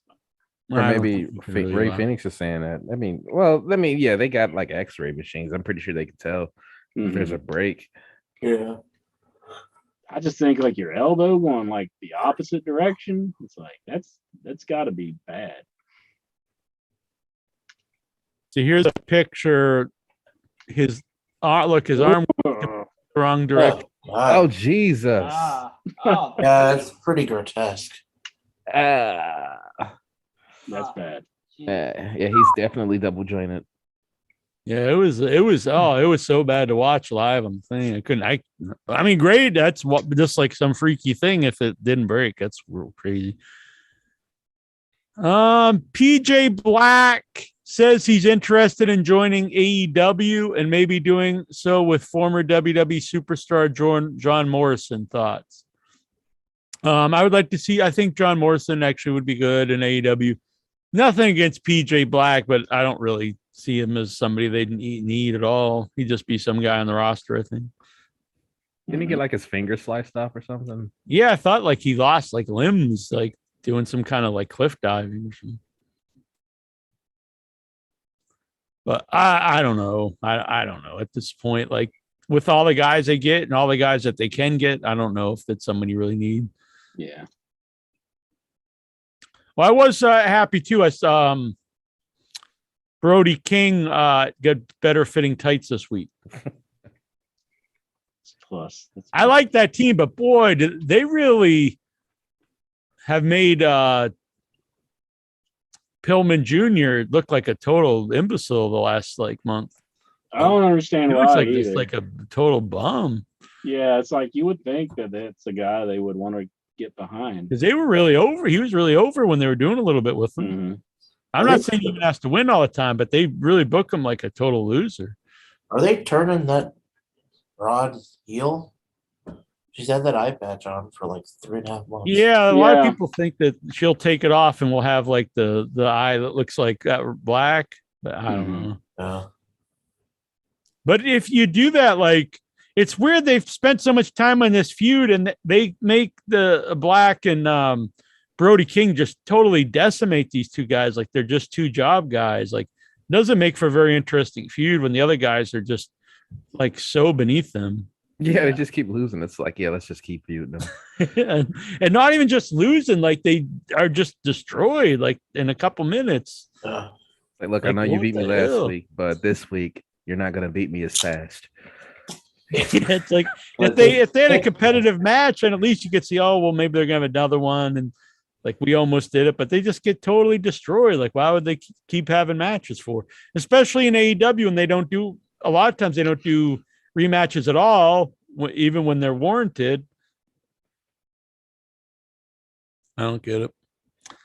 Thoughts on Leo? We talked about Leo. It's been 20 years since Maven eliminated Undertaker the Rumble.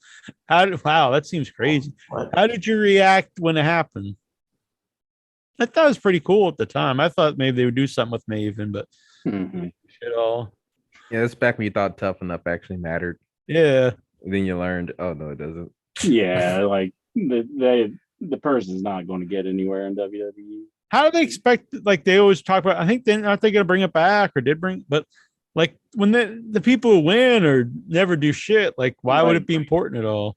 Didn't the Silent Rage guy just had like one like show that he was on? And that Yeah, I don't was know if he ever even made the main TV, did he? Yeah, I don't think he Nah, did. he was in developmental, and they were saying there was some rumor that he was going to be in like that year's Royal Rumble. Never happened. Silent Rage. And then how about your boy ZZ? Well, he didn't win. Oh shit, I wanted to ask Luke Cox about ZZ. Shit. Whoops. We'll get him next time. Yeah.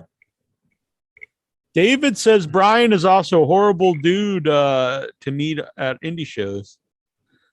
Why? Because he's mad that everyone's taller than him. I remember I did meet him. I didn't know who he was at the time, and I remember my friend Matt like totally towered over him. But yeah, I mean Matt's pretty tall, but who's David? David who? Big Matheny. Dave Matheny. Oh, okay.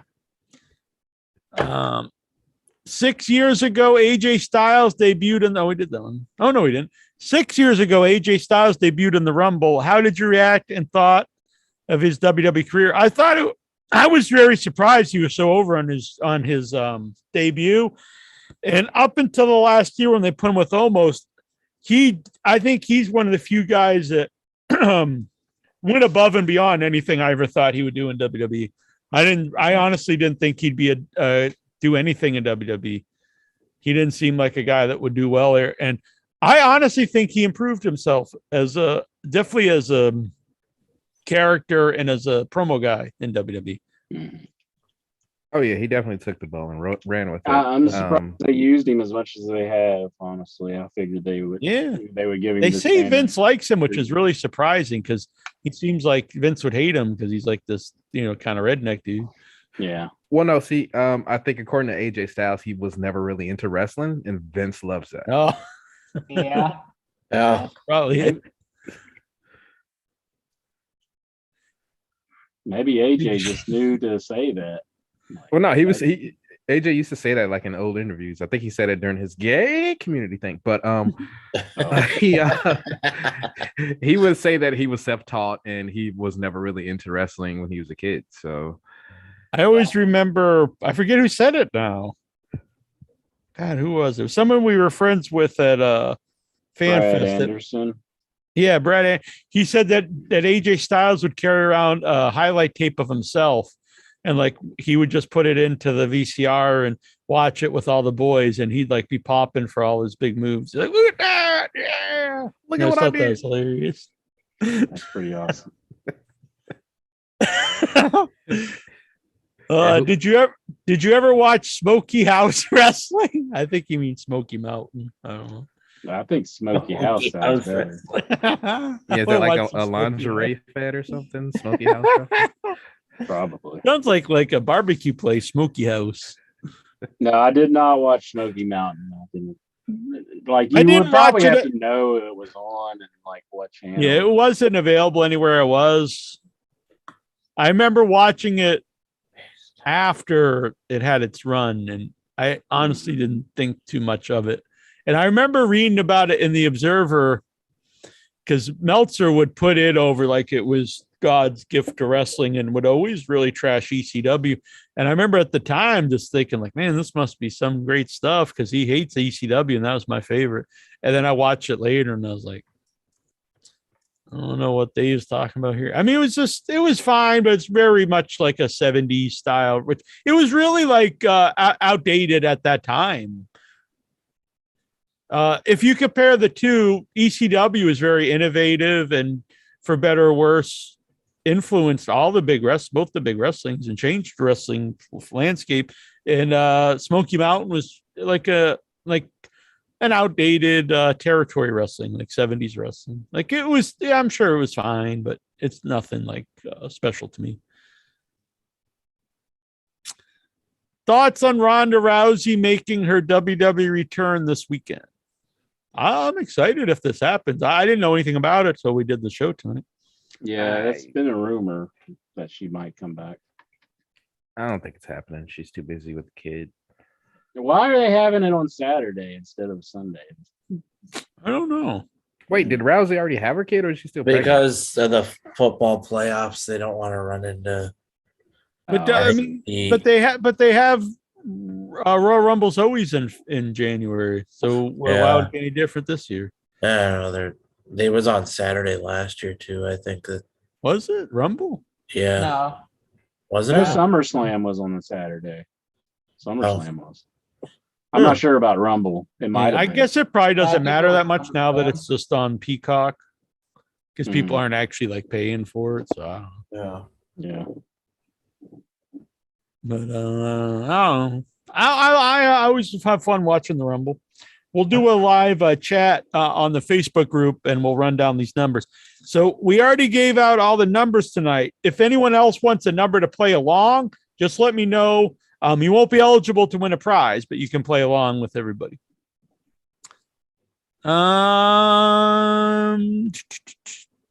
Do you agree?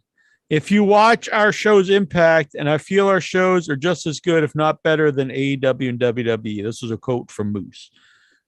No, well, it's probably. I mean, I don't know. I haven't watched it, so I can't really say. And I don't really watch WWE, so I can't say.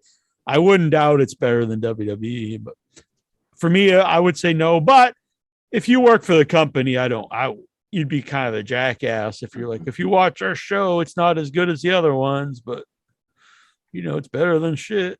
I mean, you got to put your own stuff over. I actually tried an attempt to watch replays, but I have zero interest in WWE. And every now and then I might watch an entire Impact, but it's not really good. Yeah, anytime I've given it a shot over the last 10 years, it's kind of depressing, if anything.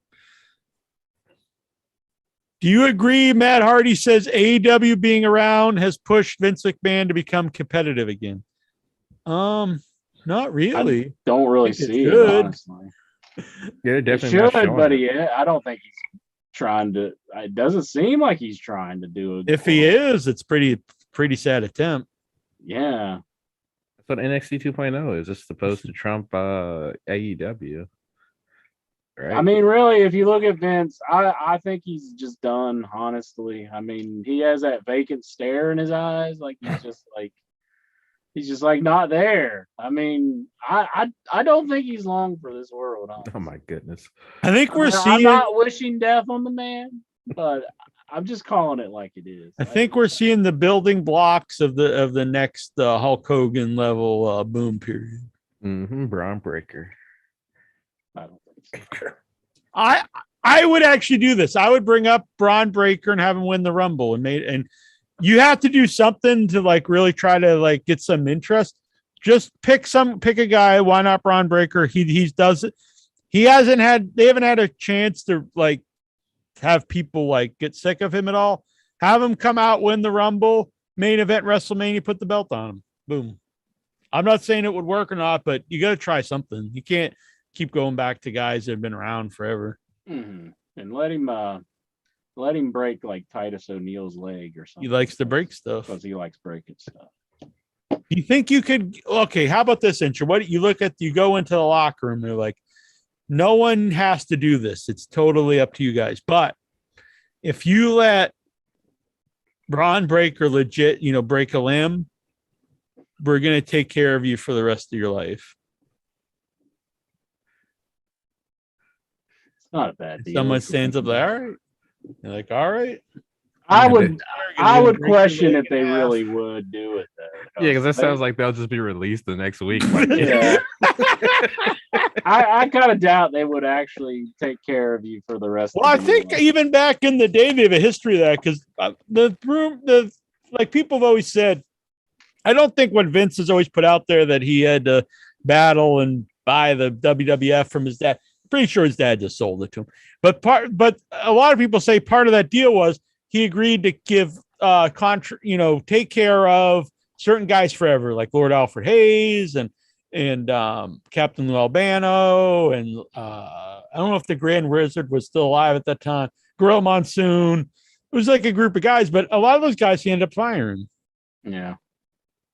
Probably once his old man was gone, he was like, okay, I'm free to do what I want now. What's he going to do about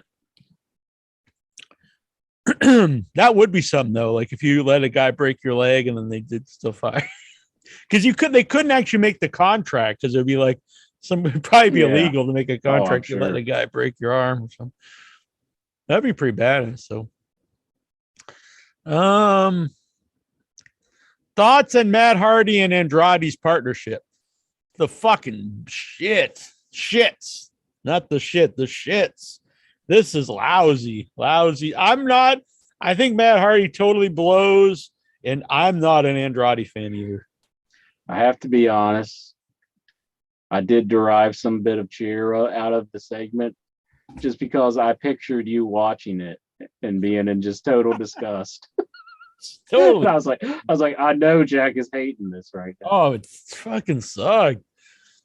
I respect AEW doesn't fire people who are under contract because I don't think that's how contracts should work. So when the contracts come up, they just don't renew them. I think that's how it should work, and it always used to work.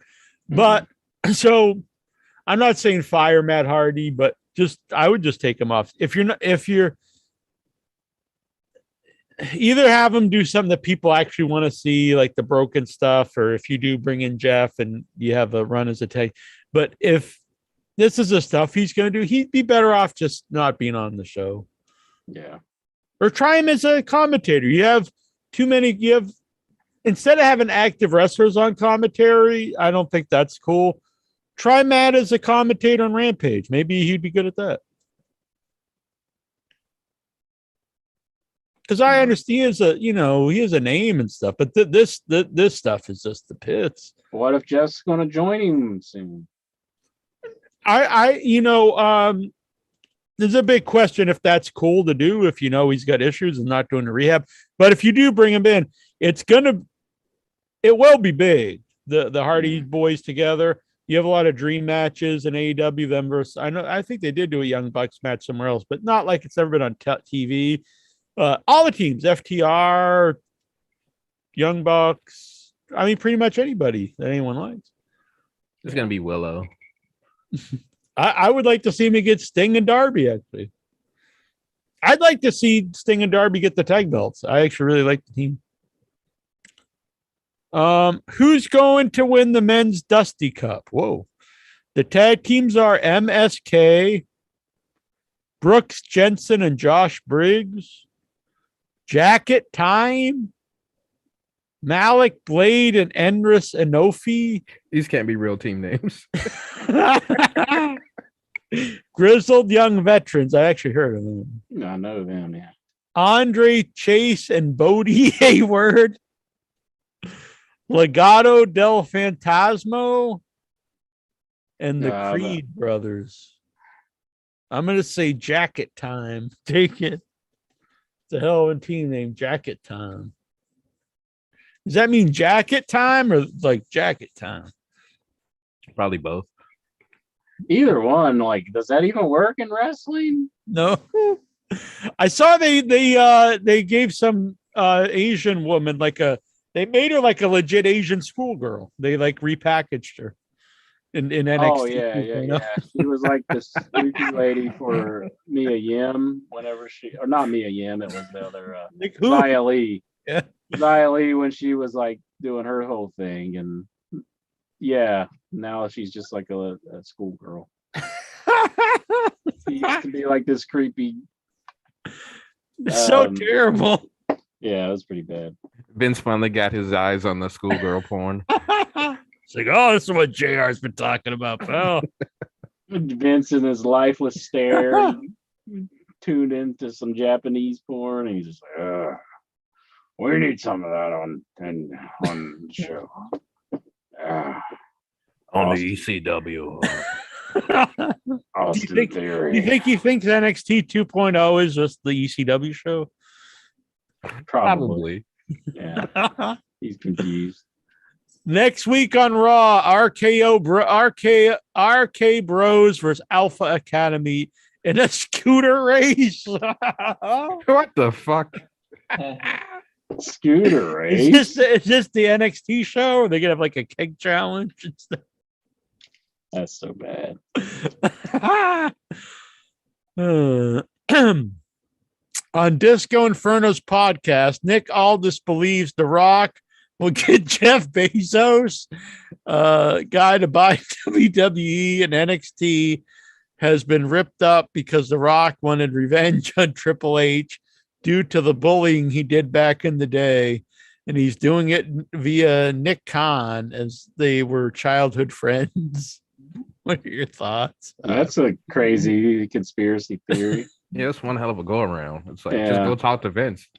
I mean, I have heard the rumors that Rock doesn't necessarily like Triple H. I have heard that. But I would think at this point, like, he's gone so far, like that I mean, I don't know the guy, but it would have to be pretty lame that he would even still think about that. Yeah, I don't think he probably cares. He's legit like one of the top movie star or the highest paid movie star in the world. Like, yeah. And then the thing is, this isn't just hurting Triple H. Like, this is like hurting like a whole roster of people, like all these young and like people that like needed jobs. I don't know. Is there anybody who watches NXT now and says like it's a better show? Like, no. Delusion. If they do, they're just lying. It's just like an internet troll. Songman, do you like the new NXT or do you prefer how I it was quit before? last year. Oh, he quit. He's done. Yeah. I mean, that guy in the chat who was saying, who was it, like Sophia Cromley or whoever the fuck? Oh, man. I mean, the people who were on it, they're kind of like just done anyhow because, I mean, the fans are just angry that it's been changed so drastically, you know? I mean, we had an NXT that they enjoyed, and now it's just totally flushed down the toilet for no good reasons. Right. Remember back when the WWE ECW brought up way too many Raw and SmackDown talent just to help it? That's what they're doing now with NXT. Yeah. Did you hear about Scotty Too Hottie saying like they want you to like dye your beard and all that? Yeah, he said once Vince took over, like their first thing was that they had to dress up. They couldn't just wear their and you're a coach on TV. Why that matter? And then he didn't want the coaches looking old, so they had to dye their beards. Can you imagine that anywhere else, like the NFL or something? They're like Belichick with the Patriots, like, oh man, you're looking old. You gotta get like a toupee and don't wear your cut off hoodie. You gotta start wearing a suit jacket and tie dye. It's a flying fuck. Oh man. Tyler S here in the chat room. He says, I quit NXT after Cena. So he quit a long time ago. Cena? A long time. I don't even think Cena was. He wasn't. He was in OVW. Yeah. Cena wasn't in NXT. That means he never quit. No, it's true. Maybe just give it up. We didn't know because we couldn't see him. Maybe. Jim Cornette moans about AEW and calls them names, yet he worked with Vince Russo he hates the most. Bit of a hypocrite. I always remember this. Incher and I were at FanFest. We were there for many years, but we were at a FanFest when Cornette was working actively with TNA, and he's with Russo. And he did on his Q&A, he specifically said that looking back, he blamed Vince McMahon on a lot of the troubles between him and Russo, because he could see it now that Vince McMahon actually pitted them against each other. Yeah. And I was like, oh, wow. And then the very next year, after he had his big blowout, he was back to, he was shit stained and the worst person in the world. So it did give me a different look on these things, because I understand when you work for the company, you don't want to trash your company. But you also don't just make stuff up and say you're okay with it. It made me not necessarily believe a lot of everything he says.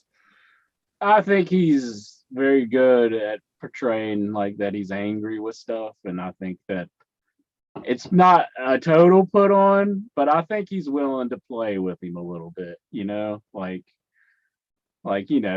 to, kind of like a cat with a ball or something. Like he's like kind of enjoying having fun with Vince Russo. but he doesn't hate him as much as he's putting on. Yeah. Either way, he was lying about then, or he's lying about one of those things. But the another thing I noticed, because I'll listen to the clips when I'm making graphics and stuff. I'll actually set up a lot of clips of them and Conan and all different stuff. Just let it play in the background. If I can find someone who leaked the Wrestling Observer or something. But anyway, they talk so much about ratings, not very entertaining. But anyway, just so I can listen to stuff while making graphics. And so anyway, he's talking about Adam Cole. There's a few things that's very funny to me. So he's talking about Adam Cole being so tiny and stuff. But he thought Adam Cole was the greatest in NXT. He was like, they bring him up, they should like have him be world champ and stuff. The dude was very tiny then. He's not any smaller now. I actually don't care about that really. So it never bothered me one way or the other. But I even said that at the time. He's a small guy. He had a terrible physique then, and he's just as small now. And he's in a company with smaller guys, so it actually even means less. So I think that's kind of funny. Just to me, it shows the bias of where he works. And another thing though, because he's talking about he said no one's fallen worse than Adam Cole from being the main event of NXT to feuding with Orange Cassidy. He was saying that's a bigger fall than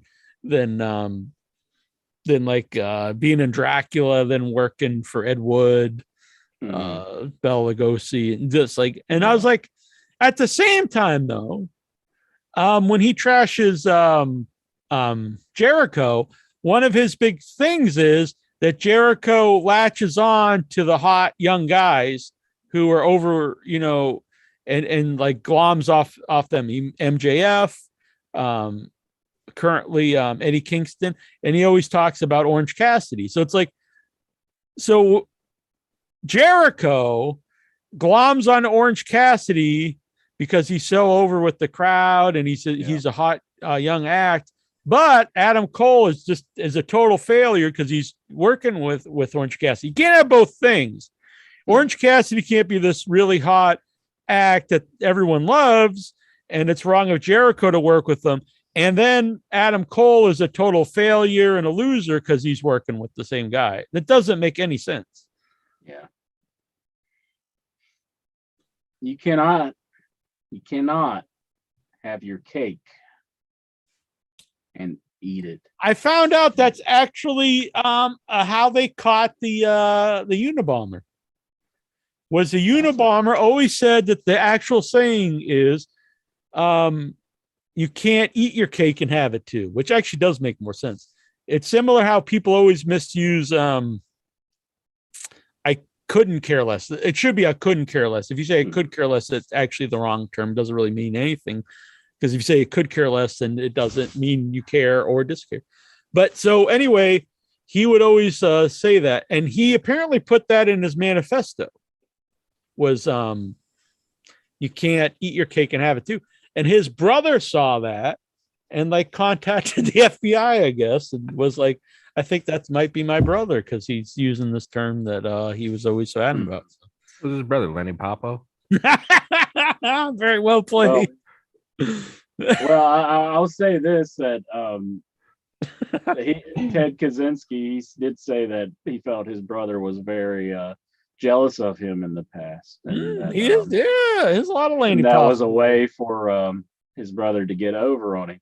But that being said, they had no leads whatsoever on who the Unabomber was. So his brother did stop a man who was. Oh well, I'm not saying that it was bad. I'm just saying it was interesting though that I mean, I don't think we can hold him in the same light as Lanny Papa. I mean, he was saving people's lives. Right. I'm pretty sure because he was getting better at making bombs and just killing people. Right. Yeah, I wasn't advocating the Unabomber and saying it's too bad that he was stopped. Well, I'm just saying in case the Unabomber's brother's watching. I mean, fair enough. But I will say though that kind of what Elon Musk was talking about AI could be a big problem for us. I think that's what a lot of the theories that the Unabomber has. Like it kind of runs along the same lines. Like he's kind of saying that eventually, AI could just overtake us. But I think it will be. I think it will be. I think it's probably maybe not in our lifetime, but I do think it could be. I don't know. I think once you really get into AI, when you really get advanced with it, it'll go from like it'll just go flying. Especially when you can have AI that can if you gets good enough, it'll be unstoppable because it can make itself better. Exactly. I mean, if it starts thinking for itself, I mean, there's no way you can really stop it, and that has happened with some programs that are thinking for themselves. I mean, it is kind of scary stuff if you really think about it. I know a lot of people we're going to destroy ourselves. I know a lot of people think it's impossible, but it really is pretty scary if you look into it. We just got to get Will Smith on the case. That's all. He can take care of it. Yeah, he handled it in that one movie. I know that. What was that movie? What is the point of making artificial intelligence? Honestly, like just to take over for us. I don't really understand what people want to bang robots. That's all it is. They just want to get them to the point where they consent. That's it. There's people out there who do believe that we could have meaningless, like yard work and stuff like that. The thing is, if we get to that point, you're gonna then you have to start doing the it's like I forget what the term is. It's like that they would pay everyone a certain amount of money, not for doing anything, because there would be no jobs for everybody. Yeah, like there a universal income. Yeah, universal income. If you had where robots did take over and did all the menial jobs, because there wouldn't be enough jobs for everyone to do anything. But that's what I'm saying. Like if they, the people that believe that in a perfect world, that's how it would work. But the world's not perfect. So if you actually had the robots who could do everything, it's not like, oh, well, this is great. Now all humans can sit back and we'll live a life of luxury. What would happen is the top, 1% of people would do that, and everyone else would be fucking poverty, living in the streets. David Matheny says, what if AI becomes the supreme answer to all of life's questions? And the same AI makes the wrestling community aware that Vince Russo rules and Jim Cornette drools. Whoa. It is something. That's scary future, if you ask me.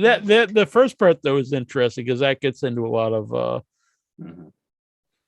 But I agree with what you're saying. That basically it'd just be like people who don't have better jobs or anything, they would just do without. Yeah. It wouldn't be that.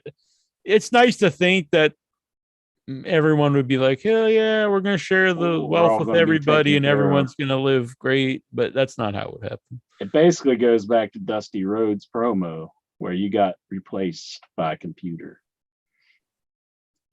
Dusty knew all this time. Even though that guy's kind of an asshole. Was it? I don't know. I was watching a match where he was taking on it was one of Starcades, and he was like destroying fucking he was making the Road Warriors sell for him. I was like, come on, it's the fucking Road Warriors. Why are they selling for Dusty Rhodes? He's the bear of the woods, baby.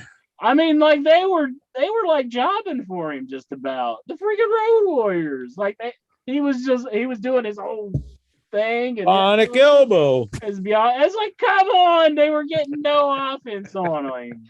It's like, give me a break, Dusty. That flip flop and fly, boom! They're fucking knocking. It was embarrassing. He just wanted to show the working men had a chance.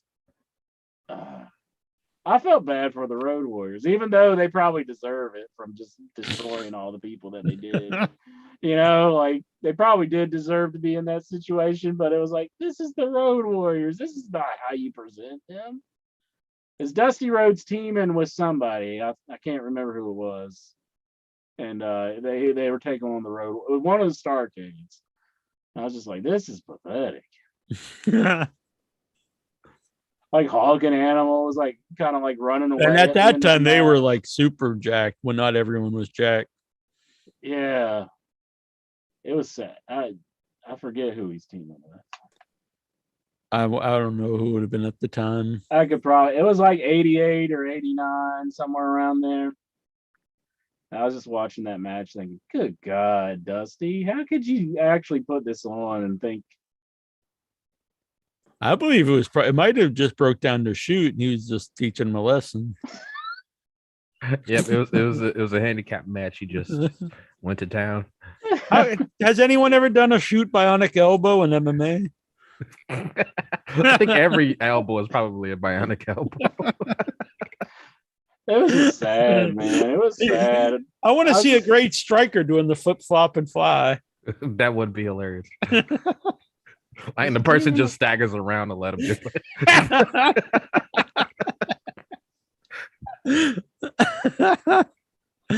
Well, here's who's winning the ladder match between Cody and Sammy Guevara?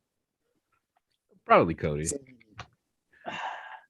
I think everybody would think Cody because he's currently the actual champion, but and you think that's the way they were going, but for something in me, I think like they might let Sammy have it back again, but I don't know. I mean, that might be a swerve to kind of get people to think that Cody's going to join the Royal Rumble, but I don't think so. I think originally they intended for Cody to have it and for some program to run, but since he tested positive, it got sidetracked.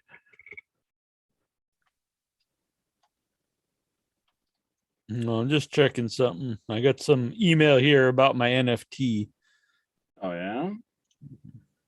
Did it just triple in value? Oh, I sure hope so. Oh, that would be great. Let's see here. Nah, nothing. It's just an ad to do more stuff on there. Sting and Dusty Rhodes defeat the Road Warriors, Hawk and Animal, with Paul Ellering by disqualification. That was Starrcade 88. Yeah. Who was it? I'm sorry. Sting and Sting. Okay. Well, and Dusty Rhodes. Sting's pretty. That makes Sting makes sense. But Dusty Rhodes had like all the offense in the match. Like he was destroying the freaking Road Warriors. It was like, give me a fucking break. Wait, so what did they do? They went crazy and just threw chairs in the ring or something, or but like what the hell? Disqualification. Sounds like he had it. I think that's what that was like the end of the match, but it was Starrcade 88. It was just sad. I thought. Like, are you really? Was Dusty wearing face paint? I remember he used to wear face paint when he would team like with the Road Warriors and stuff. No, he wasn't out of place. I seen that. I seen one where he was. Christian's kind of like that. Like he's so out of place with like the Luchasaurus and Jungle Boy. Oh man, attacking the Christians again. I don't know, get freaking kicked off Facebook.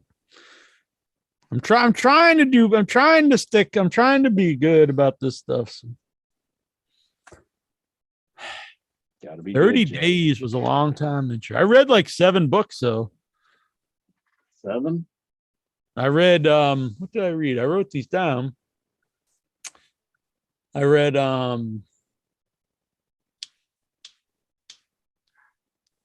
Here Come the Jets Like a No, I read West Side Story, Finders Keepers, End of Watch, Lolita.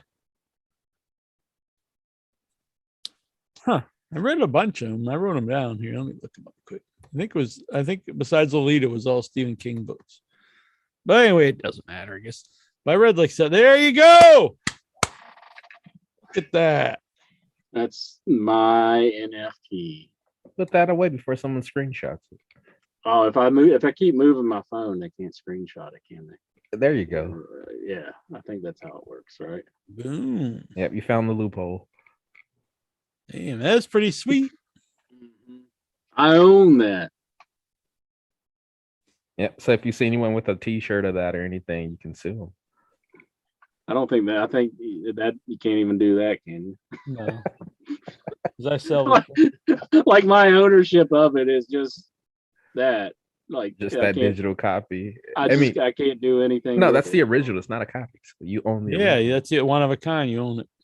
I own it. It's mine forever and ever. Until you sell it. This is the original hat. Oh yeah. Oh, he owns that hat now. This is the original I hat. don't know. Worn in the own hat, movie. do I? No. I also have the down here. I also have the overalls. Excellent. Maybe I'll sell them someday. Would you buy my worn overalls? Sure. Get that ass sweat in there. Here's an interesting question. How long was recess at your school? I think about Very 30 minutes, interesting. wasn't it? Or an Yeah, I don't hour? remember. Was it Probably 30 half minutes hour. or an hour?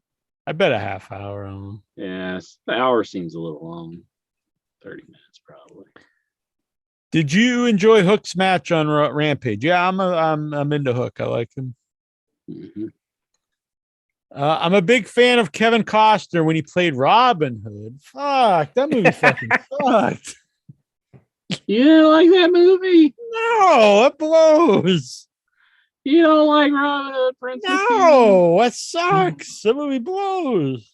I like Robin Hood, Princess. Yeah, you and Nikhil, people I know like the Kevin Costner Robin Jack, Hood. I ought to cut your heart out with a spoon. That movie sucks. Alan Rickman's in it. That's like one of his best performances. Come on, dude. Yeah, him as the sheriff of Nottingham. That was good stuff. Sucks. You agreed on your song, man. You're with us, right? It sucked.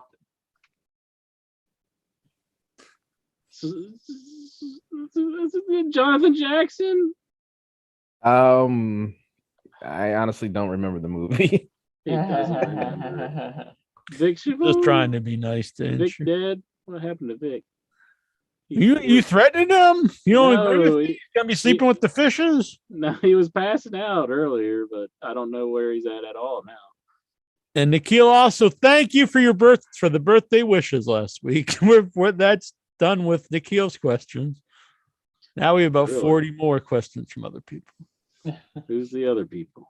I brought down extra drinks here. Hmm. So I could open another one here. Dobbs, how are you feeling right now, Incher? How you feeling, baby? Feeling good. Feeling pretty good, I guess. A little hungry. What could you eat? I don't know. I'm tired of destroying my calories for the day. I like to wait. I like to save them for dinner, you know?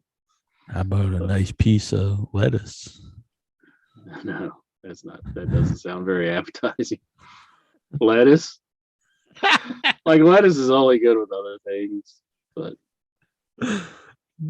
I see this whole like a head of lettuce. Oh damn, this is really good.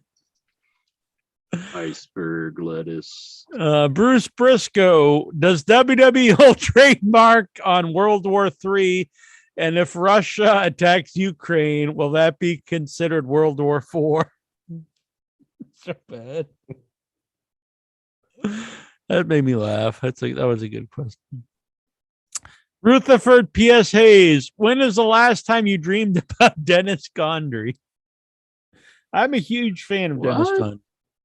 Dream about Dennis Condrey. Have we ever had a dream about Dennis Condrey? That is another funny one to me. I love Dennis Condrey. I think he's a great worker. I think the best in my opinion, the best tag team all time, Dennis Condrey and Bob Eaton. But that's why it's always funny to me when like Cornette will say these guys look so bad, like Joey Janela. I mean, dude, Dennis Condrey is one of the worst looking like wrestlers I've ever seen. But I love the guy. He's awesome. Have we expressed having a dream about Dennis Condrey? Like, if that's the case, then Are you just freaked out that he's like entered your mind? I'm just not sure if this is something, because you know how dreams are. They don't normally stick with you. Like, you know, you kind of forget them because they're kind of crazy. You know, Lover boy Dennis Condrey. I just want to know if something happened there. That's all I want to know. So I'm about to dream that I'm signing out, guys. Good night, Songman. Have a great night, you guys. Go watch Robin Hood, Prince of Thieves, and go watch We'll something see good. ya. Do you think you ever did the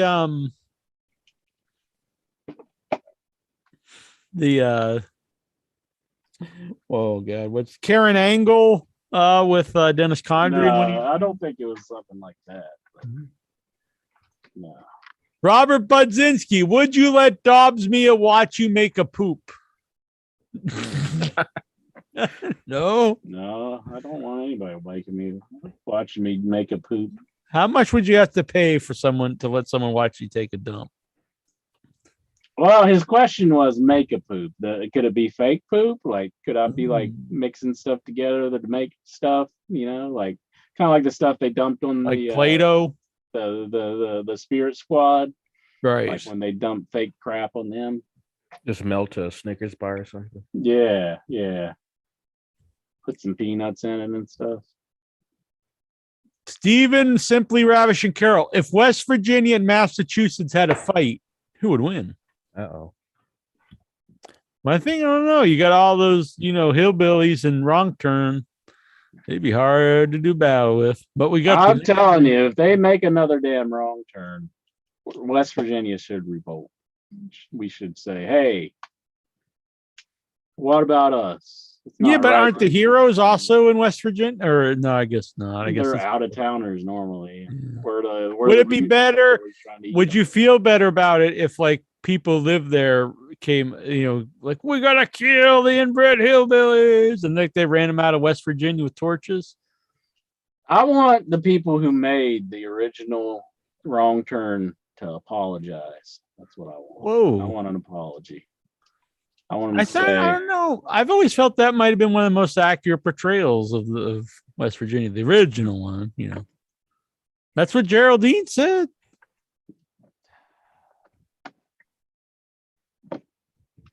I'm telling you, it's a good movie though. I like it. I always enjoyed mutant cannibal hillbilly movies. I always think they're good. Yeah. I mean, they don't have to be about West Virginia. They can be about anywhere. You know what one I hate? Hills Have Eyes is good. Fucking Krampus. I hate Krampus. I actually didn't think Krampus was very good either. I just hate the thoughts of Krampus, honestly.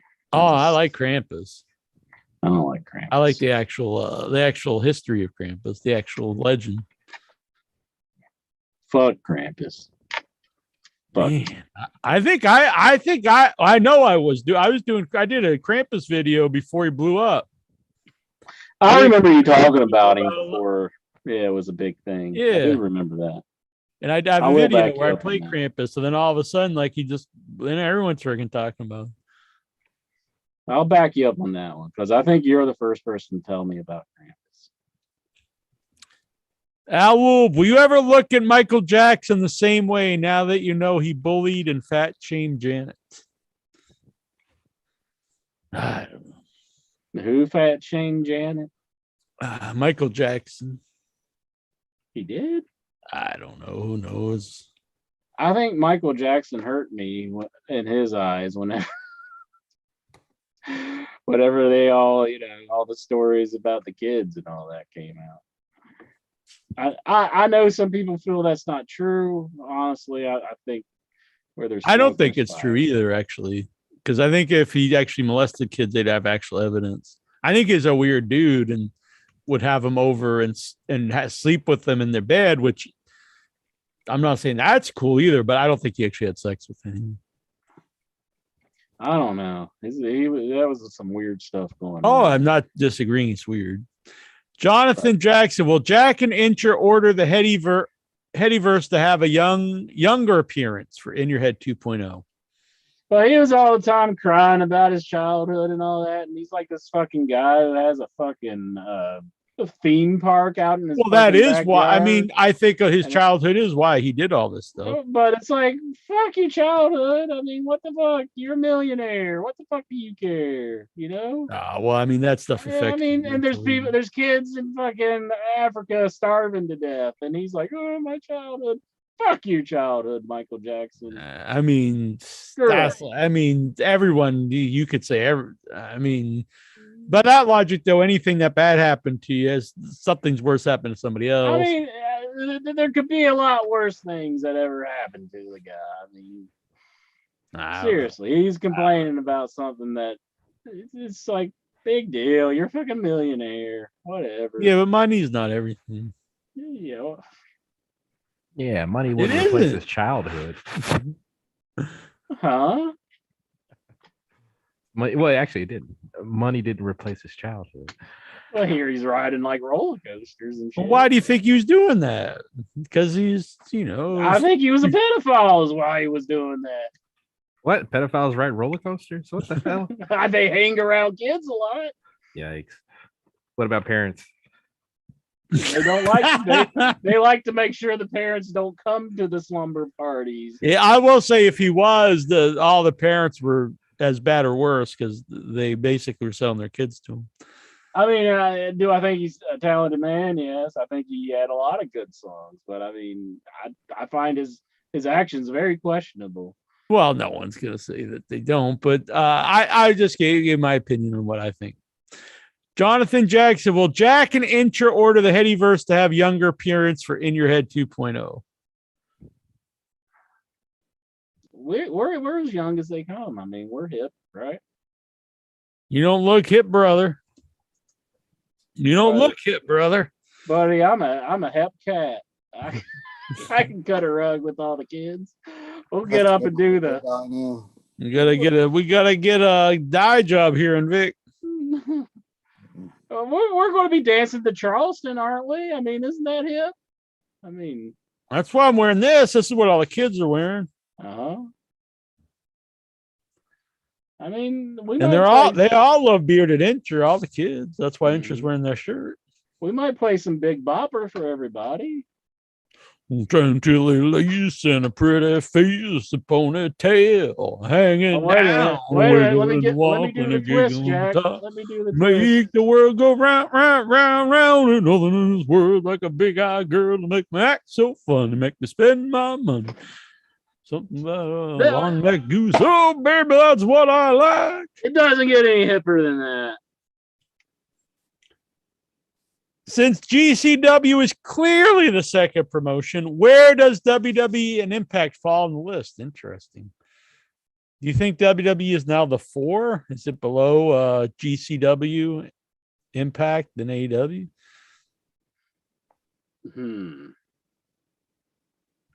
I think, man, WWE is hard to watch. It's hard to put them any higher. In a way, in my head, it's like, because you watch the program. If you're just talking about entertainment, it's like way down for me.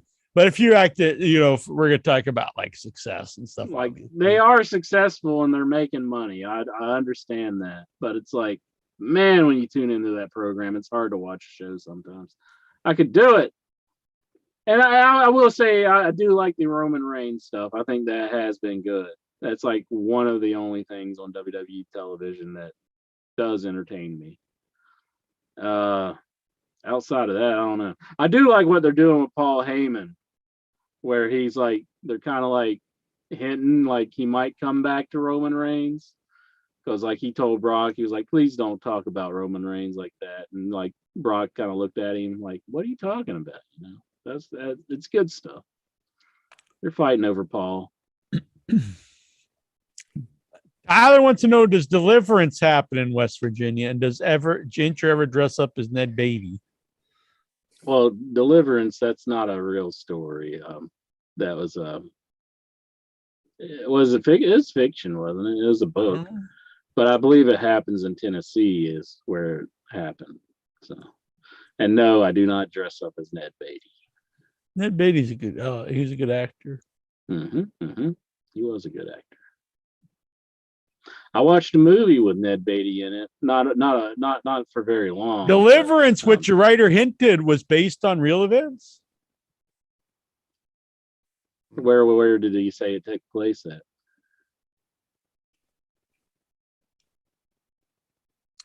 I think they filmed it in Tennessee, but I could be wrong. I thought it was Georgia. Was it Georgia? Okay, it could have been Georgia. Because really, it's not even like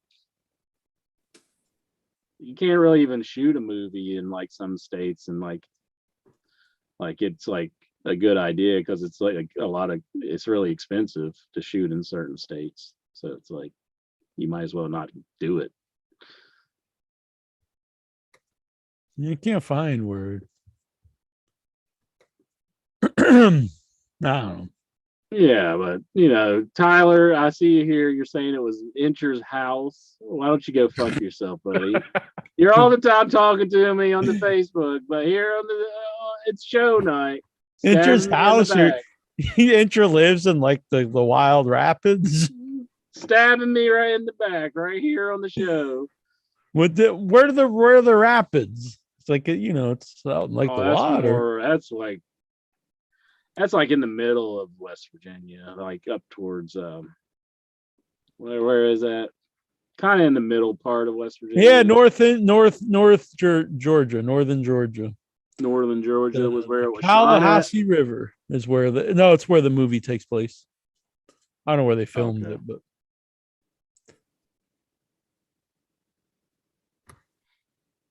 like I am in a decently well populated to save costs and add to the realism, local residents were cast in the roles of the hill people. Oh geez. See? Well, it was Georgia, it wasn't West Virginia. So. Jeez. Those Georgia people. Isn't that where Clinton lives? Probably. I think it is. Jonathan Jackson! Why are so many people hungry for the Cardona cock? Who else is hungry for it other than Chelsea? He is. People talk about him all the time, aren't they, Jonathan? Aren't they all the time? They're together, Chelsea Green and him.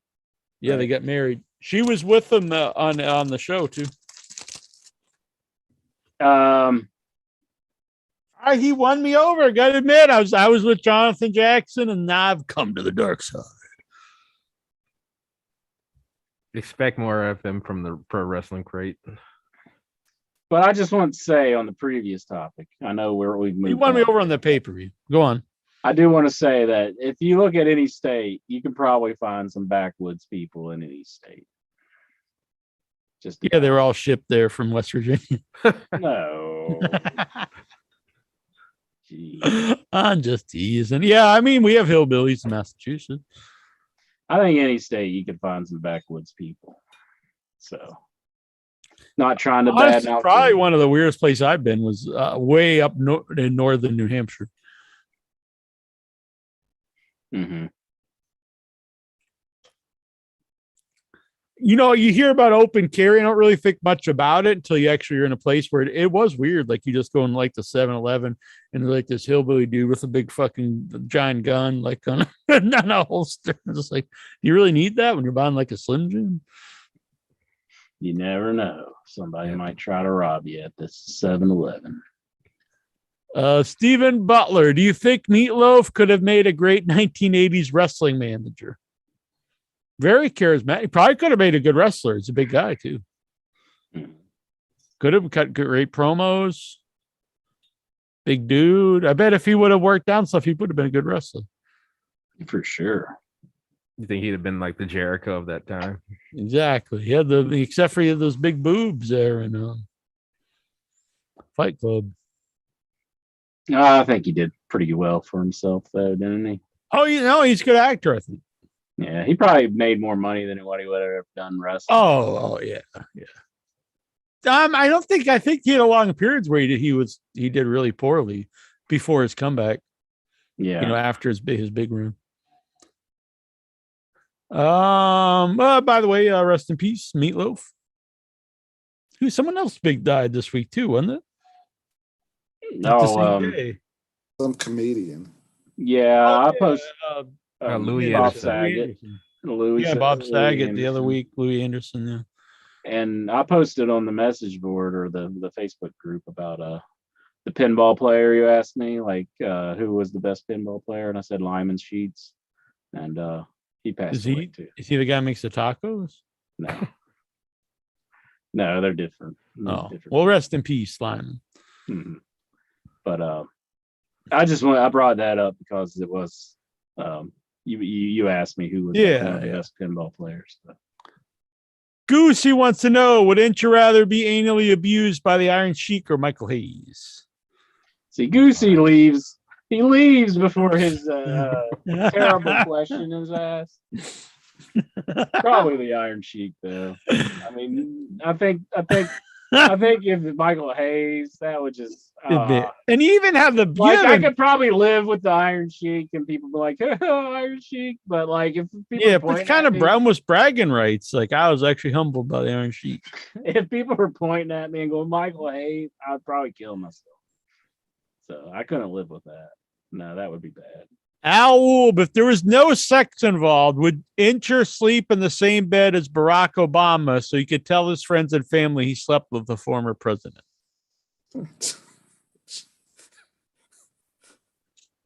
So would me and Barack Obama share a bed? Is that I don't see anything wrong with that. I mean, sure, I guess that'd be fine. I mean, I'm not particularly keen on sharing a bed with any man, but I mean, okay, whatever. Yeah, I think he's trustworthy. I mean, I've done it before, but it's not. I don't like it. But, like a brother or something like that, or like my dad or something. But like, we shared the bed a few times. I thought we were going to have sleeping. Yeah. I thought we were going to have to, and like at the DoubleTree when they're like, "Oh, we can't get you to pull out or whatever." I was like, "Oh, geez, looks like one of us is going to be on the floor." But then they eventually delivered. So, who exudes the most small dick energy in the Headyverse? That's from Jonathan Jackson. I probably don't want to answer this. I had some names in my mind, but. Who exudes the most small dick energy? Yeah, I definitely have answers to this, but I really don't want to put anyone in blast here. He doesn't want to answer your question, Jonathan. Is what he said. I'm respecting the Headyverse. It is basically a call out. So I'm going to say Buck has this. Whoa, Buck Winchester. Man's fucking, he's down and out. He's just got a prison. You know, I mean, maybe I would have said Swax, but this week he proved me wrong. He called in. Yeah, he's got a fucking big ass cock on him. He called in the show and he's proved he had the big dick. I'll be on. Just like Matt Cardona, he won me over this week. Now, Buck Winchester, we've been talking about him all this time. Where is he? I tried to get him to zoom in tonight, but. He's saying he's on his deathbed and all this stuff. No, well, maybe you don't want to zoom in. The man's dying. I want to see it, Buck. I don't believe it. You were in jail. Okay, you're out now. Time to call the show. You used to host Friday Night Fever with Jackie Jones here. Big shout out to Luis Felipe. He's just sending some moolah for the show to help out. Thank you. He already got a number earlier, but he's a good man. I liked seeing him at the Impact taping. Yeah. He said he was at work. I don't know. I assume he was working. Do you have a hateful bone in your body? Me, never. No, I'm too far away from Incher to. Vince Russo, I'm a Christian man. I don't have a hateful bone in my body for anybody, but you are really going to piss me off when you try to tell me how to think, act, speak, and feel. That is you looking for control. The only one who controls me is my Lord and Savior. Does he ever say what these things are in reference to? Because I don't know what the fuck he's talking about. What was the context? Exactly. I don't. Maybe the woman's stuff with no context of any kind. Maybe he heard some shit Jim Cornette was saying about him, and he was just like, I'm responding, but I'm not going to say what I'm responding to. Because I'll see people quote him a lot on the Facebook, and I never know. And then I'm thinking, do they not post what he said before? Or does he just say this stuff and not explain what the hell he's talking about? Mm-hmm. I mean, he's kind of, a weird dude. Maybe he doesn't explain. I don't know. Where does Tyler Stevens, where does Incher prefer to go to the bathroom? In a stall, at his house, or in his pants? See, Tyler Stevens, right here. Right here again. Again, Tyler. I like to go to the bathroom upstairs on toilet. And I'm trying to, make it very, very, very specific. Very specific. Mm-hmm. And that's where I like to go, Tyler Stevens. With the door shut, perhaps the exhaust fan on. The exhaust. You got an exhaust I know what you fan, mean. I know what you mean, yeah. Everybody's got an exhaust. You used to never see that in the 80s. But now, exhaust fans are all the rage. Don't you remember in the 80s, like you didn't have anything to cover up the sound of you just going. I remember a couple times being you sharing hotels that were like that. And no exhaust fan, but everybody's got an exhaust then fan. Sometimes you just run the water and you're like, I don't know what he's doing that for. Would you use that to just to drown out the sounds if you want. Now the I don't care. Exhaust fan is a great invention, though. You gotta love the exhaust fan. Vic remembers. Since I had my colon reattached to my rectum incher, and I changed my diet stuff. Rectum damn near killed him. A lot of gas comes out very. So anyway, if we ever share rooms again, you have to be prepared for that. Are you telling me you're a farter now? Is that what? Yeah, I fart a lot. It's healthy. I fart too. But I mean, this a lot since I had the surgeries. Everybody farts. No, but this is much different. Everybody farts. I know that, but trust me, it's different. You're acting like you're a freaking. I don't care. You can you can take the title of the biggest farter in the Headyverse. It's fine. No. I'm trying to set your mind at ease right now. Don't you worry about it, buddy. Everybody farts. I think that's a child's book. Everybody poops. I read it over at Neverland Ranch. Like Abe Lincoln back in the days. He'd probably go and sit in the outhouse and he'd be like, okay, I got to be all quiet. He supposedly slept with a guy all the time. His best friend and that's a rumor that he was gay because they would sleep together even after he was president and stuff.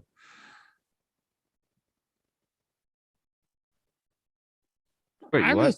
I don't care. I'm Did just you say after he was president. When he was dead. While he was a kid. Oh well, no. When he became president, true. I mean, when he was a kid, like when he was a young adult, he had a best friend, and they would sleep together, like in the bed. But I mean, this was a different time, and people reports. But he continued to do that while he into his presidency and stuff. Mary Lincoln wasn't much of a looker, It's true.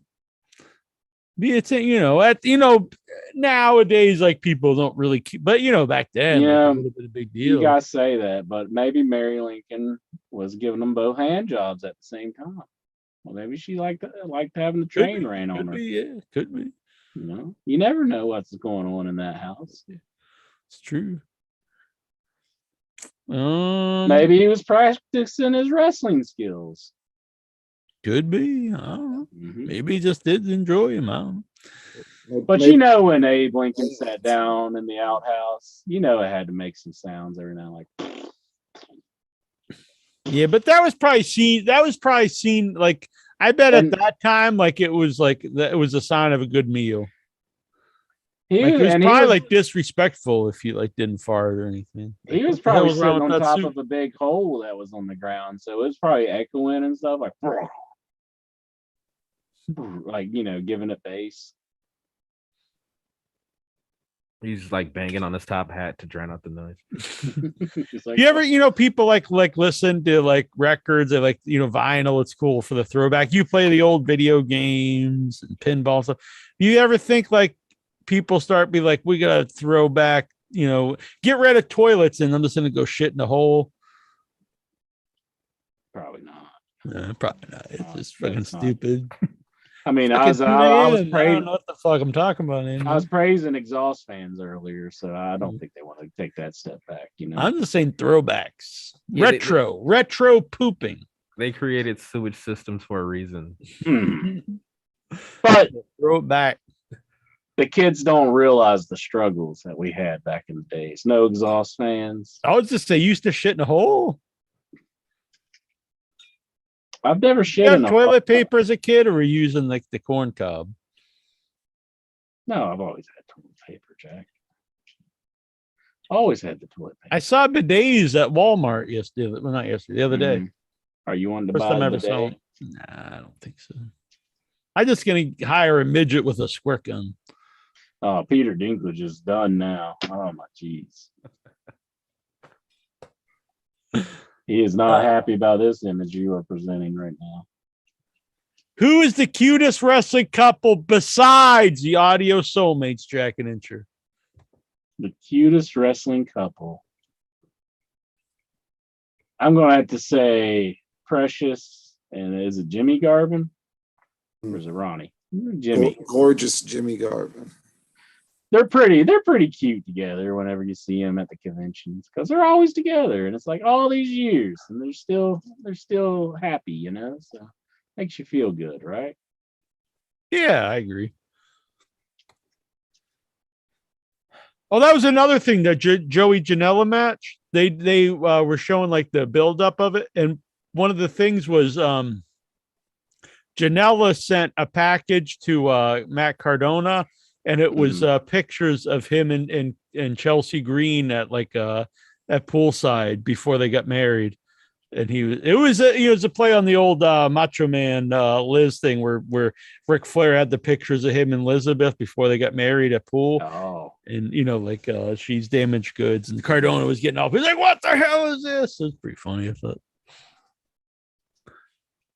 Anthony Overstar on the chat. Oh, then they had a fight, and he actually they fought at like a store, like a storage site, and the Matt Cardona choke slammed him through like a table with action figures on it, and they're like, "You gotta know Matt Cardona's pissed if he's gonna throw a guy through his action figures." It's pretty awesome, actually. It's very stupid, but it made me laugh. Anthony Overstar says, "Jesus, you guys are still on the air. We're still doing it. We're gonna be here all night." Boom. Yeah, I think we're at the halfway point right now. He said, "I passed out, slept for an hour, and woke up." That's because he's not a real man like me and Incher. We're gonna be here till 8 a.m. 8 a.m. 8 Suck his a.m. dick. Oh wait. Suck his dick. Suck his dick. I never thought I'd hear that at a wrestling show. It's very weird. Oh, and it was like it was in favor of the guy. Like they were cheering him on. Well, Incher eat more M&Ms since they are diverse and progressive now. I'll never hate M&Ms. And honestly, does M&Ms need to have any type of advertising at all? I mean, aren't they pretty much ingrained in the American culture and wherever? I mean, people are going to eat M&Ms.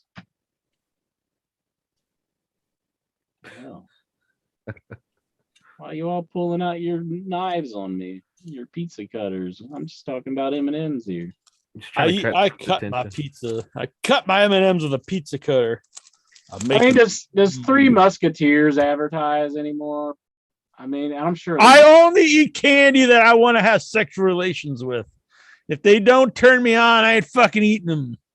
But I mean, I don't think M&Ms need to advertise at all.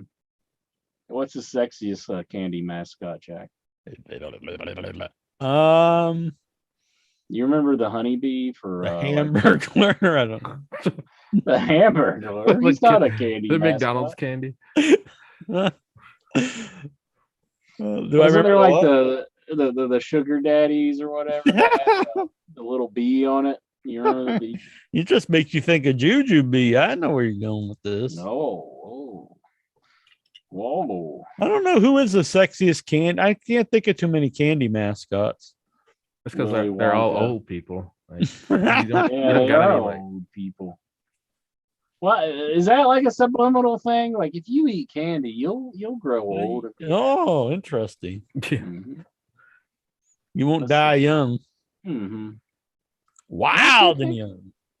Can't think of any like real sexy candy, because I mean they're normally cartoons. Yeah, that's what Eminem was thinking. That like all this bullshit, we gotta sex them up. People are gonna get all horny and go, I gotta get the M&Ms. Could you imagine they're watching like an Eminem ad and like actually getting like all horny over like the boots that the Eminem is wearing? Yeah, it'd be pretty fucking sad. That would be pretty sad. I mean, this whole thing, Melina was pretty hot, so I mean, I don't think. Oh, you meant the other Eminem? Okay. Yeah, that split was pretty hot. A lot of people thought Melina was pretty hot. No, yeah, I did. Why'd they bring her back for the Rumble? Yeah, I think they're mad at her because the Trish. She's in MLW now. I think the Trish Stratus thing that's put her on the outs with WWE. Oh, that's too bad. Yeah. Well, I forgot to record this show. Oh, this is all for nothing. Start it over. Everybody call back in. But it records to YouTube. I just have to rip it off there. But I'll have to wait a couple days till it's all. But don't worry about it. It's all good. It actually records a higher bit rate, the audio on YouTube anyway. It's very strange. Oh, that's good. Yeah. But yeah, like any candy, I mean, I don't think. How about just the hottest mascot? Like, do you want to bang like a Boo Berry or something? The hottest mascot. Or those birds on the Nestle Crunch bars. Yeah, Hardy's had some pretty hot mascots when they had like the girls eating the hamburgers back in the days. You remember that? Like they'd be in the car. I think it was Underwood. What was her name? The blonde chick. I forget. She was like a playmate. She was like eating this real big hamburger. Yeah, like when she got that sloppy meat in her mouth. I forget her name. But she's slobbing down. Like Sarheaton, though. Yeah, he would. Dobb says, I just wanted everyone to know that I love everyone on the panel. Big ups to all, especially Jonathan Jackson. Thanks, Dobbs. Appreciate it. Thank you, Dobbs. Love you back.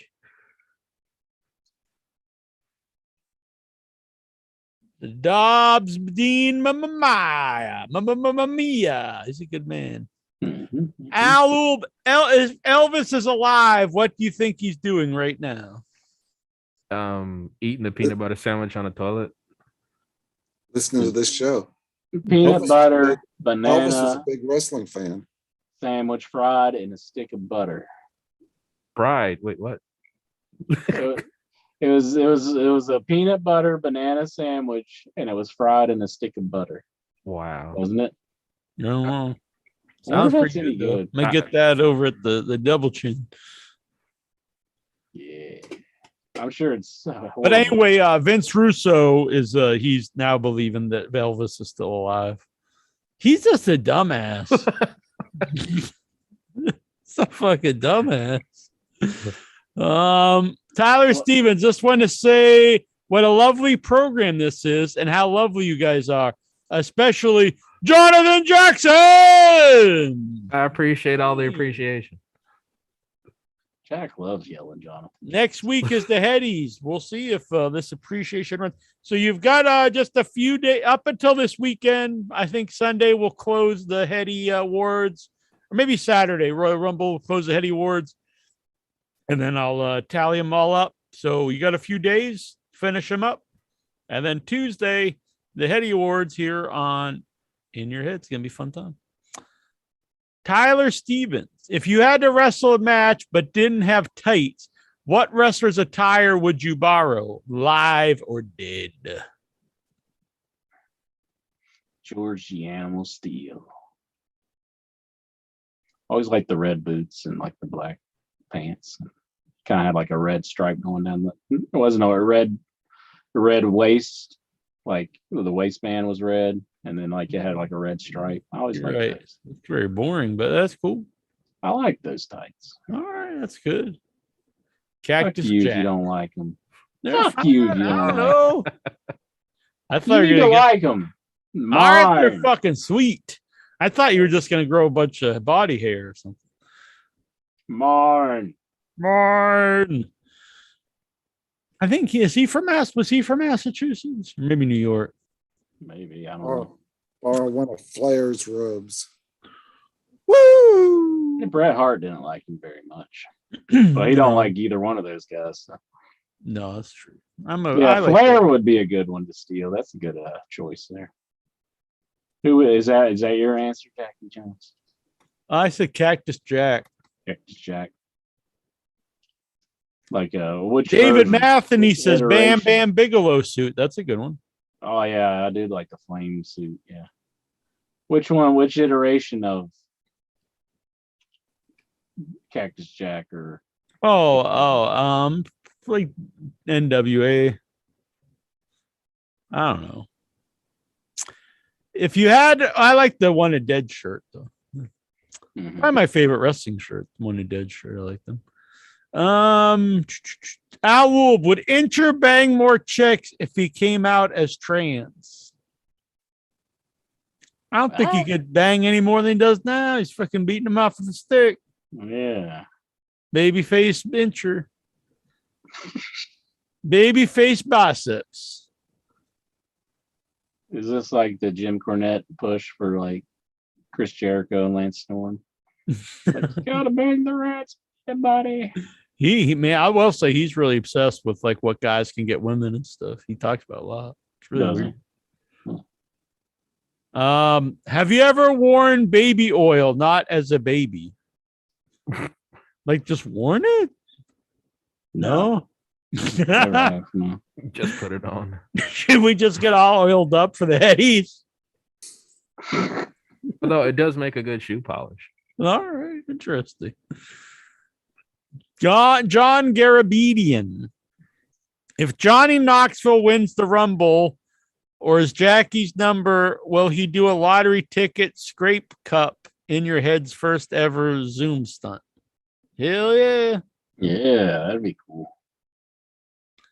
What is something not as seen as offensive today that you think will be considered offensive in the future? Oh, there's something that in your head. Just in your head completely. There was something I thought about that the other day, and I can't remember what it was. White Christmas? No. This if I think of it, I'll tell you. But can't What's think of left it. that you can make fun of? Well, West Virginia is one Just of them. jokes There in you go, general, West that's what it Virginia. Making fun of white people. West Just Virginia. any jokes, it'll be seen as offensive. Just Yeah, I mean they pretty much are now, honestly. nix all jokes completely. Not even I knock can't knock think of jokes. anything that's not considered offensive anymore. That's offensive for you to say that.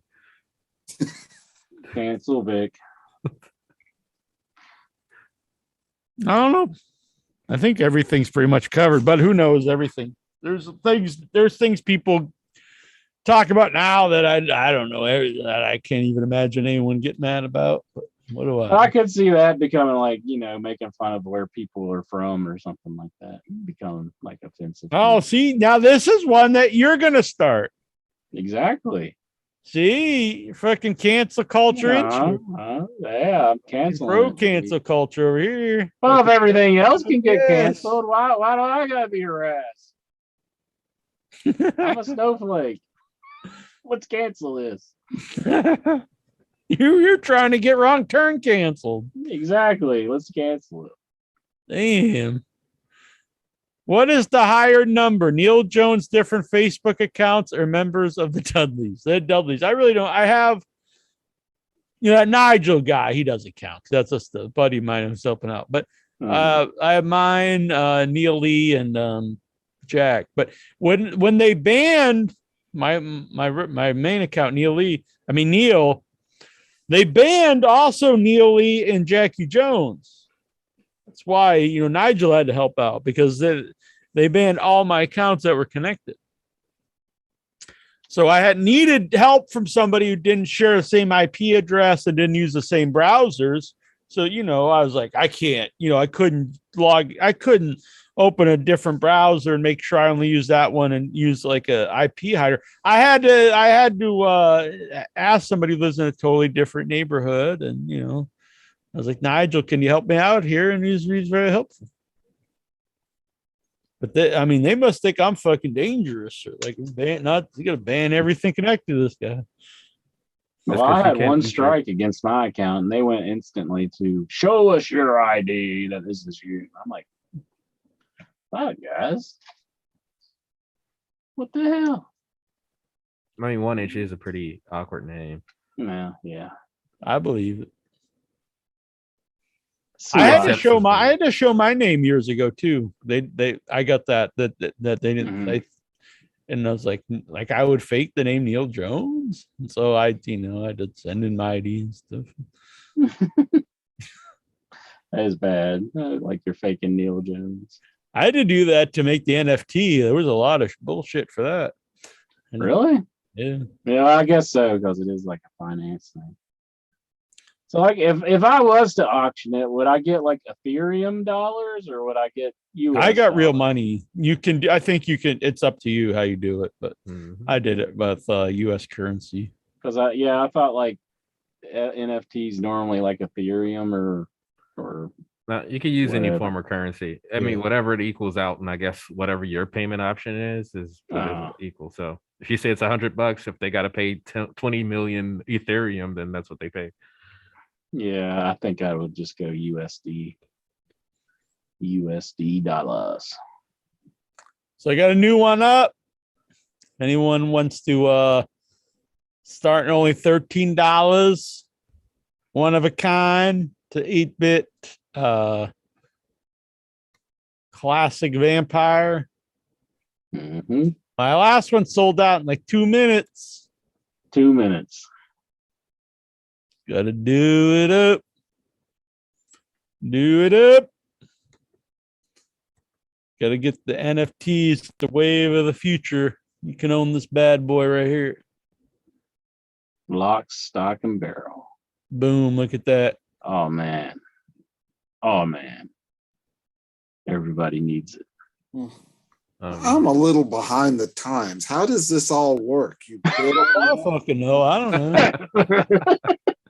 Okay. I looked into it a little bit, and I'll try to explain it, but I can't say it's going to be 100% right. So once you mint an NFT, that's a non-fungible token. Basically, that is the image, and it cannot be like how. That's the thing. Like, couldn't you go to another site and make the same image? How would they not know that that's the same image? Well, I think that's what they check when you mint it. Okay. Yep. So when you mint it, basically they take account of what makes that image. So the size of the image, how many bytes or bits it takes, and they serial number it too. So it has its own little like hash number or something. So if someone does copy it, they can just look at it and say, "Oh, that's clearly a ripoff." But again, the NFTs are only worth as much as people will pay for them. Yeah. So it's not that's the same thing with everything.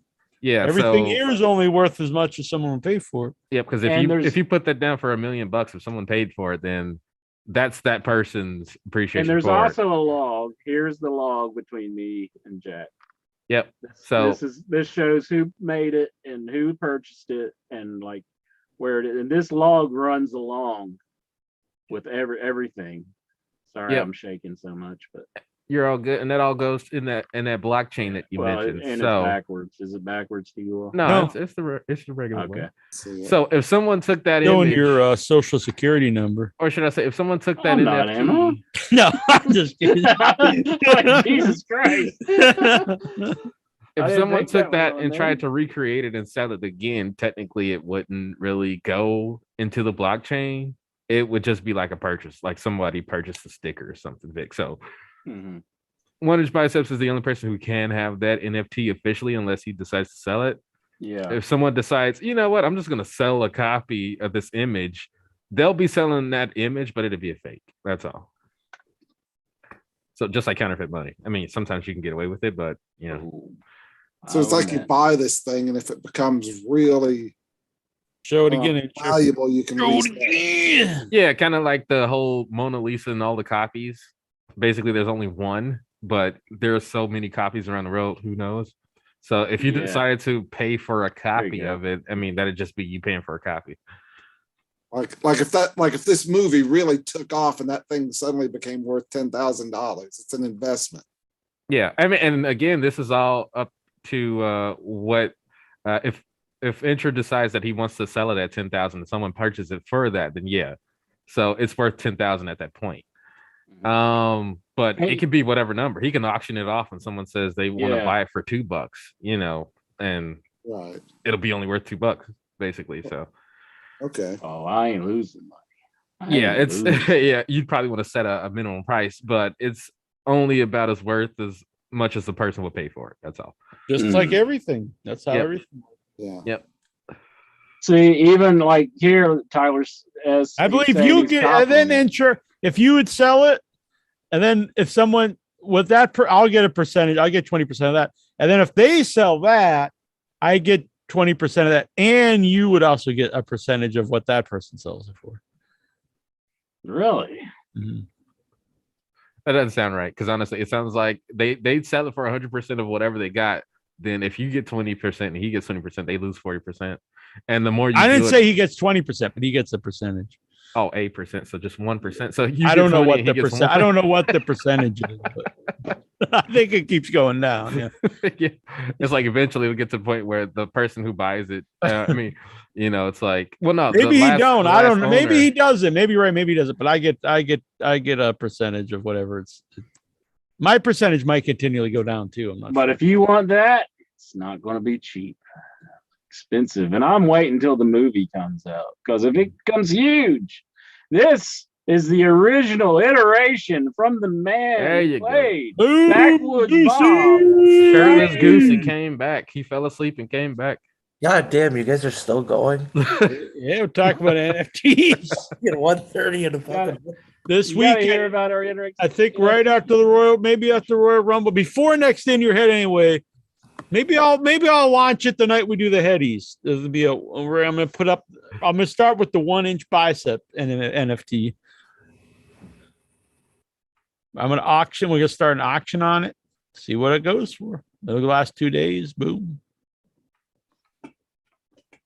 Big money NFTs. So did you ask Inter my question about getting anally raped by Michael? Yeah, and I was like, here he is. He took off. He's not sticking around for his question. he was just in the back with Michael Hayes and Iron Sheik. No. Yeah, with the shirt off, just looking. Like, yeah. Okay, Goosey. Okay, Goosey. What was my answer? What would you think I would have said? Probably fucking Sheik, because You're right. You're right. Because if Michael Hayes were to do that, I think I'd kill myself afterwards. But if I mean, either one's bad. If the Sheik did it, he'd throw himself a party. I think I could handle it more if it was the Sheik. At least Sheik was known as a tough guy. Right. Who do you think's got the bigger schlong? Wasn't there like people saying that Iron Sheik was huge? Yeah, I think you could see he has an erection when he's against Hogan in the match where he loses the title to Hogan. He's ready to break his back and make him humble. Why did he get an erection at that point? I don't know. We need to get him back on. Call him up, Jack. Let's find out. Wasn't there a segment on Raw a couple of years ago where Titus O'Neil was like with his arms in the ropes, and you could clearly tell it was like the mast on a fucking ship, just fucking poking. I don't know. I don't see those things on just for the record. Depending which way you want it on the show. I think Titus had some pics leaked, and they were saying the mask wasn't that long. If you get what I mean. Oh boy, actually, whoa. Yeah. Is that for real? That's not photoshopped or anything. I mean, Good he is morning, in prime cheeky position. baby. He is in My prime position, God. so I can see why. Yeah. What the hell does he feed that fucking thing? So weird. Why would you get aroused at that point, though? Unless you're a little. Apparently, I can't play it on here, but I guess I don't remember seeing this, but he what's his name? The guy from Kayfabe commentary actually asked him about it. Oh, Sean, what's his name? Yeah, Sean Oliver. Yep. Oh. I don't think I ever saw the Sheik one. But here, look, Sheik looks happy about it. He's showing him the. Yes. Oh yes, I remember Boner. Yes. Hey. Oh man, I wonder who else had a boner in their wrestling match. I was getting ready to make him humble. I'm just gonna put in wrestling boner. Yeah. You're gonna get a lot of no. photos, like amateur photos. Like Yeah, it actually is. It is. You're right. Oh, here's a Cena one. Cena. You Yeah. can see it through his jorts. What the fuck? Yeah, I think it's really probably just I don't know. It's probably the shorts themselves, just like kind of riding up there, but I don't know.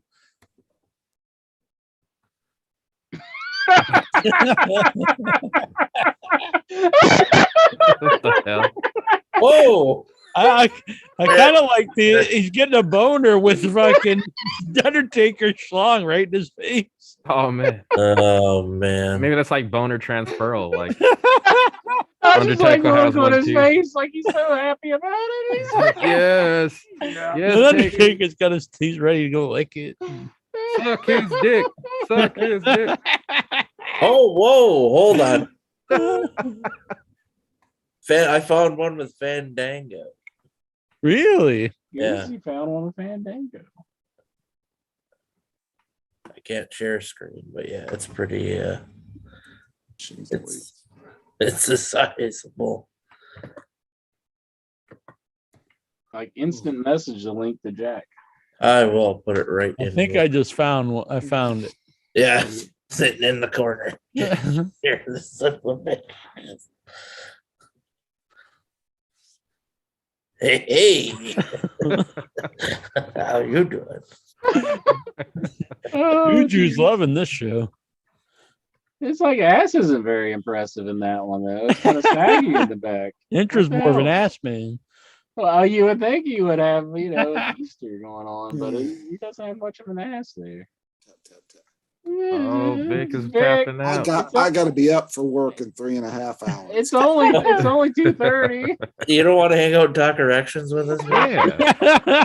Everybody loves wrestling boners.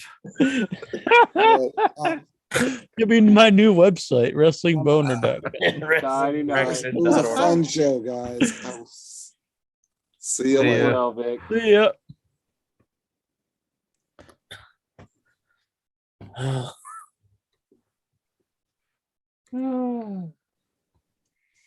Change the name of the show to In Your Erection Wrestling Radio.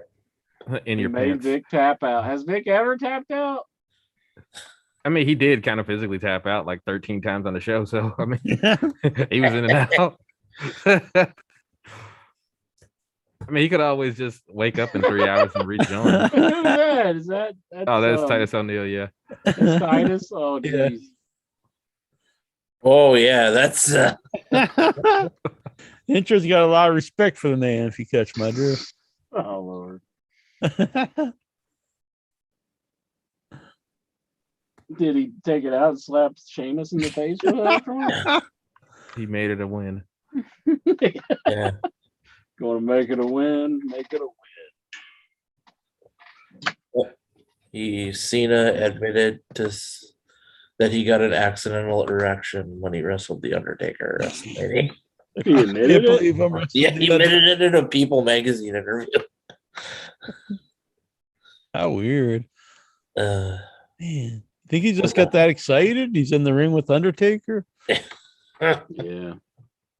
Was that WrestleMania where he didn't really have a match? He just ran in or something? Yeah, he just ran in and pinned. And it was like real quick. It was weird because it's like two of the biggest wrestlers of all time. You think he could have built that up like as this huge show? He's like, oh, I just want Undertaker's dick in my face. He's like, all right. I guess who can blame the man? All right. Well, that was interesting. Not really seeing any more. I thought there'd be a whole bunch of them on the internet, but no more questions. No. Wait, where did that come from? What the hell? WrestlingErections.com. Tyler says this whole episode deserves a heady. Well, that's nice. David Matthews says the Iron Sheik Boner versus Hulk Hogan is the next NXT in your head NFT. Oh man. Tyler says accidentally to the idea of Cena getting an accidental erection. David Matthews, what happened to Fandango? Did he get fired? He got fired. Yeah, he's free agent. He never did anything after that. I guess he's kind of broken down.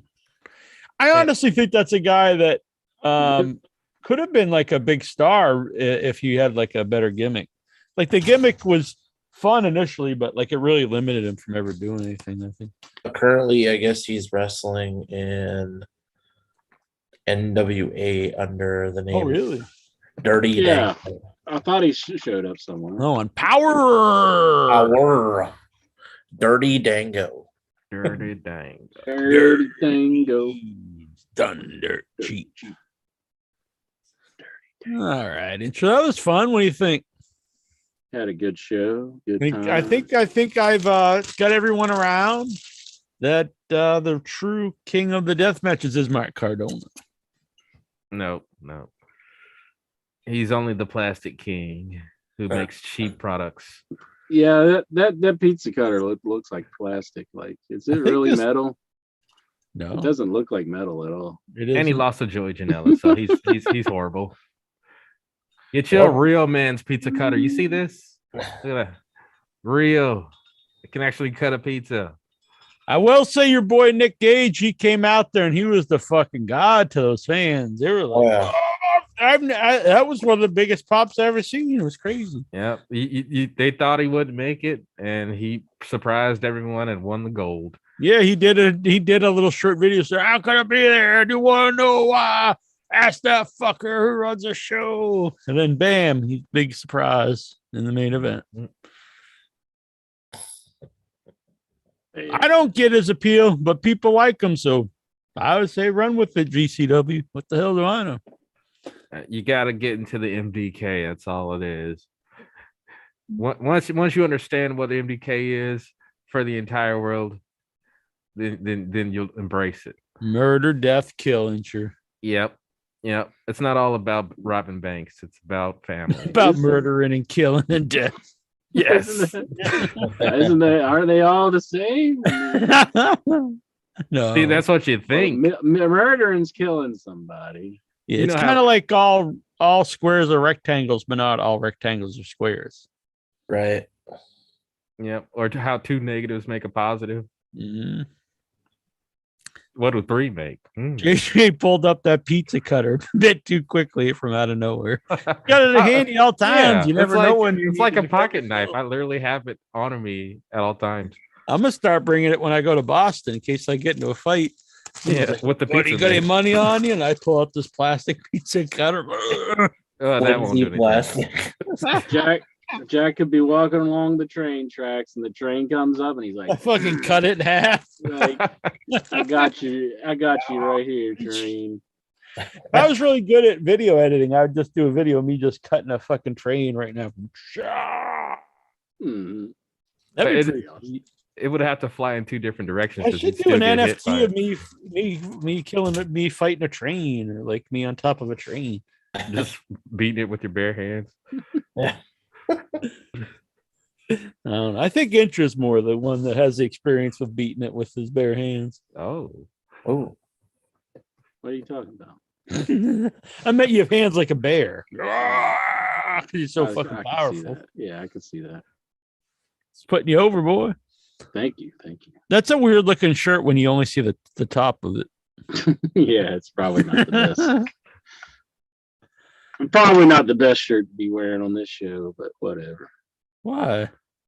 Because it looks like a penis. When it's like this. Everything looks like a penis, didn't you? No, whatever. You look like a penis. I know that. Just see what you love, I guess. Well, whatever. You're right into it. Boom. Then I think, Incher, if that was true, every time I'd look at anything, I'd see you. Thank you, sir. Thank you. Get you right here. Exactly. Right on the Jason Mitten. It's always Jason Mitten with you. That's who's on your shirt, bitch. I'm not wearing them. You don't see me wearing Mitten shirts. It shows you how much you care. I think you're the biggest Mitten mark there is. Mitten Mania is running wild at the Incher house. I was like, please, Mitten, I am not worthy of your gifts. Please keep them for yourself. I got some good use out of them. All right, Incher, what do you think? I think it's good. 5.5 hours. Only 5.5. We got some more. 5 hours, 29 minutes, and 12 seconds. We got to go the whole 5 hours and 5.5 hours. Mm-hmm. I say we go 8 hours, but all-nighter. What do you think, Incher? You got another 24-hour podcast. You got another 2.5 hours in you? Oh, night long. What if we just stay on till the Headies Tuesday? Let's do it. Do it. I do gotta go to work. I mean, can you go from work? I never call off. Never. Yeah, you got all that PTO all netted up for you. Yo, just be like, I'm taking the week. Check this out. It's like I've never seen anything like this. It's a rubber band. It's not a rubber band. It's like made of something else. Like that's as far as you can stretch it. Made out of rubber? But it's from like Japan because they always have it on Japan games whenever I get it. I think they're just you're getting fooled, buddy. It's like a cock ring or something. Yeah. No, it's I was not thinking rubber. the same thing, Goose. It's not rubber though. It's like made out of something else. Like the thing the T2's made out of? Just alien material from Japan. Is that like what condoms are made out of? I don't know. Latex? It could be. Maybe it is latex, but it's like you can stretch it about that far. Like if I went any further, it would break. But like it's not a rubber band because it's not like going dong dong dong like a rubber band. Like here's a rubber band. Play us a tune. Yeah. Sing us a song, piano man. Did you ever play the jug?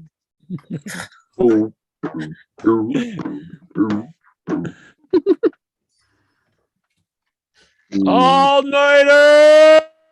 David Matthews quit on us. I think we gotta quit then. No, David Matthews all night, but big old bitch Math, and he's tapping out. Damn. All night long. Oh, I was trying to find the goat intro. I couldn't find it, but I did actually find the box, which was weird. I found the box for the blow. Yeah. But I couldn't find the actual goat. You want to know the truth? You know how your mom's always saying be nice to Incher? Yeah. I contacted her on Facebook and I asked her to throw the goat out. What? But that goat was you. I looked at that goat like my Incher. I was like, throw the goat out, please. The power goat. Fuck her out of my sight. Just throw it away. Man, I was like, tonight I'm gonna be Michael Hayes, and you're gonna be the incher. Wait, so the Royal Rumble is this Sunday? Saturday. Saturday. Okay, it's Saturday. Okay. This Saturday. Oh, Well, how about this as a nice way to not waste time? Let's run down those Rumble numbers one more There time. you go. There you go. Thowy's thinking instead of stinking. All right, let's hit us up. Boom! Hit us up. Give us the numbers. Give us the Rumble. Let's go. Ha! All right, give us the matches, Jackson. The Jackson. Oh, wow! I wasn't prepared. I'll for get one second. Let me scramble. I can get him. All night long. All night. Well, it's Bobby See, Lashley I was gonna wait till versus Sunday Brock and Lesnar. think, it Oh, was that the would Rumble. be good. I got him. All right. So we got Roman Reigns defending the title versus Seth freaking Rollins. I don't give a fuck about Seth Rollins.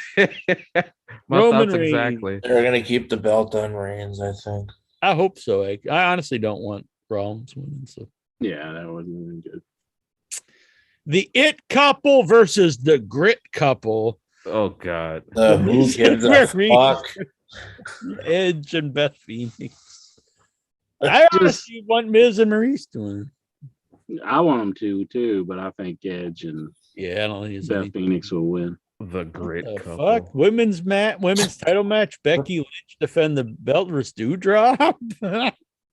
Jesus, it's like Yeah, she won like a match to get a title shot. So Jeez.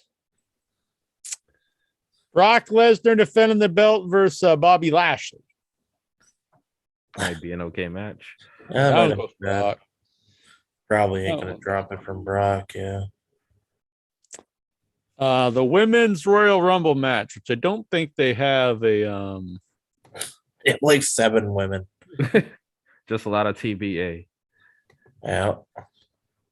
Taking care of business. Do they list them every day? Oh, so here's who's in it so far: Rhea Ripley, Nikki Ash, Dana Brooke, Carmella, Queen Zelina, Tamina Snuka, Shotzi Blackheart, Natalia, Aliyah, Naomi, Shayna Baszler, Charlotte Flair, Nikki Bella, Brie Bella, Lita, Michelle McCool, Kelly, the legend Summer Rae, Mickey James, Bianca Belair, and Liv Morgan.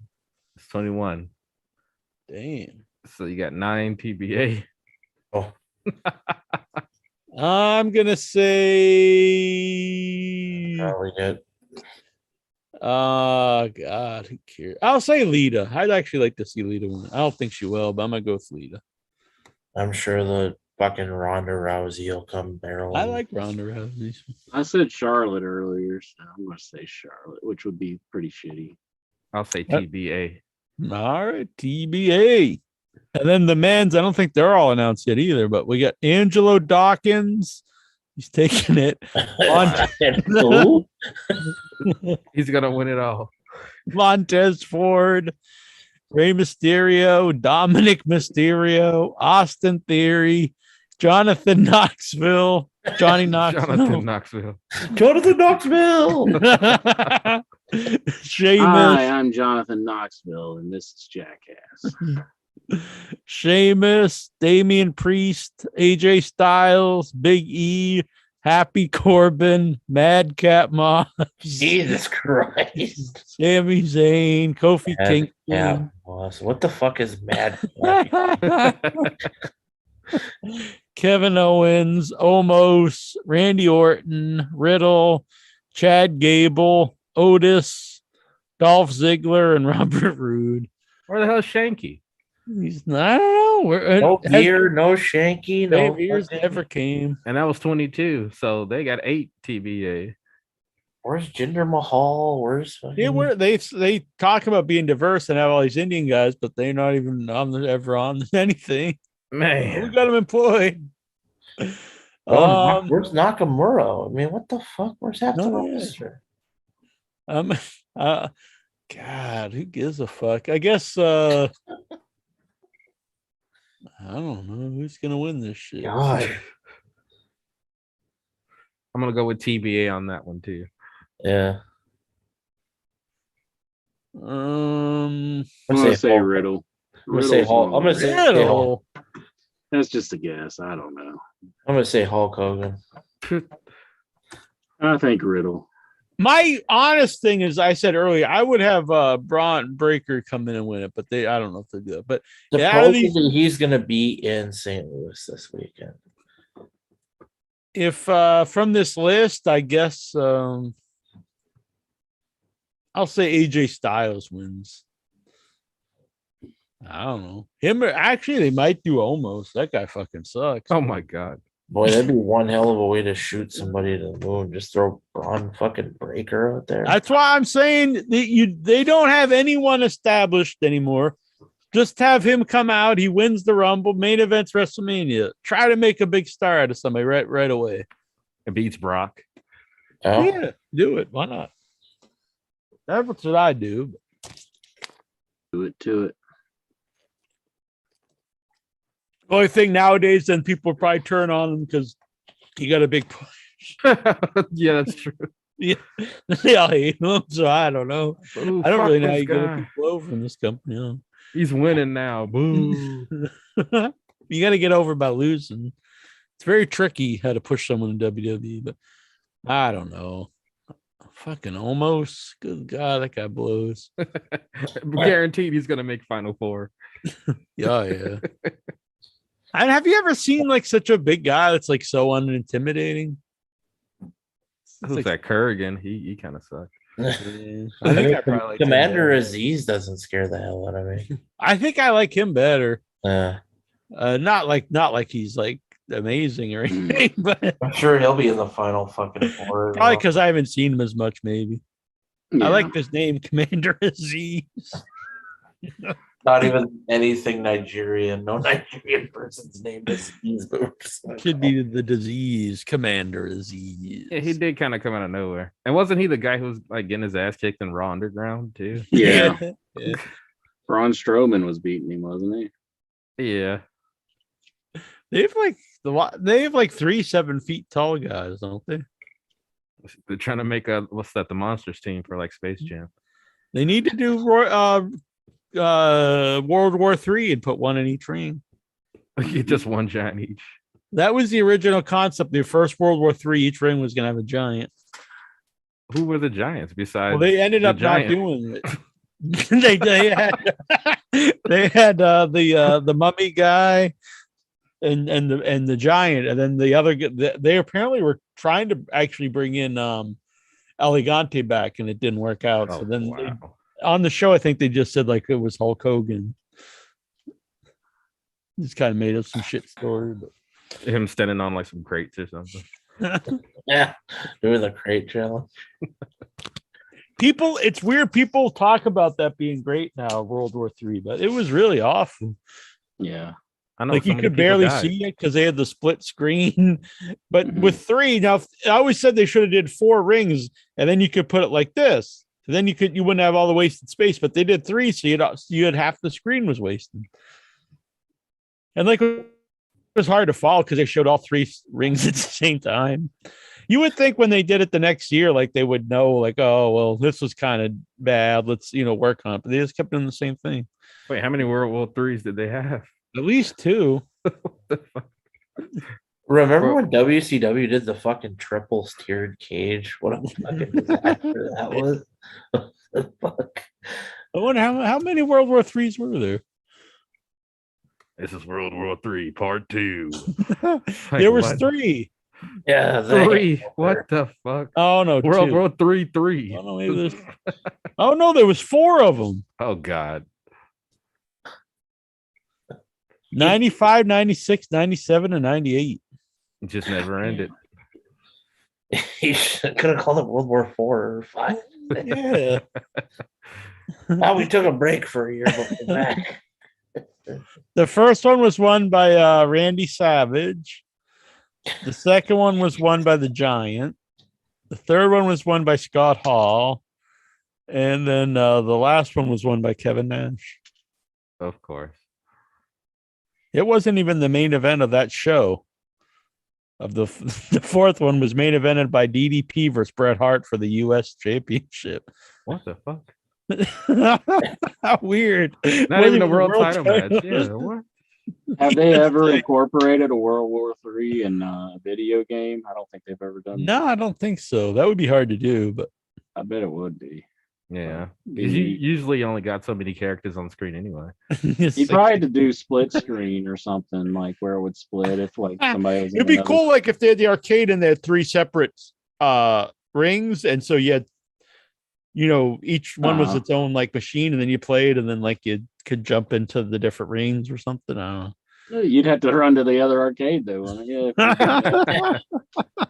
Put in like some continuation code. Like, insert quarter. Yeah, now I can fight the middle one. So that's how Macho won the belt in '95, because he won the. I didn't even realize that was for the championship. It was for the vacant WCW World Championship. So that was the only one the championship was available for. Yeah, and then the second one, the Giant won, and then he won a championship match at Sold Out. Okay. And then when Hall won, he won a championship match at Uncensored. And then when Nash won, he won a championship match at Starrcade. Wait, so these are all on like different days? Like, was this just a type of match, or was the pay-per-view called World War III? It was the pay-per-view. It was always in November. But then they would win championship matches at like pay-per-views down the road. Yeah, I was gonna say, like, why is it different pay-per-views? Like, all 3 of them were different. Like, we're not doing another Sold Out.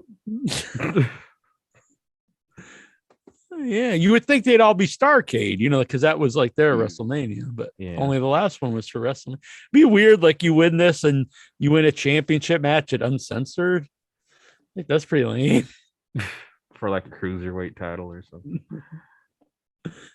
Oh man. World War III. Part 3.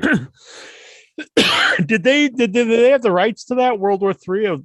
Because AEW is a giant roster, they could bring it back. That's what they filed the trademarks for. WWE, they refiled for it again. Did they really, for World War III? Yeah. Because legally they own it. Yeah, when they, AEW dropped. Oh boy, no. Why do they need that? I think they're just trying to prevent Cody from trying to trademark. Or maybe when Cody comes back, then they could have him win World War III. Maybe. Good point.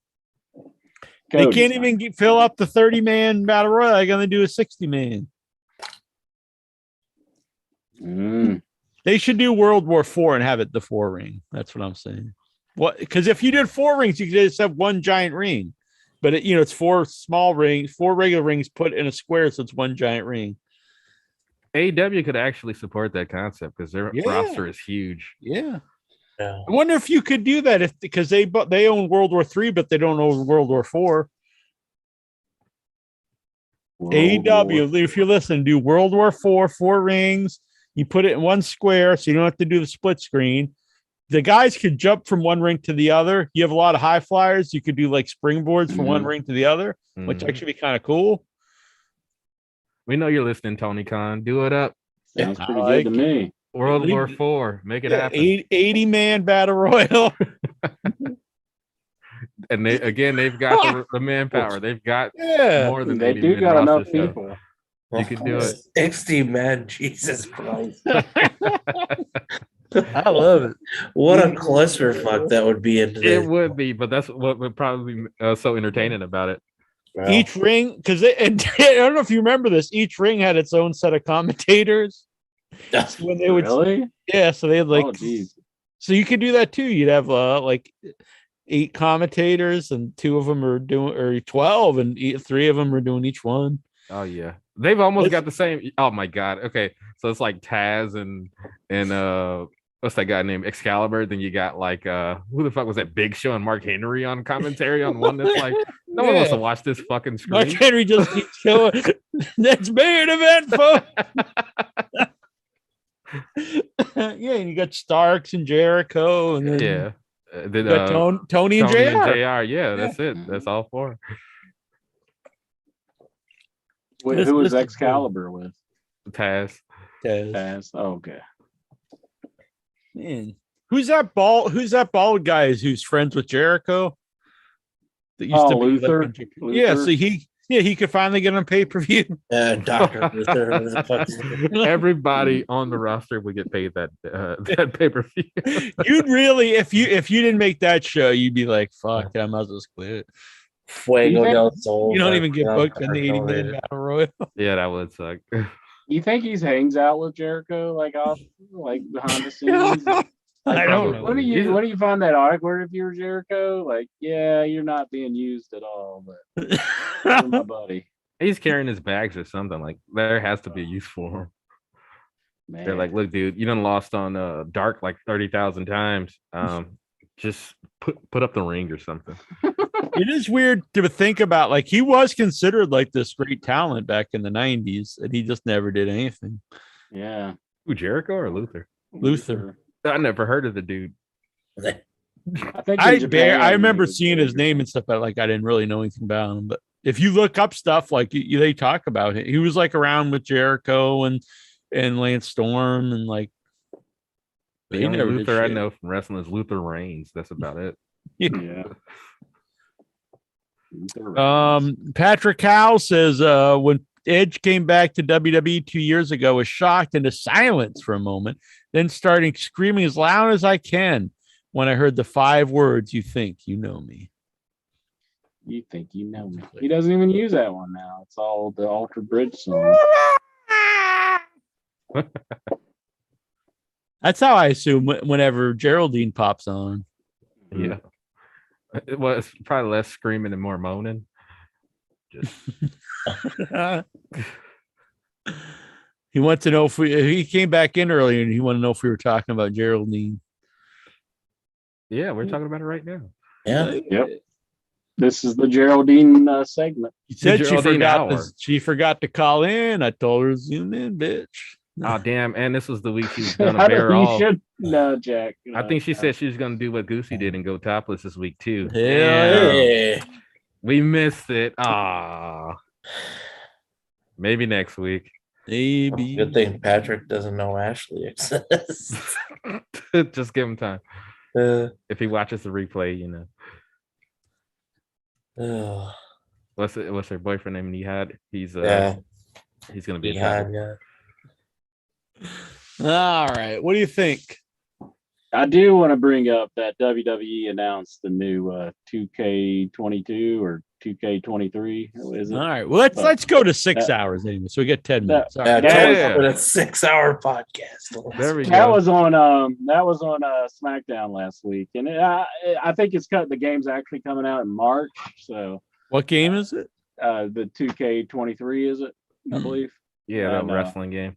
Wrestling game. So they did announce that on and I'm looking forward to the AEW game whenever they have some updates for that. I haven't heard anything about that recently. So I'm really looking forward to that one. Sounds really good. Because they got the people who was making the THQ games, that was AKI, the director from those doing these current games, which sounds pretty awesome. Because those games were the best. Yeah, the SmackDown brands, though, they were always great. So. Is there anyone left? I know like it was a big deal when they put Warrior in the game, they put Sting in the game. Is there anybody left like that's not been in the video game? No. You mean like Legends? Yeah, I don't think Sid's on that. But has Sid ever been in one of those, like a current wrestling game? Bruiser Brody, maybe? Has Bruiser Brody? I mean, yeah, Brody. Abraham Lincoln. That would be pretty awesome. Would be awesome. I mean, Benoit. Oh no. Maybe David Benoit. He'll be. Has King Kong Bundy been in a current game? Probably going to be a while before I think he was. He was in one of the 2Ks because I remember seeing him. Yeah. Okay. In like a Legends pack or something. Huh. Wouldn't it be something if AEW put Benoit in their video games? Wow. Do you know who's on the cover of the 2K of all? Rey Mysterio, isn't it? Yeah. Weird. Yeah, you wouldn't think Rey Mysterio would be on the cover of the new game. Hey, like, why would we get any of our younger talent shine? We're gonna put Rey Mysterio on it. Yeah. Do people really care about it? I guess they do. You would think you would do something more with the guy if like he's out over. Yeah, Patrick Howell's got a good suggestion. Dynamite Kid has not been in any of them. Has Dynamite Kid Probably been in not. any recent ones? Probably not. You're I mean, gonna get who alive would know who he was though? Who actually plays those games? Wrestling fans know who he is, I would say. you're gonna get Owen in the new. I mean, I know he is, but I don't play video games, so I don't know. But I mean, probably people my age do. I guess. Mm-hmm. Yeah, but do they Totally. play the game? It's like Goosey some young will- kid. Oh, look at this Dynamite kid. I don't know who the fuck he is. Supposedly, you're getting Owen in the new AEW game. I would see that happen. That's pretty cool. Yeah. Hart. When are they doing the Owen Hart tournament? I've been I wondering. haven't heard about that recently. Yeah, they were supposed to announce the rosters, and they just never did. Yeah. Maybe Omega's supposed to be in it, and they just didn't do it. So who knows? They Maybe wanna when wait for Omega him. comes back. Yeah. I actually thought that would have been a good thing for Pillman Jr. to win, but he's not really doing shit right now. I'm assuming they're gonna start it in February because it'll be led up to like the Cup will be at their pay-per-view or whatever. When is Owen's birthday? Not Question. sure. They got some Lita shirts up at the Shop Zone. Shop Zone. Yeah, so here you go, Incher. The Bella Twins Forever. Oh. You want to get You that can one? look, but you can't touch. You can look, but you can't touch. Is it you've been dreaming of the stars above or something like that? Yeah. Touch yourself. That's close enough. Would you buy this, Incher? Let's check it out. Oh yeah. Free mode. Fearless. Free mode, fearless.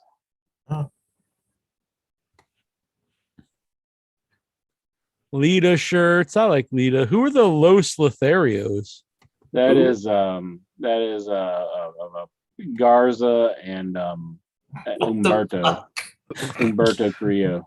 Why would anybody buy a shirt of Humberto Carrillo? Well, it's only $27.99. That's quite a deal. Quite a deal. They don't list a clearance section anymore where people just go in here and just go into that, maybe like I do. They don't want to give us content anymore. Like, fuck those guys. Oh, Brock Lesnar flannel. Wow. We run it. We rule. Look at that. That actually is kind of cool. I actually like this. It That's the looks so back of it. cheaply embroidered, though. Look at it. Oh I don't my think it's God. even embroidered. I think it's just just printed printed. on the back. Wow. That sucks.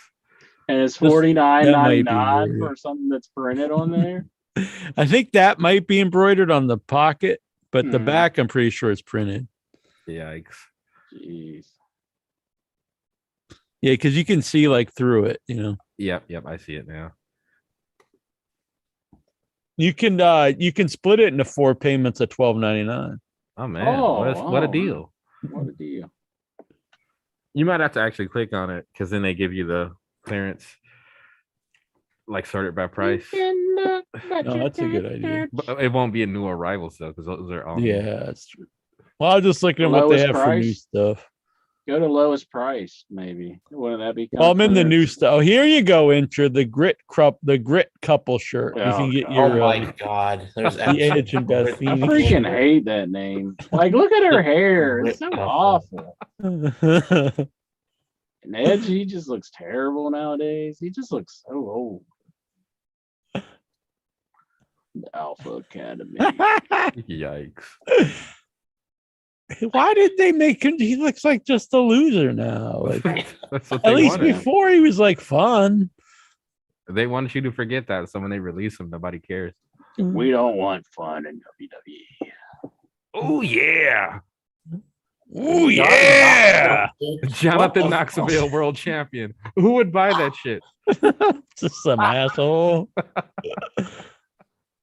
Kane mask. What the fuck? Why? new only $10 release. Yeah, that's pretty cheap. But why would they make that now? I don't know. Arcade Make a Bro. Mayor Glenn. Needle mover. Needle People, if you wore that, what would people think? Like you're just an idiot? What does that mean? Probably. I like this suplex. They probably City. think It's it's like a something demon. involved with COVID. Like, what do you mean with needles? Stone Cold. Look at these. What the fuck? Holiday pins. What the fuck? Now Swag's hate by that. How many wrestling fans would want to buy that? Swag. $15 for a fucking pin.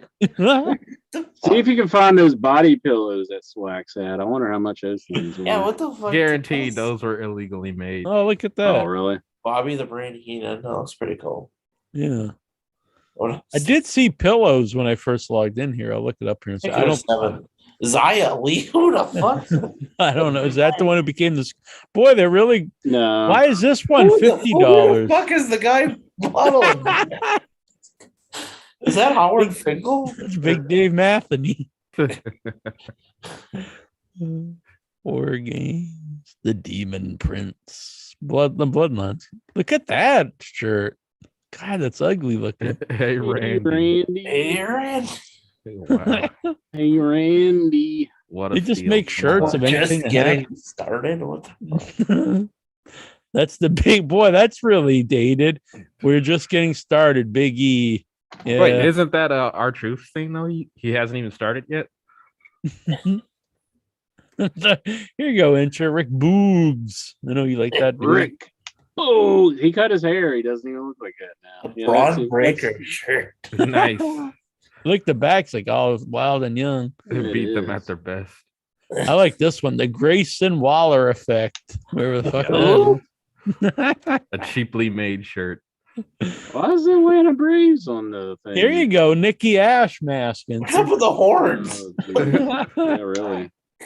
Maybe that's going to be like the bad gimmick. Maybe. Oh, that But one's she's on turning sale. heel Actually, now. I like these kind of hats. The Bloodline. I'd wear that. $12. What the fuck? The man. The man. Look at them Ric trying to Flair's sell that, and pissed they don't now. even have rights to it. Ric Flair's gonna own that shit. Here's the pillows. Boy, his pillow looked better than these though. Yeah.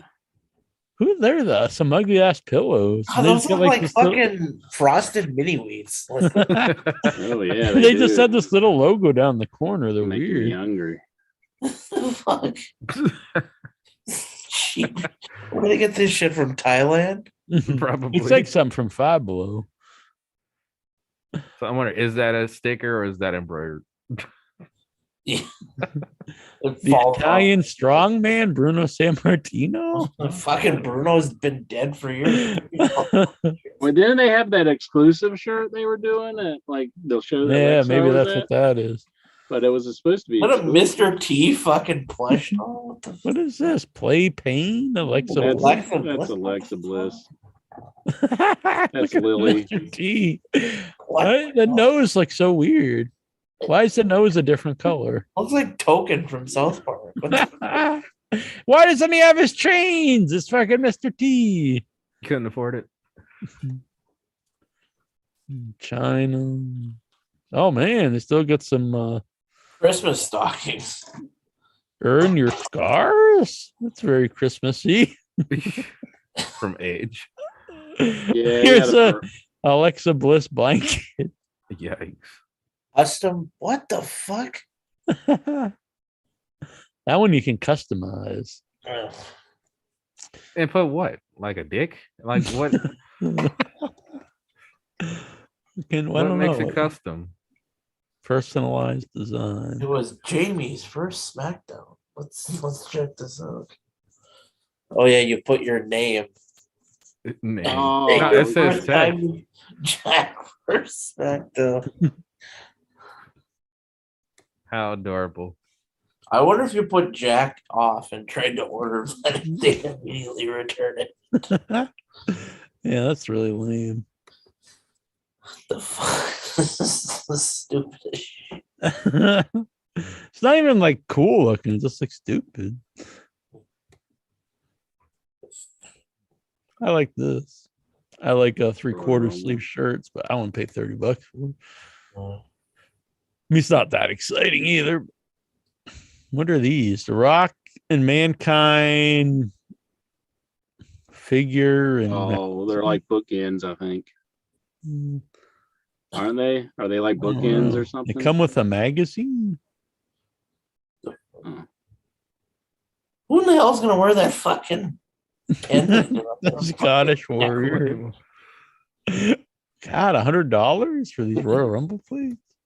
Yeah, put that's them for on your your title. belt. Yeah. Yeah. Why Oh, would here you you want go. Royal Rumble on your title? I don't know. I'm the Royal Oh, look, if you're Rumble. Lexar, you can spend $35 on a flag. And more Johnny Knoxville. I'm gonna see Jackson wearing those one of these weeks. I don't think so. Johnny Knoxville. They're really going crazy with the Knoxville stuff. I think he's got more merch than anybody. He's a top seller, apparently. There's gotta be Oh, there's clearance right there. There's clearance, apparel. On apparel. That's way at the Oh, bottom. here we go. Shop clearance. Hide it now. Make Of it course, hard. they don't want you to get your Jeff Hardy commemorative. Oh, they got masks. It's my Well, yard. I've Like, been how- ring- If I see you walking in People public, be like, "What the fuck does that mean?" When you wear, it's my yard. Ember Moons on you sale. imagine being at the grocery store, somebody saying wearing a fucking Undertaker my yard mask. I want to slap them with a fucking It's my yard. You What's think the that Ember jacket? Moon would be a lot cheaper by now? Yeah, really. $15 for somebody's not even on the roster. Exactly. Sasha Banks legit boss gold Damn, it's replica. down to only $65. I ain't sure if you want to get Jesus one. Christ. I want to be a legit boss. A carrying cross. Yikes. A Liv Morgan t-shirt. Birdie B. Bella Army, $15 for a That's for a hat. Hey, Alexa, Weird. Steven should buy this. The Alexa Bliss jacket. I 89, actually like that. The Vader time gator. Vader neck gator. I should get that That's to only wear on the $5. show. Yeah, they don't look But too bad, actually. $5. I like that. Honestly, I do like that. I think it's pretty funny. Carmella. This was back when. Whoa. It's You know. time. Oh, It's look at time. that. It's Us. right up top. The bar soccer jersey. We are the Who the bar. fuck is Mark Andrews?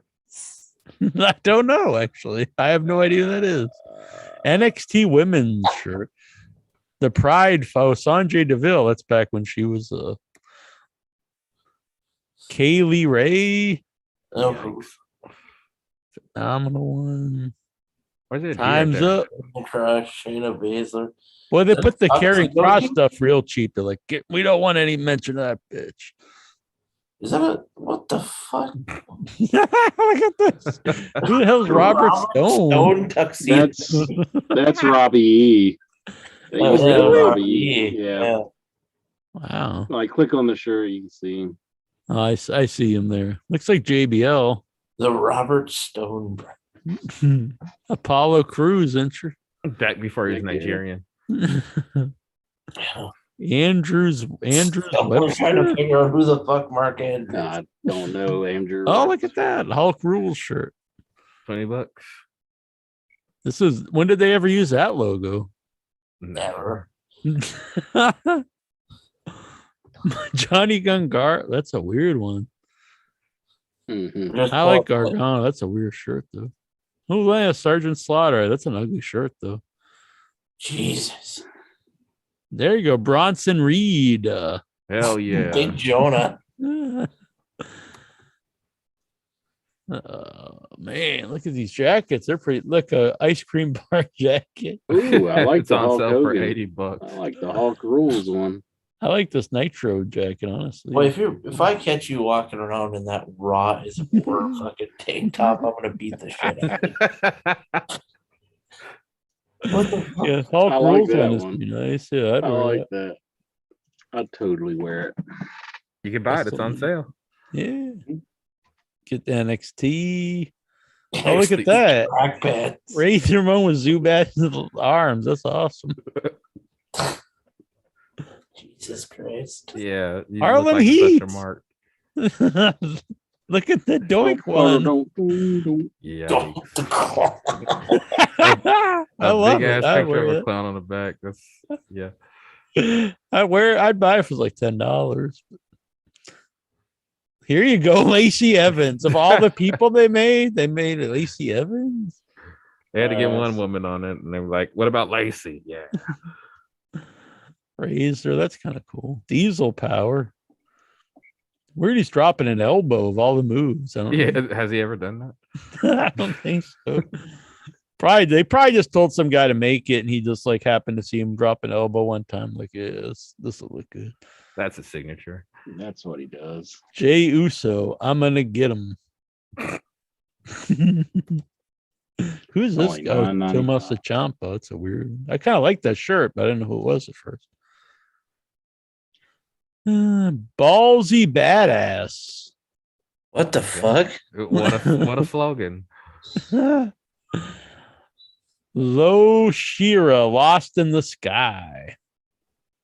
Legado del Fantasma. Oh, Io Shirai, Lost in the Sky. Whatever happened to Io Shirai? Did she quit? I think she. I don't know. Fired. What is this? Was it like a trash can? Oh, it's a red cup.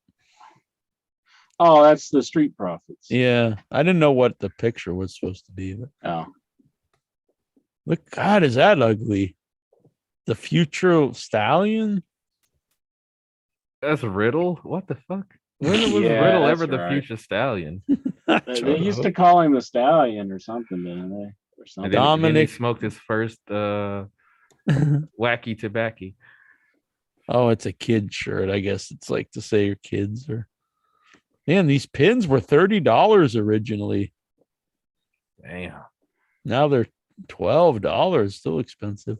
I like these Hogan socks. I'd wear them. Yeah, they do look pretty cool. I don't dislike those pins, but they seem very expensive. Oh, I'd get the Iron Sheik pin. Oh, Superstars ice cream bars with the jacket. Yeah, that's so bizarre. I think I would want that. I'd buy it. Look at this. It's an Asuka pumpkin. Yeah, that's weird. It's only $3. Is that supposed to be Macho Man? Yeah, it's a Macho Man. That looks like it's made at Dollar General. Like it's an adult latex mask. You can just straight up buy Bobby Roode. Yeah. $20 for Bobby Roode. What is this? Hey ho ho. That was the Miz and Morrison thing. Yeah. Yeah, I don't remember that. Cookies. Here you go, lunchbox. WWE cookies. Cookie cutters. Oh man! Wow. Christmas cookies with the WWE. The Motorhead and Triple H Evolution of the Game poster. Wow. All about the game. And Shayna Baszler towel. Oh, here we go. These are kind of cool. I like that. The Austin. Actually, the Money in the Bank is kind of cute because they'd be hanging on your tree like the. Mm-hmm. Oozing if you weren't a wrestling fan, you saw this guy wearing these shorts oozing machismo across the crotch. Like, what the I'd kick him right in the fucking crotch. Oh man. God. Who is that? That's Hulk Hogan? He's got like what? Oh, I thought that was a hamburger, but it's his his bandana. Oh, the bandana. Looks like a hamburger. Hot Rod shorts. There we go. Right hand man. Imagine walking into public with a shirt that's right hand man. The Hot Rod ones, like again, if you didn't know what that was in reference to, you just have Hot Rod across your balls. Hot Rod. It ain't bad. What is this? Big Devil Energy? It's supposed to be like Big Dick Energy, I guess. Big DeVille Energy. That is terrible. It is. Sonya Deville. Man, a lot of these are ugly. 3, 2, 1. McIntyre. Still some. What is this? Is this some painting from Jeff Hardy? Probably. A lanyard. They have to just make everything possible. Mm-hmm. I have the Piper one of these, the gingerbread ornaments. I do think they're very cute. Look at the Seth Rollins one. What the fuck is he wearing? I don't know. I would never even know who that was. What in the hell? You're like, who is this? And you're like, I don't know. Oh my god, I would love to. I would actually totally buy those. What's up with the Kane masks? Yeah, why do they have so much Kane mask stuff? Well, Nash, but it's Nash and Michaels when they were the two dudes with attitudes. Wow. I actually want that. That's pretty wild. It's only $9. I like these. I would like to just have a tree of all wrestling ornaments. Do you know he? Now would be the time. Yeah, and I'll put it up next year. That'd be awesome. Mm-hmm. And Finn Balor shirt's weird. Oh man, look at this. I'm a fan of Christmas sweaters. Look at that. Hall and Nash. For Yeah. life. I like For that. life. What does that say? Edge. Yeah, but what does it say on it? Monoclast? What the fuck?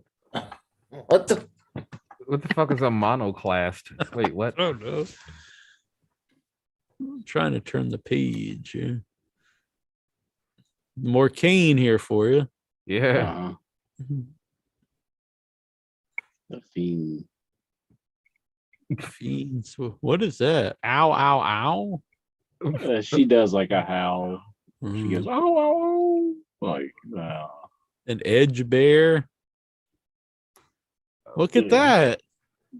That's pretty sweet. Shiki baby number one. That's kind of traumatic for me. Interest clutch in his butt. Bobby Roode figure. A backpack, NXT belt backpack. Earn Your Scars backpack. This Earn Your Scars must have been a big dud because they have like everything on clearance. Yeah. Yeah. Look at this one. Look at the Austin face on that. It's so weird. The Mustafa Ali lineup.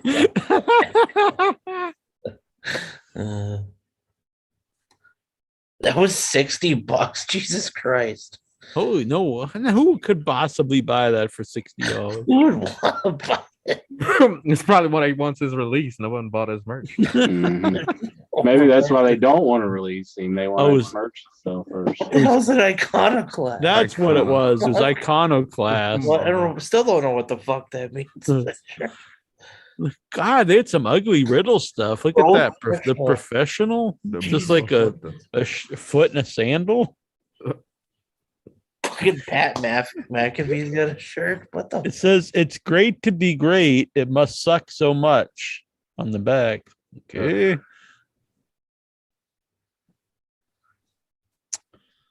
$80 for a Fiend jacket still? Jesus Christ. I like the Hulkamania. Cameron Grimes replica hat. Oh, that ain't bad. $12. Are they done You with could buy it. them? People won't even know what it's for. They even using Cameron Grimes anymore? Is he even on the roster? I thought he got real. Who's the way? Oh. Who? Oh yeah, that was when Austin Theory was with Johnny Gargano. They were doing like what, one day? Yeah, it was a couple of weeks, but it was kind of. Here you go, Natalia Cat Ears. Hell yeah! There we go. That's what we want. Dog collars.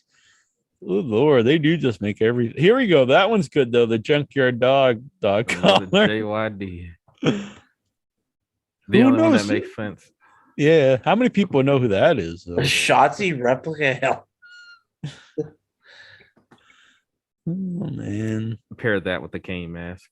Always got to put skulls on everything, even if it makes no sense. The NXT skull and that makes it more badass.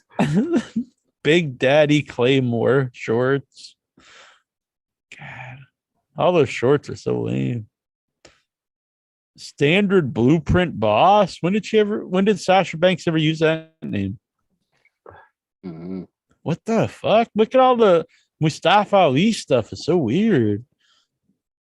Be like Iron Man or something. Eat My Tank. That could easily be a J. Just put it, eat my junk. Just put eat my taint. Oh man. Tony Storm left the plates for your belt. Oh, a lot of plates. Unrealistic. Good Lord, who the fuck would look how ugly that is? The Jesus. Lily Charlotte doll. Didn't give me nightmares. Imagine your kid rolling around with that fucking thing in public. Rey Mysterio and Dominic Mysterio. By the way, we're pulling on 6.5 hours of podcasting. That's a weird Nash shirt. 7-hour podcast. Big sexy. That WWE Slam. Okay. I don't. Was Dead that an Dead event? Or shirt. something? Oh man, like the One a Dead shirt.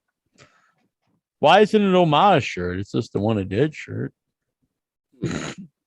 This intro. This is what you should wear on the show. Whenever I call you bitch, you're like, look at the shirt.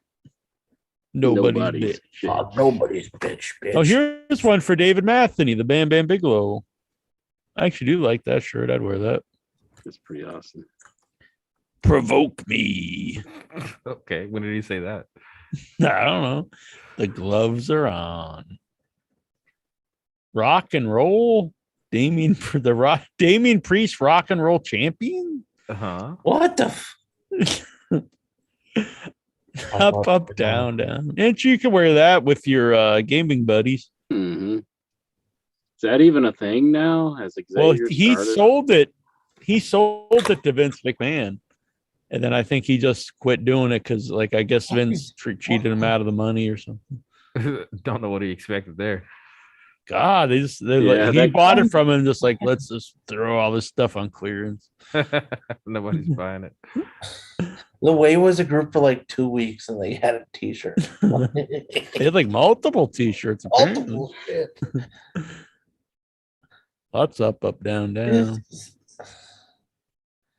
Like, does their merchandise team have like any boundaries? Like, do they just throw shit at the wall and Just make anything? I do like that NXT hat. We're getting to the nitty gritty here, folks. Could Xavier make like his next like show, like left, right? He already has that going on. He's Square already done triangle circles X, square triangle circle X. Who's Mr. OP? Oh, that's Cesaro. Oh, he's left, right. That's why it says LR. Oh, okay. It does remind me, though. I wanted to show you guys something before we get out of here, because I was at Five Below today, and so they had these WWE inflatables, and one of them was a belt, so that makes sense. It's like an inflatable belt for like a kid. You blow it up. But the other thing, I did not understand. Like an inflatable booty. Yeah, so I don't know if this inflatable, if you play with it or you bang it or what. But so here, this is a strange. Black's all right. The WWE inflatable fire extinguisher. What the fuck? Put the hose around. I guess it's just where they use a fire extinguisher as a weapon all the time. It says it's 3 feet tall, though. Big bash props. Yes, I guess you hit your buddy with a. But when you make like a, I don't know, a chair, an inflatable chair. I mean, what the fuck? I think someone just made that for something else, an inflatable fire extinguisher, and like they just sold all of them to WWE, and they're like, yeah, we'll just slap WWE on it. Yeah, just put the WWE sticker on it. We're good. It'll make sense somehow. Teach kids to hit each other with fire extinguishers. Who the hell is Ashley? Patrick House is. Oh, Gangrel was in WWE 13. They also need to put Jushin Thunder Liger. Captain Lou Albano. That's actually a fun one. Patrick House says, I'm Eric Cartman from South Park when I'm pissed. Yeah, you're a cartoon character. Okay, it's not Pat. And Forestdale Custodians who entered hates. I don't hate him. Hogan's socks look like Howard Finkel. My brother just texted me, guys are still alive. 6.5 hours later, Flea. Exactly. He's still waiting on the Geraldine. That's why he's Geraldine gotta call him. Geraldine. Where's she at with this Patrick's topless still collar? here. Patrick's got to work in 4.5 hours, and he's still here because Geraldine. 6 hours, 22 minutes. You might as well go 7 more minutes to make it 6.5 hours, didn't you? Let's go 7 hours. Yeah, let's go another. I don't know if we have enough material for 40. Suck his dick. Suck his dick. Yo, just eat Chance suck his dick for an hour. The last half hour of the show, just like, Chance suck his dick. Suck his They've really run out of material now. They're totally done. It's the highest rated quarter hour of the show. The history of it. We actually had a big we had a big let's see, at 10 o'clock we had between 9:30 and 10 was a lot of people, and then another big bounce was about 12:10 to 12:30. That was a huge quarter hour. For some reason, that was as big as the beginning of the show. Interesting. I don't know. People they check us out at the quarter hour is 12:15 to 12:30 is really big. Yeah. I think there are just people kind of looking for live content for wrestling, and you show up. So now we know we should go live at 9 and then live again at midnight. Yeah. Well, we got to remember, put on the good stuff intro at midnight. Yeah. Yeah. Save it for the midnight. Yeah. That's probably when we got to the questions, I bet. Probably.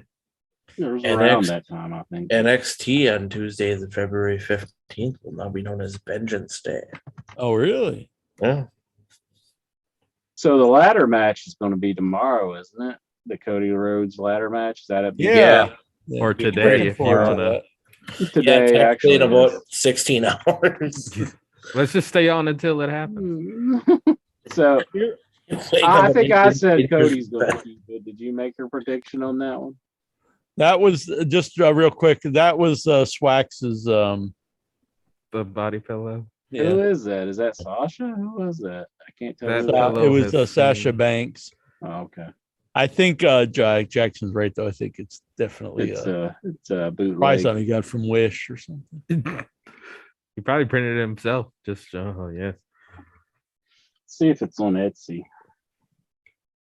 So who you were asking who we predict? Who's going to win the Cody Rhodes ladder match? Only one man can. And that it's a pretty decent card. Pull up the whole card. Let's run the whole thing down. You got the ladder match for the TNT Championship: Cody Rhodes against Sammy Guevara. Oh man. Yeah, I think Cody. I think the good Sammy's going to win. Actually, that was my prediction. Nah. Adam Cole versus Orange Cassidy in whatever lights out match is. Oh, that'll be at the end. Kind of like what they do for their big matches. Usually, like the end of the feud. I think Adam Cole's going to win. He's going. Are they going to just wrestle with the lights off? Maybe. I think that's what they. It's an old school thing. The lights out match, like an unsanctioned match. I thought maybe like a TKO where you have to knock the person out to win it. Kind of like. I think they've done it before. They turn the lights out. Sanctioned. Red Velvet versus legit Layla Hirsch. I actually like Layla Hirsch. I think she's good. That she's going to win it. Then we have the trios match: Jericho, Santana, and Ortiz against Daniel Garcia and 2.0. I think we're going to get a big upset, and the 2.0 wins, and then we see Jericho and we see Proud and Powerful leave the inner circle. And we will hear promos from Dr. Britt Baker and CP Monk. Who? Oh, CM Punk. CM Punk. CP Monk. The old Chikara bit where they had Colt Cabuddy and CP Monk. My mom watches that show, Monk. Oh yeah. Yeah. Old chipmunk. Sounds like a good show. I'll be watching it. Almost definitely. You watch it live, intro, or do you? I know Jonathan Jackson doesn't watch his bullshit live. Nope. I normally watch it afterwards. Just do it. Do it. I watch it semi-live because I get home from work at about 7:30. So Good thing with the cable now, because sometimes I miss the beginning. You can just rewind it. In a way, it's kind of better because then I could fast forward over the ads. yeah, it's better. Yeah. Wait and a half. That is hour. a nice feature. Yeah. The only thing is, I do like to do the live chat with in your head. Yeah. So but so I want to avoid the spoiler. So if I watch it live, I can do the chat. There's the pluses and the minuses. And then when you catch up, you can join the chat. That's what I've been doing lately because a lot of times I'm not quite home. I'm walking or something.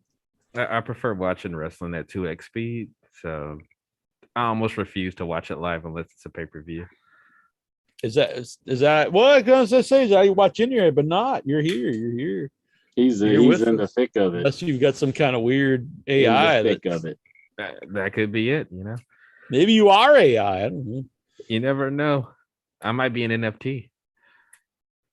I put this out there NFT? to my movie friends. I said we should make a 90-minute animated GIF and release the movie as an NFT. Whoa! Did it blow their minds? Man, I had this argument. I don't know. I'm just saying I don't get the NFTs, but you should definitely buy my NFTs. The in your head NFTs could blow up. I don't know. You never know. I don't really understand the whole thing. But I'm just jumping right into it. The hell? What else is there to understand other than you can make money? Exactly. That's all you need to know. Make money. Make money. All right. So Royal Rumble this weekend, right? Here's all number 30. Nikhil, number 1. Number 2, Dobbs Dean Maya. 3, Stephen Butler. 4, Vic Schiavone. 5, Tony the Geek Getaway. 6, Mike Fink. 7, The Songman. 8, Tazo the Greek. 9, William Morey. 10, Urias Tosh. 11, Pepe Petite. 12, Swax. 13, Jonathan Jackson. 14, Stephen Carroll. 15, Goosey. 16, Nehad. 17, The Flea. 18, Brian Clutter. 19, The Mighty Lexar. 20, Tyler Stevens. 21, Geraldine. 22, Bruce. 23, JD Murray. 24, Go-Go 13. 25, Jack's mom. 26, Jobs. 27, Felipe. 28, Steven Simmons. 29, Jason Minton. And number 30, Ashley. So, Incher, before we go, we're each going to get a number. We can't win it, but we each get a number and we play along with the show. Your number is 10. 10. I'm the perfect 10. You and Urias Tosh are tag teaming. My number is 6. 6. Me and Mike Fink.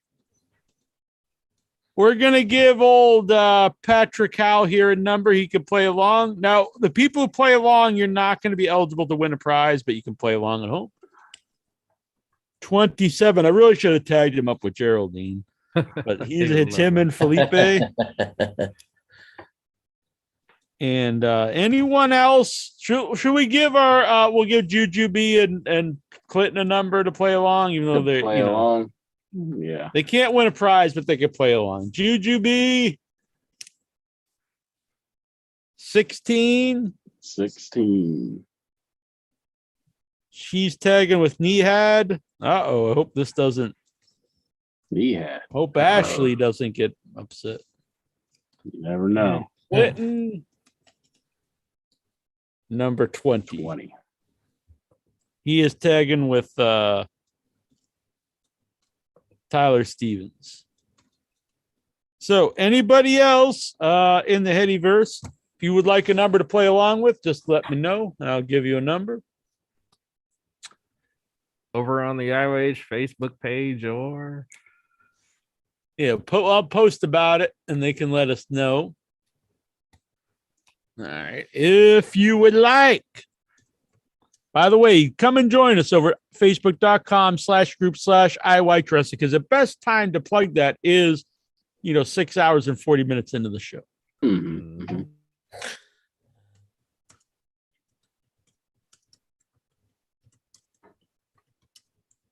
Excellent. So, Jackie Jones, he's making a post on the Facebook right now. He's letting people know that you can play along on the Royal Rumble, but you're not going to win no prizes with this one. The prizes are reserved for people who got into the original contest. Exactly. Yeah, should have got in early, but she got another chance next year. Exactly. Next year. Glad we got all the numbers out. Mm-hmm. Mm-hmm. Yeah, it's very fun. Looking forward to this. I hope people like the idea of winning a graphic for your prize. Prizes are cool to send out, but with shipping nowadays is very expensive, and also it's hard to ship overseas. Sometimes this doesn't even work right now with COVID. So I'd hate to send something to England and the person never get it. So this way, it don't matter where you are. Everyone's eligible and it'll be fun. Most definitely. I think something, made for you is probably even cooler anyway. All right, Itch, what do you think? I think the show could be a little bit longer, but I think it's probably best we Size leave queen them, over here. We gotta leave them wanting more. They're like, exactly. God damn it. I need more of this. 6.5 hours isn't enough. I need more in your head. I need more Jackie Jones. I need more RB. I need more Goosey without a shirt. And I need more Jonathan Jackson.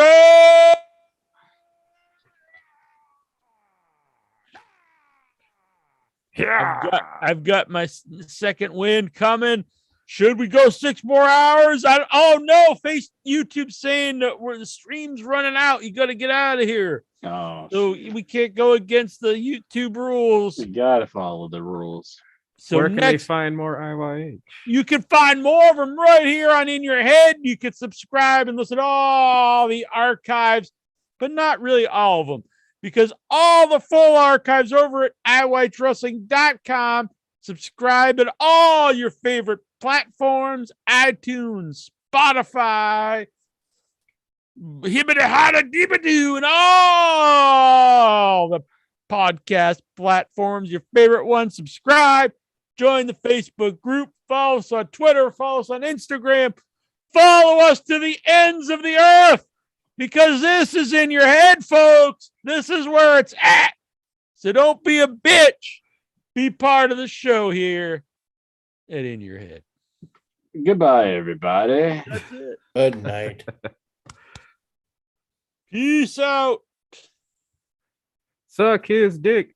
Suck his dick. No. Suck his dick.